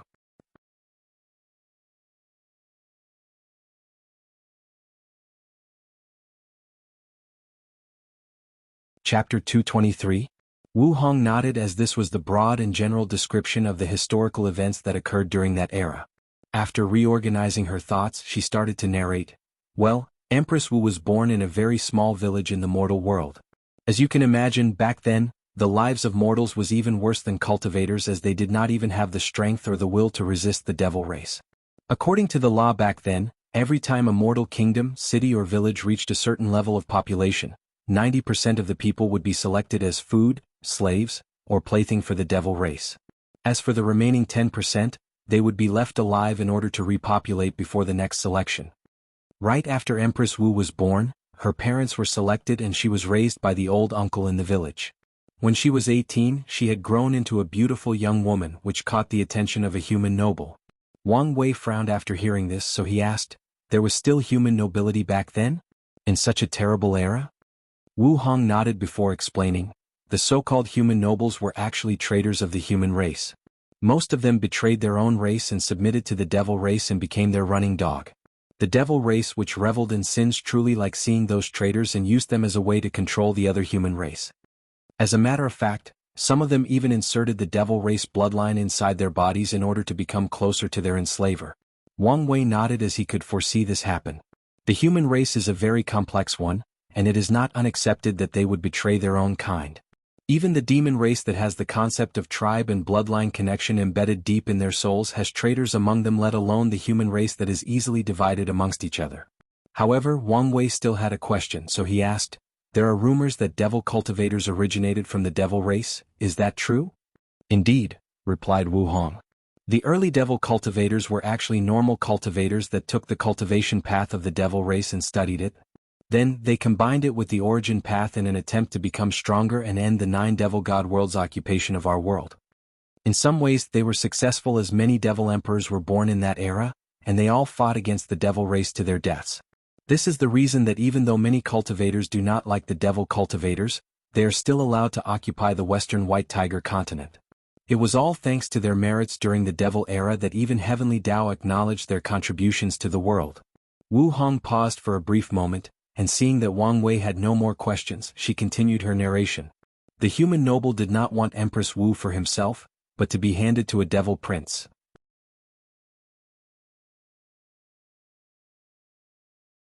Well, devil princes were actually inheritors to the devil god position.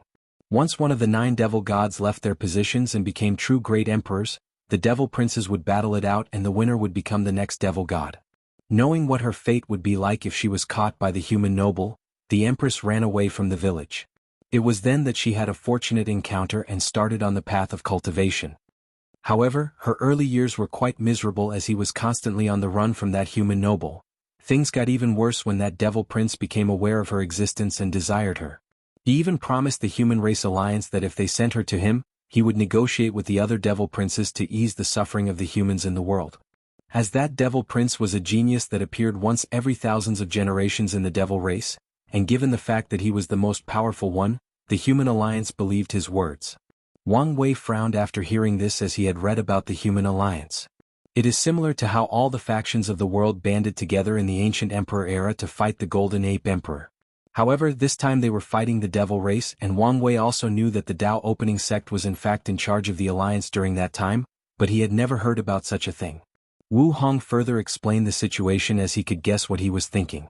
This devil prince was so talented that in his generation, the 9 devil gods decided not to sacrifice that generation's heaven will to their own world's heavenly Tao, but instead let him use it as he could possibly become an eternal emperor. As for the reason you did not hear about the fact that the human alliance accepted his offer, it was probably because they erased such embarrassing things from history in order not to look bad. I am sure if one day you get access to the secret archive of your sect, you will find the real history written in them." Wang Wei nodded as he was not that surprised. He was not a gullible person who believed that his sect never did anything wrong. As the most powerful faction of the myriad emperor word, Wang Wei knew that the Tao opening sect had done many cruel and shady things in order to retain their power and position. He can guess that even his father, who always had a happy and doting look, has done some shady things in his life as a sect master. And when he takes that position he will do the same. So, he was not fazed to learn that his sect has fabricated history in order to make themselves look better. All factions have done this at some point. Meanwhile, Wu Hong continued her narration. She also knew that Wang Wei would not be fazed by such a thing. Where was I? Yes, the promise of that devil prince. After he said these words, the empress spent her life running and hiding. She could not even trust her own race. And the few people that she could trust would always tell her that she should be happy that the devil prince wanted her, that she was not worthy of him and should be glad that she caught his eyes. For a poor and mediocre cultivator like the empress at that time, it was a constant pressure just existing, as everyone always questioned her value or worthiness. After hearing this, Wang Wei understood how Wu Hong formed her temperament. It was probably modeled or is directly from Empress Wu after she proved the Tao and became a great emperor.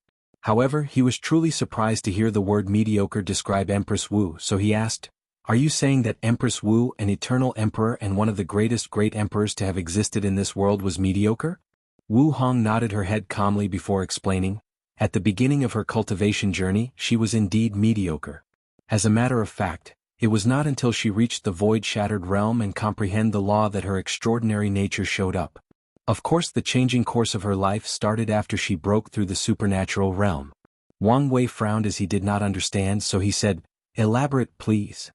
"Well, Empress Wu started her cultivation journey with an ordinary cultivation technique, with no proper training or guidance, no resources and people always chasing after her. So, in the body refining realm, she only cultivated to the 9th layer. Her divine sea was ordinary, she only had 270 divine veins in her altar before entering the supernatural realm. Even her good fortunate flame was 9-colored. Back then she was nothing but an ordinary cultivator." Although Wang Wei was surprised after hearing this news, he realized that it made sense after thinking about it rationally. Given the Empress background and time period that she was born, it made complete sense. Although things made sense, he still had to sigh at Empress Wu to be able to come so far and accomplished so much with all the shitty cards that life gave her. He admired her even more and became more thankful for all the things that he was born with, for all the things he was blessed with from birth, whether it was his healthy family and friends or all the generational wealth that he has inherited.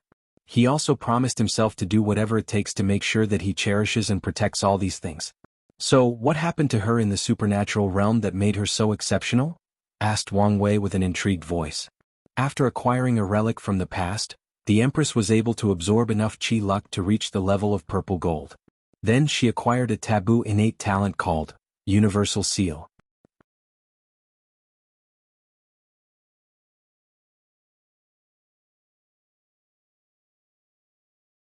Chapter 224. After a brief pause, Wu Hong continued to explain. The Universal Seal is the ability to seal anything between heaven and earth / whether it was existing or non-existing things, physical and non-physical things, spiritual and non-spiritual, even existing concepts like life, death and even fate. In summarization, she can literally seal anything in the universe. Wang Wei nodded as this was indeed a terrifying ability. However, since it was a taboo talent, there must be a price or restriction. "So what was the restriction?" he asked. "She could only use it once in her life," replied Wu Hong with a calm face, and Wang Wei nodded.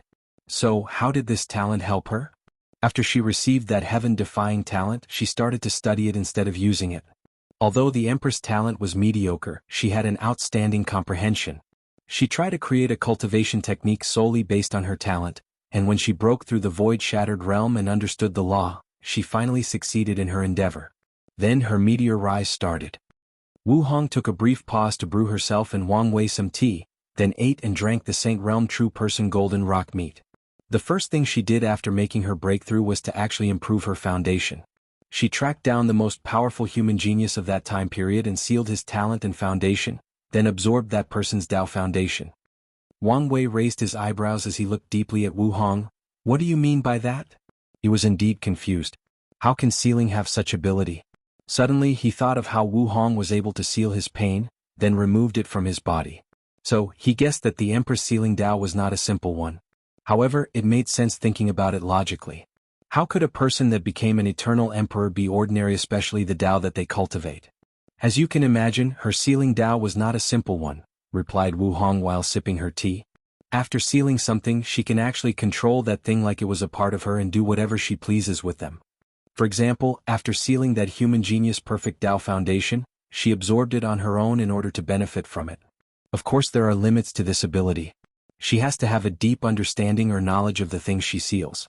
For example, if she wanted to seal time, she needed to have a deep understanding of the Tao of time. And if a person has much more knowledge than her in a subject, they can still find a way to break her seal, or use brute force to do so. However, I doubt that in her life she has met people capable of such a thing. And if she did, they were few in numbers." Wang Wei nodded as he expected such a powerful Tao to have its limitations. One thing that he has noticed throughout his short years of cultivating was that there was nothing truly perfect in the cultivating world. Everything and everyone had flaws or limitations. As a matter of fact, most cultivators are chasing perfection. With each breakthrough in cultivating realms, they get closer to becoming perfect. As such, many cultivators believe that great emperors are the only perfect beings in existence. However, this seems to be far from the truth. From what Wang Wei learned today, maybe only paragons are the truly perfect beings in existence. And even that may not be 100% truth. After reining in his thoughts, he asked, "You said that she absorbed the perfect Tao foundation from that human genius. From what I know, only the origin path scripture of my Tao opening sect can allow a person to cultivate a perfect Tao foundation, so was this human genius from my sect?" "That is correct," replied Wu Hong. He was being secretly cultivated in order to compete with the Three-Eyes Devil Prince, which was the one attracted by Empress Wu's beauty. Wang Wei nodded as he did not care about a person that was dead eons ago, even if it might have been one of his ancestors. What he cared about was that Three-Eyes Devil Prince. For some reason, Wang Wei did not like this guy even though he could foresee his terrible downfall. The idea of, "How dare you have eyes for my woman," kept appearing in his mind, and he was having trouble removing them. He wanted to travel back in time and slap that guy in his face. Although there was no evidence to suggest that Wu Hong was Empress Wu, he had a feeling that they were the same or at least deeply related. "So what happened afterwards?" asked Wang Wei, trying to remove the distracting thoughts in his mind. Wu Hong gave him a deep look, smirked slightly to herself before continuing, "Well, the story is pretty much as you expected. After her change in ability, Empress Wu was able to easily hide herself from being hunted down. However, using her concealment ability, she started attacking and destroying many sects or groups of the devil race. At first, the upper echelons of the devil race did not care due to the fact that she only killed or destroyed the low-level devil races in the void-shattered realm and below. Adding to that was the fact that the mindset of their entire race is based on survival of the strong. But they soon had to take action as the number of clans or tribes she killed reached a certain number. So they increased their search for her, but it was to no avail.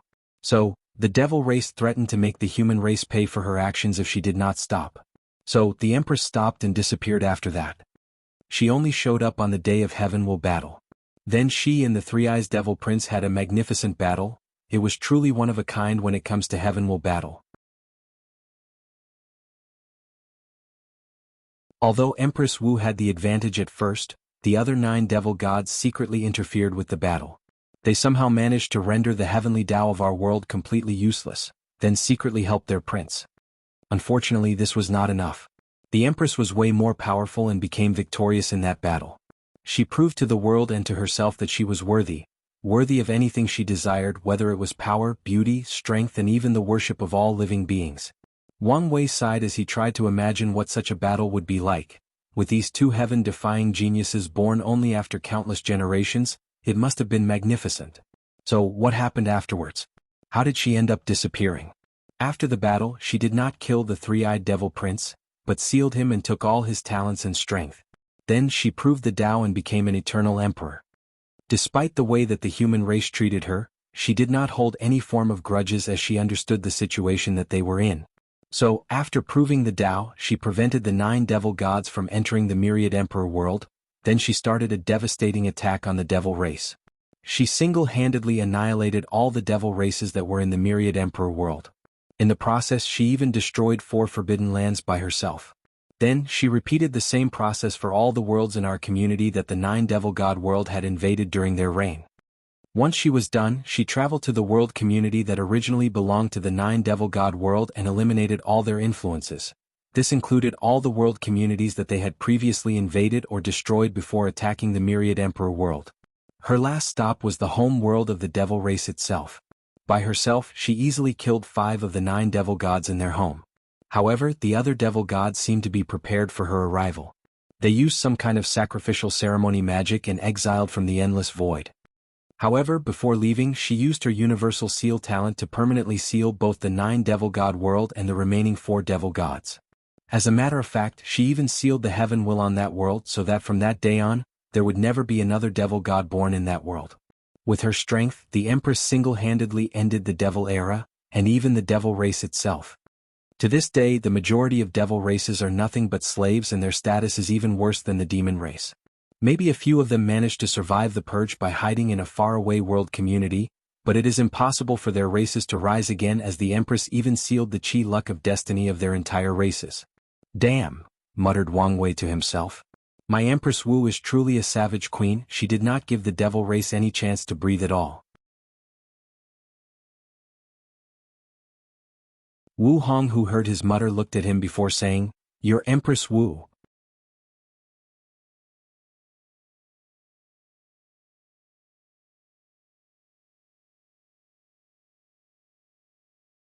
Chapter 225. I do not know what you are talking about, replied Wang Wei with a calm look on his face. In the past few days he has learned how to do with Wu Hong's ability to see through him. All he had to do was be thick-skinned or as shameless as possible. After Wu Hong finished explaining the life of Empress Wu, the two of them had a long chat about many things over tea and dinner. Then they separated to do their own things.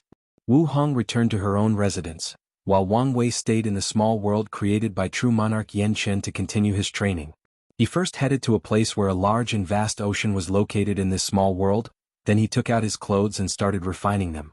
In addition to the powerful gravity that would temper his organs, he added an array that would send a powerful vibration throughout his entire body including his organs in order to help him temper them. And that was not all. During the refining process, Wang Wei started to eat pills like they were candies. These pills included things like Viscera Strengthening Pill, Golden Muscle Pill, Dragon PLR Bone Pill, and many more. All these pills were Saint-tier and very rare and expensive due to the fact that they are used by cultivators to increase the strength of their fleshly body. Although the origin path system is mostly based on martial art and Qi cultivation, the martial art aspect is mostly in the early stages, while the Qi aspect is more prominent in the middle and late stages. So, cultivators usually stopped paying attention to their bodies after the divine body realm. So, to make up for it, they invented many precious pills to boost themselves. However, Wang Wei used these pills to increase the strength of his fleshly body. Of course, the reason that he could take such high-level pills was because of how strong his flesh already was, so he could withstand all the medical powers of these same pills. However, taking in so much had disastrous consequences. The powerful medical energy of all these pills destroyed Wang Wei's fleshly body as they competed with one another. Nevertheless, he was counting on this happening.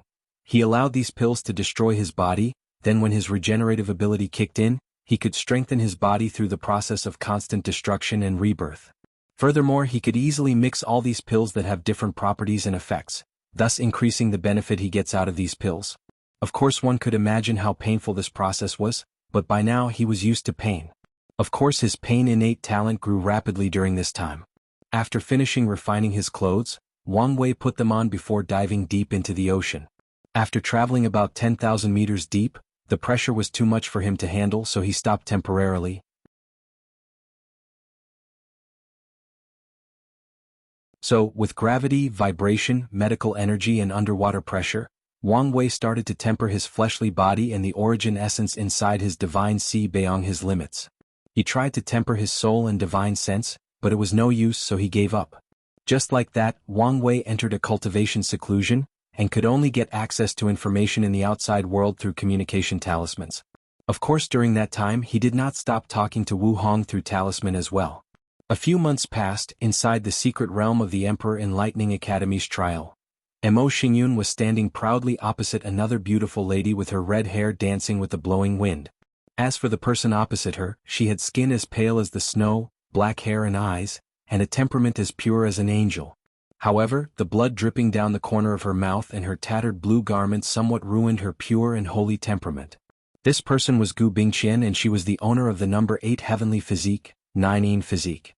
Gu Bingqian had spent most her life dominating all her opponents in the lower realm with her proud physique, but today she finally met her match. After taking a deep breath to calm herself down, Gu Bingqian waved the sword her hand towards her opponent, then countless swords made of ice rushed forwards wanting to freeze everything in its path. The same trick again, this is getting boring, muttered Mo Xingyun calmly.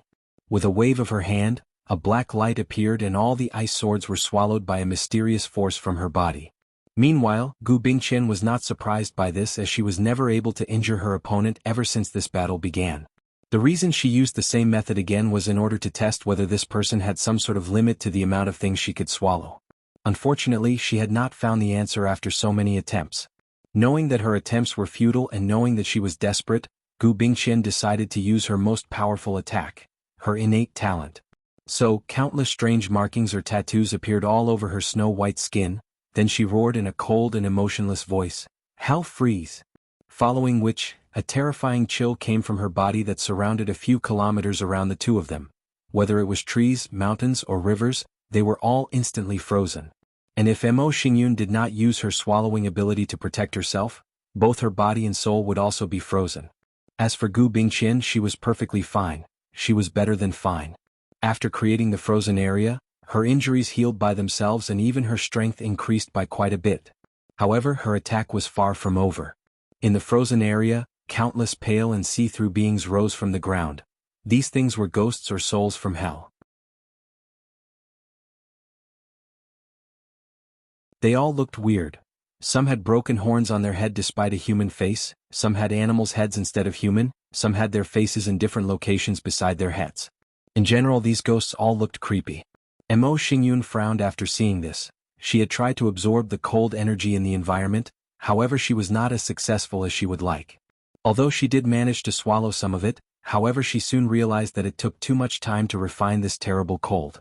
More importantly, if she swallowed too much of it, the intense cold would sneak into her body and start to destroy things, so she stopped. So, she quickly scanned the surrounding few kilometers with her divine sense, then she muttered, "A pseudo-domain talent? No, it seems that she can save a large amount of extreme energy inside her body and release it at the appropriate time in order to give herself an home field advantage. Compared to domains that can control everything in their field, this ability is far worse. However, you want to play soul with a devil cultivator, girl, you are too tender." Mo Xingyun then waved her hand to launch countless black lights that entered these ghosts' bodies, then she said, "Devour soul imprint." These ghosts suddenly felt that something important to them was being taken away from them, but they did not know what it was. Well, until they realized that they no longer listened to their owner Gu Bingqian but were now controlled by Mo Xingyun. Then, under the order of their new owner, they started attacking Gu Bingqian, who was horrified by the fact. She tried to regain control over her summon, but it was to no avail. So, Gu Bingqian started destroying these ghosts by launching all kinds of powerful ice or related attacks on them. Unfortunately for her, one of the abilities of these ghosts was the fact that they were immortal as long as they stayed in the frozen area. Even if they were destroyed, they would just reconstruct themselves and continue to battle. At first this was a great advantage for her, but now it was being used against her. Meanwhile, Mo Xingyun was looking at the struggling Gu Bingqian with very calm eyes. She was waiting for her counterattack, however she soon shook her head in disappointment. She thought that this 9-yin physique had cultivated some kind of yang cultivation technique to balance herself. And if not, at least cultivated extreme yin to the point of returning to yang, but it turned out that she did not. Mo Xingyun could guess that this girl used to rely solely on her powerful physique to bully other ordinary cultivators. However, this kind of simple method of training would not cut it in this world, especially in this glorious age. Without going above and beyond, a person solely relying on the advantage of their physiques would be left behind. So, she decided to end this battle as quickly as possible before any variable interfered. "Devouring fire," said Mo Xingyun. Then brownish flames enveloped the entire area that the frozen hell ability covered. In just a few seconds, all extreme cold in the surrounding area was completely gone. Gu Bingqian's face became very ugly after seeing this. One of her trump cards was the ability to use the frozen area to teleport herself in short distances. She was waiting for the perfect opportunity to sneak attack her opponent. This should be enough to buy her enough time to run away. Now her chances are gone. Mo Xingyun sneered after seeing her face. Although she did not know what exactly Gu Bingqian was planning, she had enough experience to know to always destroy the field advantage of any of her opponents. So, after struggling for quite some time, and even going as far as using her good fortune flame, Gu Bingqian, the number 8-9 physique, was killed. As for Mo Xingyun, after killing her opponent, she walked over to the body, placed her hand on top of her head. A black light covered Gu Bingqian's body, then she was swallowed without leaving anything behind, not even a single drop of blood. As for Mo Xingyun, she closed her eyes and felt the power running through her blood. She stretched out her hand, then a powerful cold came out and froze the ground a few meters ahead of her. While she was testing out her new power, suddenly a voice came out of nowhere startling her. "Worthy of the heaven devour physique, said to be able to steal the heavenly physique of others." "Who?" screamed Mo Xingyun as she looked around for the speaker.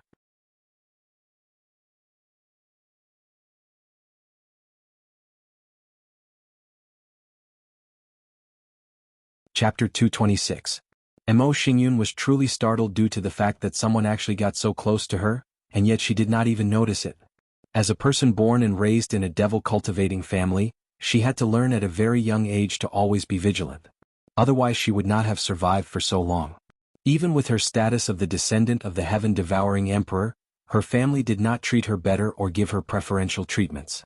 On the contrary, they trained even more ruthlessly. After looking in the surroundings, Mo Xingyun had a frown on her face as she noticed that someone had deployed a powerful formation that surrounded her and the surrounding environment. At first she thought that she was being ambushed, but after a quick analysis of the array, she realized that it was placed only to prevent all the people that were watching the tournament from seeing what was happening here. Of course, Mo Xingyun did not let her guard down. A few seconds after checking the surrounding environment, Mo Xingyun saw an ordinary person walking to her. Although that person had a hood on his face, she could tell that it was a man, and she also had a feeling that something was wrong with that person, but she could not tell what it was. "Who are you? And what do you want?" asked Mo Xingyun calmly. However, she had used her feet to secretly cast an origin spell to prepare to attack at any moment. "There is no need for you to use any of your little schemes, as I can see through them. And I can honestly tell you that this person is nothing but a meat bag that I am using to communicate with you. So, it does not matter if you destroy it." Although her scheme was seen through, Mo Xingyun did not panic, nor did her facial expression change. She kept her calm and collected demeanor. "Since your excellency did not attack me despite having the capability, it can only mean that you want something from me. So, please be direct and stop wasting both of our time." Hehe, it is always refreshing to talk to smart people. "You are indeed correct that I want something from you. To be exact, I want to make a deal with you." "A deal? Please be more specific." "I want you to create a devouring talisman for me with your blood essence," replied the hooded figure. Mo Xingyun frowned after hearing this. As the person with the heaven-devouring physique, she could make such a talisman, but to use her blood essence to do so? "Your Excellency, you should know that the blood essence of anyone with a special physique is quite special and would not be handed so easily. Adding to that all the terrible curses that need the blood essence of someone to take effect. I truly wonder what you will use to convince me otherwise." The hooded shadow was silent for a brief moment, and Mo Xingyun had the feeling that he was smirking despite not seeing his facial expression. "What I will exchange for this talisman is the news about the whereabouts of the gluttony-swallowing scripture." "Your Excellency, you must take me for a fool," replied Mo Xingyun calmly. "It is common knowledge that my ancestor, the heaven-devouring emperor, did not leave his emperor's scripture behind, so how could you know about its whereabouts?" replied Mo Xingyun calmly despite the fact that her heart was rapidly racing. "You are partially correct about that," replied the hooded shadow with a rigid voice. "Do you know the origin of the gluttony-swallowing scripture? Wasn't my ancestor who created it?" "Not really. The original scripture was created by a devil god during the devil era and left his inheritance in the myriad emperor world. During one of your ancestor's fortunate encounters, he got a copy of the scripture, however he only received half of it. Later, after your ancestor got his hand on one of the 12 ancestral talismans, created by the talisman ancestor, he combined his understanding of it to finish the second half of the scripture and even created the Heaven Devour physique, which you inherited. Although the Heaven Devour physique was not acknowledged by Heavenly Tao, it was still a powerful acquired physique that could compare to the top 3 heavenly physique. And the gluttony-swallowing scripture he created eventually became even more powerful than the original." Mo Xingyun had a frown on her face as her thoughts began to run rapidly. She remembered hearing rumors that her ancestor had indeed acquired the swallowing talisman in his youth, which was one of the 12 ancestral talismans that the talisman ancestor left in the myriad emperor world after proving the Tao back in the ancient emperor era. However, there was no evidence to prove otherwise, and anyone who truly knew the truth was probably already killed. After reining in her thoughts, Mo Xingyun then said, "So what you are offering is not the scripture created by my ancestor?" "So what?" replied the hooded shadow. "You should be aware of your situation. Although your physique is powerful, you cannot properly use it without the right cultivating method. I guess that your plan was probably to swallow other heavenly physique to make up for the gap, then use the 3,000 Tao tablets to create a scripture that suits you best. Unfortunately, I can see that you are not nearly as talented as your ancestor. So even with the tablets, there is no guarantee that the scripture that you create will be up to par. As for the physiques that you swallow without the proper method, it will take you a lot of time for you to digest their powers and there will still be flaws afterwards. In front of ordinary heaven chosen, your powers would be more than enough. But in front of people like Wang Wei and Di Tian, they will instantly take advantage of the slightest of flaws you have and completely annihilate you, especially knowing how terrifying your physique can be. After hearing this, Mo Xingyun tried her best to remain calm, however it was quite difficult, so she secretly bit her tongue to distract herself from her excitement and anger. She knew that this hooded shadow was correct. Although she had the same physique as her ancestor, her talent paled in comparison to him. The only advantage she had was the fact that she was born in a glorious age, thus granting her access to countless heavenly physiques. However, this was also a disadvantage as the geniuses that appeared in this age were truly devil-like. So, the threshold for strength and talent was dramatically increased.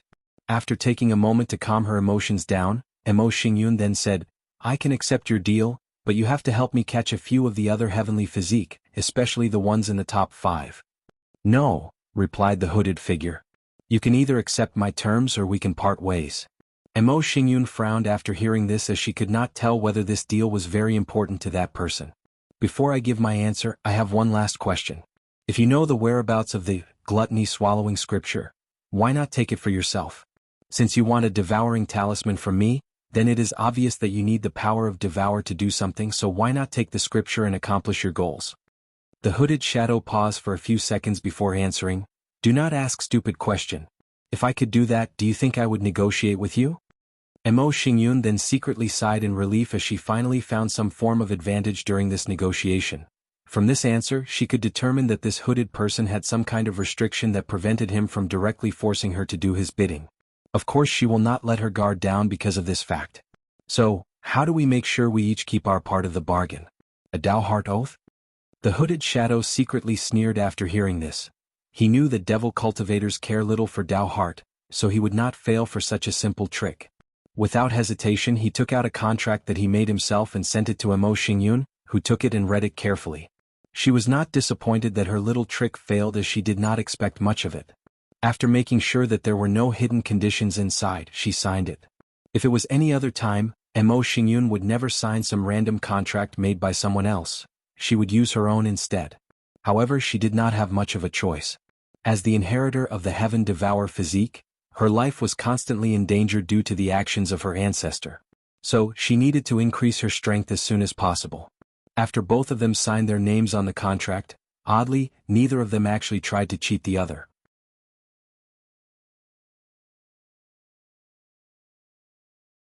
Mo Xingyun made the devouring talisman with her blood essence, and the hooded shadow gave her detailed information about the secret realm that holds the second half of the gluttony-swallowing scripture.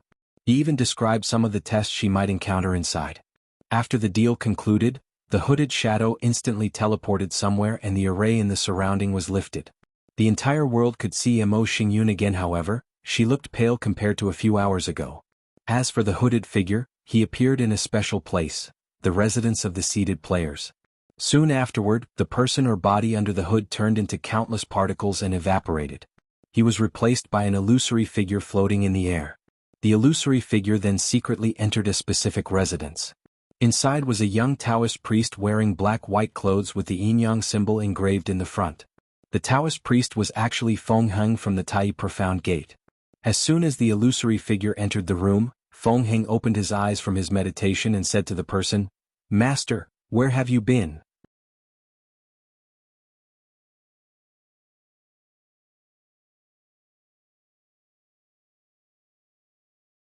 Chapter 227.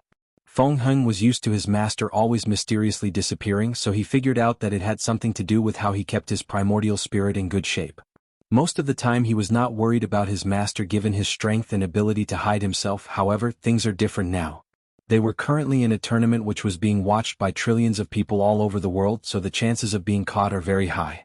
"You do not need to worry about me, as I was doing something very important this time, and I took the necessary precaution," replied Shifuyu. "Important? Master, can you tell me about it?"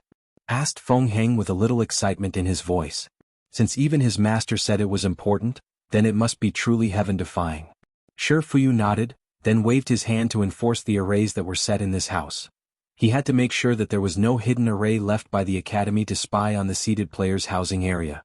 "I finally found a way for you to completely inherit the yin-yang eyes without having any defect." "Master, really?" "Of course." Feng Heng suddenly got up from his futon, then took out a sealed body from his space ring. It was a 5-year-old child with 2 empty sockets for eyes. He looked at the child on the ground with coldness and indifference. So master, what do we need to do? Shi Fuyu looked at the body and he was also calm. However, his calmness was not cold or indifferent, but more like a serene or peaceful one. In fact, there was still some pity or compassion deep in his eyes. I will enter your sea of consciousness in order to guide you. However, be warned, the process will be very painful, even more painful than when we did the first transplantation or when you went through heavenly tribulation. Feng Heng nodded without much care for his master's words.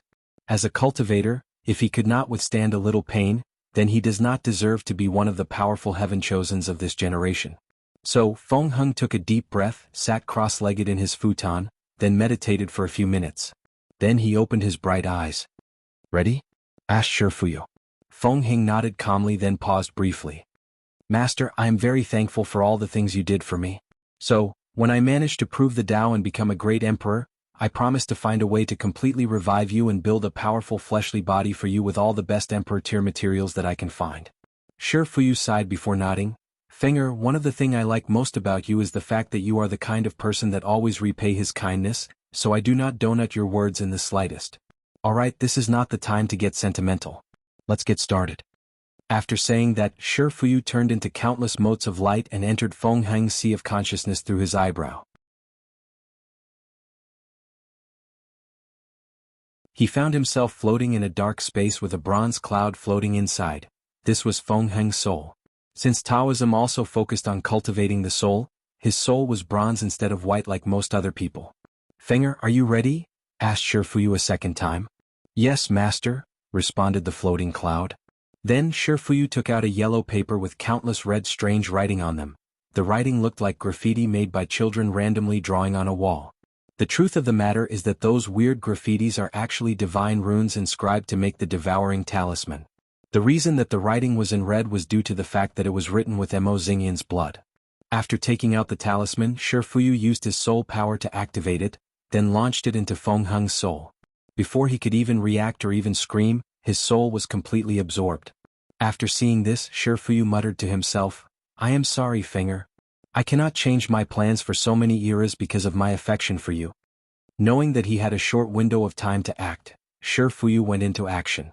He quickly absorbed Feng Heng's soul, thus gaining all his knowledge and memories, even the ones that had powerful seals on them placed by the Tai Profound Gate. Then Shi Fuyu abandoned his primordial spirit, his cultivation along with all his comprehended laws or Tao. He fully became Feng Heng from now on. Of course he did not discard these precious things, but left them sealed inside his sea of consciousness. Anyway, he still has all his memories and comprehension, he just could not use the power of the Supreme Realm anymore. The reason he went to all this trouble was because of Feng Heng's identity as the Tao child of the Tai Profound Gate. After everything was over, Feng Heng's body opened his eyes. However, they were different. The youthful vigor was replaced by an ancientness that was hard to imagine by any other cultivator. From now on, Shi Fuyu is dead. I am Feng Heng, muttered Shi Fuyu, not Feng Heng. After Feng Heng took a few hours to properly control his new body, he proceeded to execute the next part of his plan. He took out the talisman that was still usable, looked at it for a moment before muttering, with this talisman I can completely become Feng Heng. Even if the Tai Profound Gate suspects something and checks my soul, they will discover that I am still Feng Heng. Now it is time for the second part. Feng Heng then placed the talisman in front of the 5-year-old child, then he absorbed his body. Soon afterwards, Feng Heng's eyes turned into the yin-yang symbol. One was black with a little white inside, while the other was black with a little white inside. It did not take Feng Heng that long to actually absorb the entire physique. As a matter of fact, the process was extremely quick.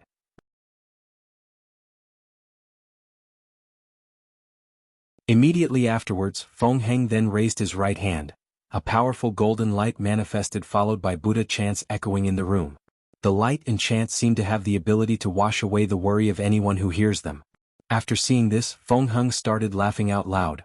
His laugh contained a hint of madness, sadness and relief at the same time. I finally succeeded. Damn you, absolute beginning emperor. You thought that you could totally eradicate my Buddhism from the lower dimension, but you were wrong. Today, after countless eras of planning, I have finally found a loophole to the magic you place here. With the yin-yang eyes, I can finally cultivate the absolute beginning Tao arts, that you created to the highest level. Then I will create a new philosophy that combines both Taoism and Buddhism in order to bypass the absolute beginning magic that prevents the rise of my Buddhism in all worlds across all world community. That way my new sect of Buddhism will be tied up with Taoism. So, if something happened to it, then the chi luck or destiny of the entire Taoism will also be affected and may even be ruined. Ha ha ha, even if you are an eternal emperor, you cannot stop the rise of Buddhism anymore unless you want to see the destruction of the Taoist sect. Ah.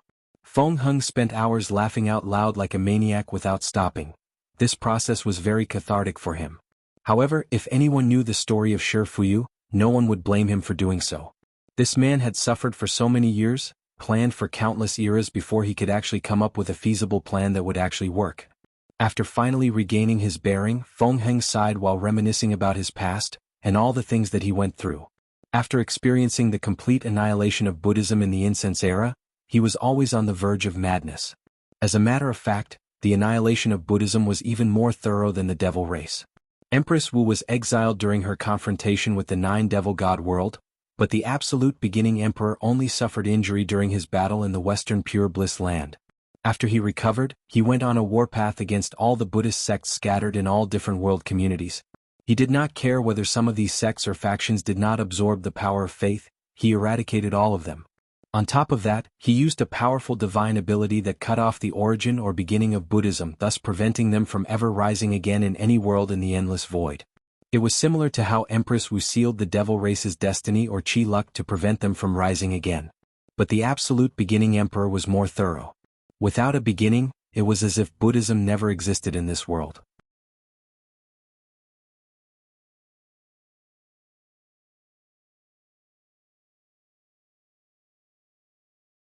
Chapter 228. During the destruction of Buddhism at the end of the incense era, the high-level monks of the Buddhist sect created a desperate plan for the future of their religion. While one ground supervised the ceremony to call a higher being inside the Western Pure Bliss land and lure the absolute beginning emperor inside, another group had another plan or mission. The upper echelon of Buddhism knew that as an eternal emperor, the absolute beginning emperor would not die at the hand of the higher being, however being severely injured was more than enough for them. Taking the short breathing that they had, they hatched a hasty plan. They chose someone to survive this calamity and one day revive Buddhism. However, in such a short time, no one actually had a real or feasible plan, so the upper echelons decided to find a way for a person to live long enough to accomplish. By combining their power together, they created a formation that allows them to place all the hopes or wishes of Buddhism in one person, Shi Fuyu. At that time, Shi Fuyu was one of the most talented monks of that period, and he was known for his vast wisdom, so he was chosen. As a result of that formation, Shi Fuyu attained a certain level of immortality as long as he continued to absorb the power of faith once a while. The downside of this transformation was that he was considered half-dead and was forced to live in the form of a primordial spirit, and the amount of power he could use was quite limited. However, Shi Fuyu had developed a powerful hiding method that allowed him to even hide in front of a great emperor unless he arrogantly flaunt himself in front of powerful people. Only a few powerful or unique people could detect his existence. Unfortunately for Shi Fuyu, an eternal emperor was one of these existences.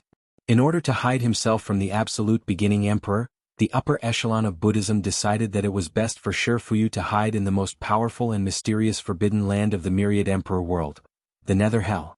The Nether Hell is one of the oldest and most mysterious places existing in the world, and among all the 6 forbidden lands, it is by far the most dangerous. Many great emperors, including a few eternal emperors, have tried to get rid of them, but they all either died inside, were severely injured, or failed. That includes Empress Wu. Even she could not do anything about it. Using the strange power existing inside, Shi Fuyu was able to hide from the absolute beginning emperor until he disappeared. After that, while traveling the world like a wandering ghost, he tried to find different ways to revive Buddhism.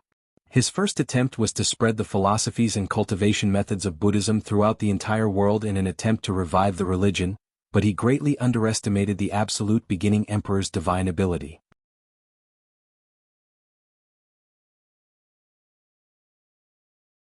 As soon as those scriptures were written down, they were completely destroyed. When Shi Fuyu tried to preach the ideas or thoughts of Buddhism, he became incapable of speaking. After years of trying, he discovered ways to share his ideas, but all the people he did so to unfortunately forgot anything they learned about Buddhism. the knowledge was simply wiped out from their memories. Of course there were a few powerful scriptures that could actually be written down without the interference of the magic, but few people could actually cultivate these techniques. To be precise, only truly powerful geniuses could cultivate them, but these people still could not pass down these scriptures to other people.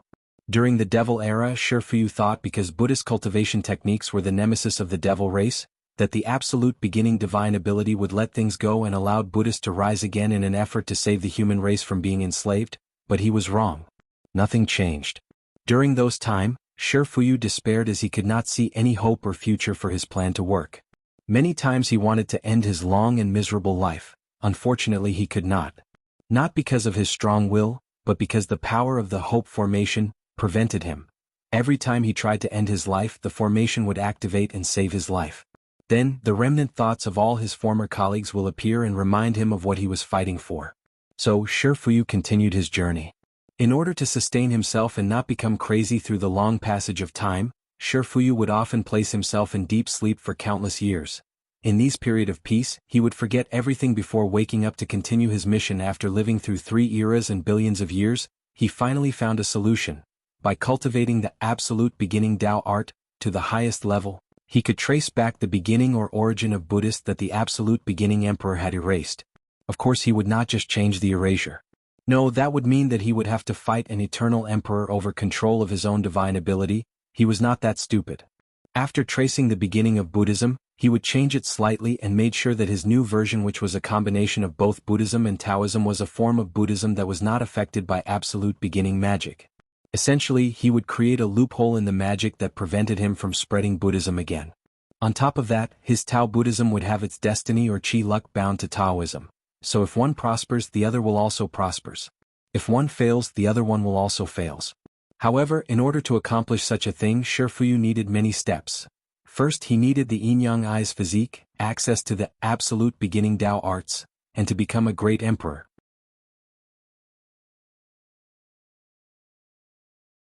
He also knew that this was essentially impossible as heavenly physiques were essentially granted by heaven and earth, and he would never possess one given his state.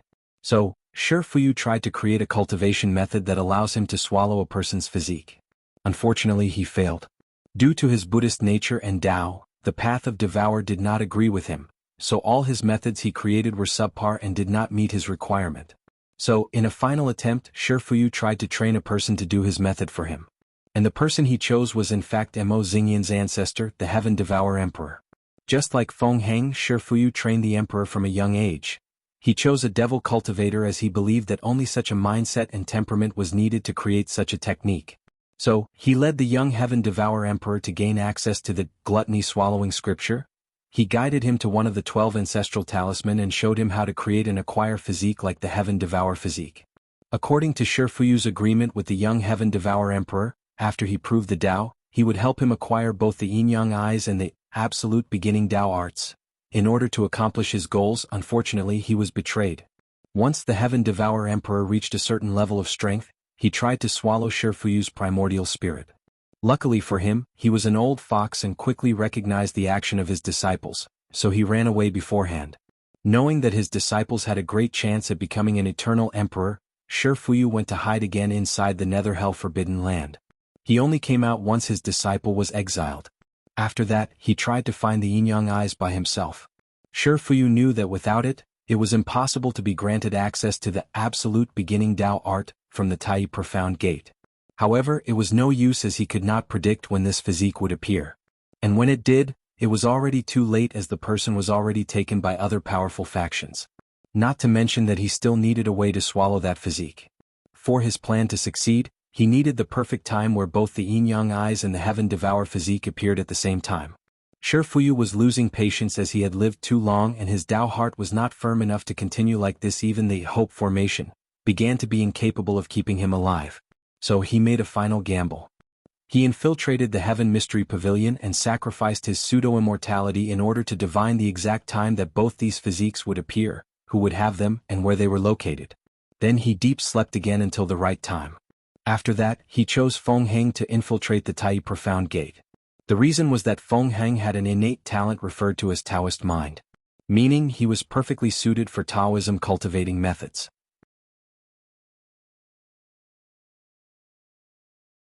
Then he stole the yin-yang eyes from its owner before anyone would notice his talent.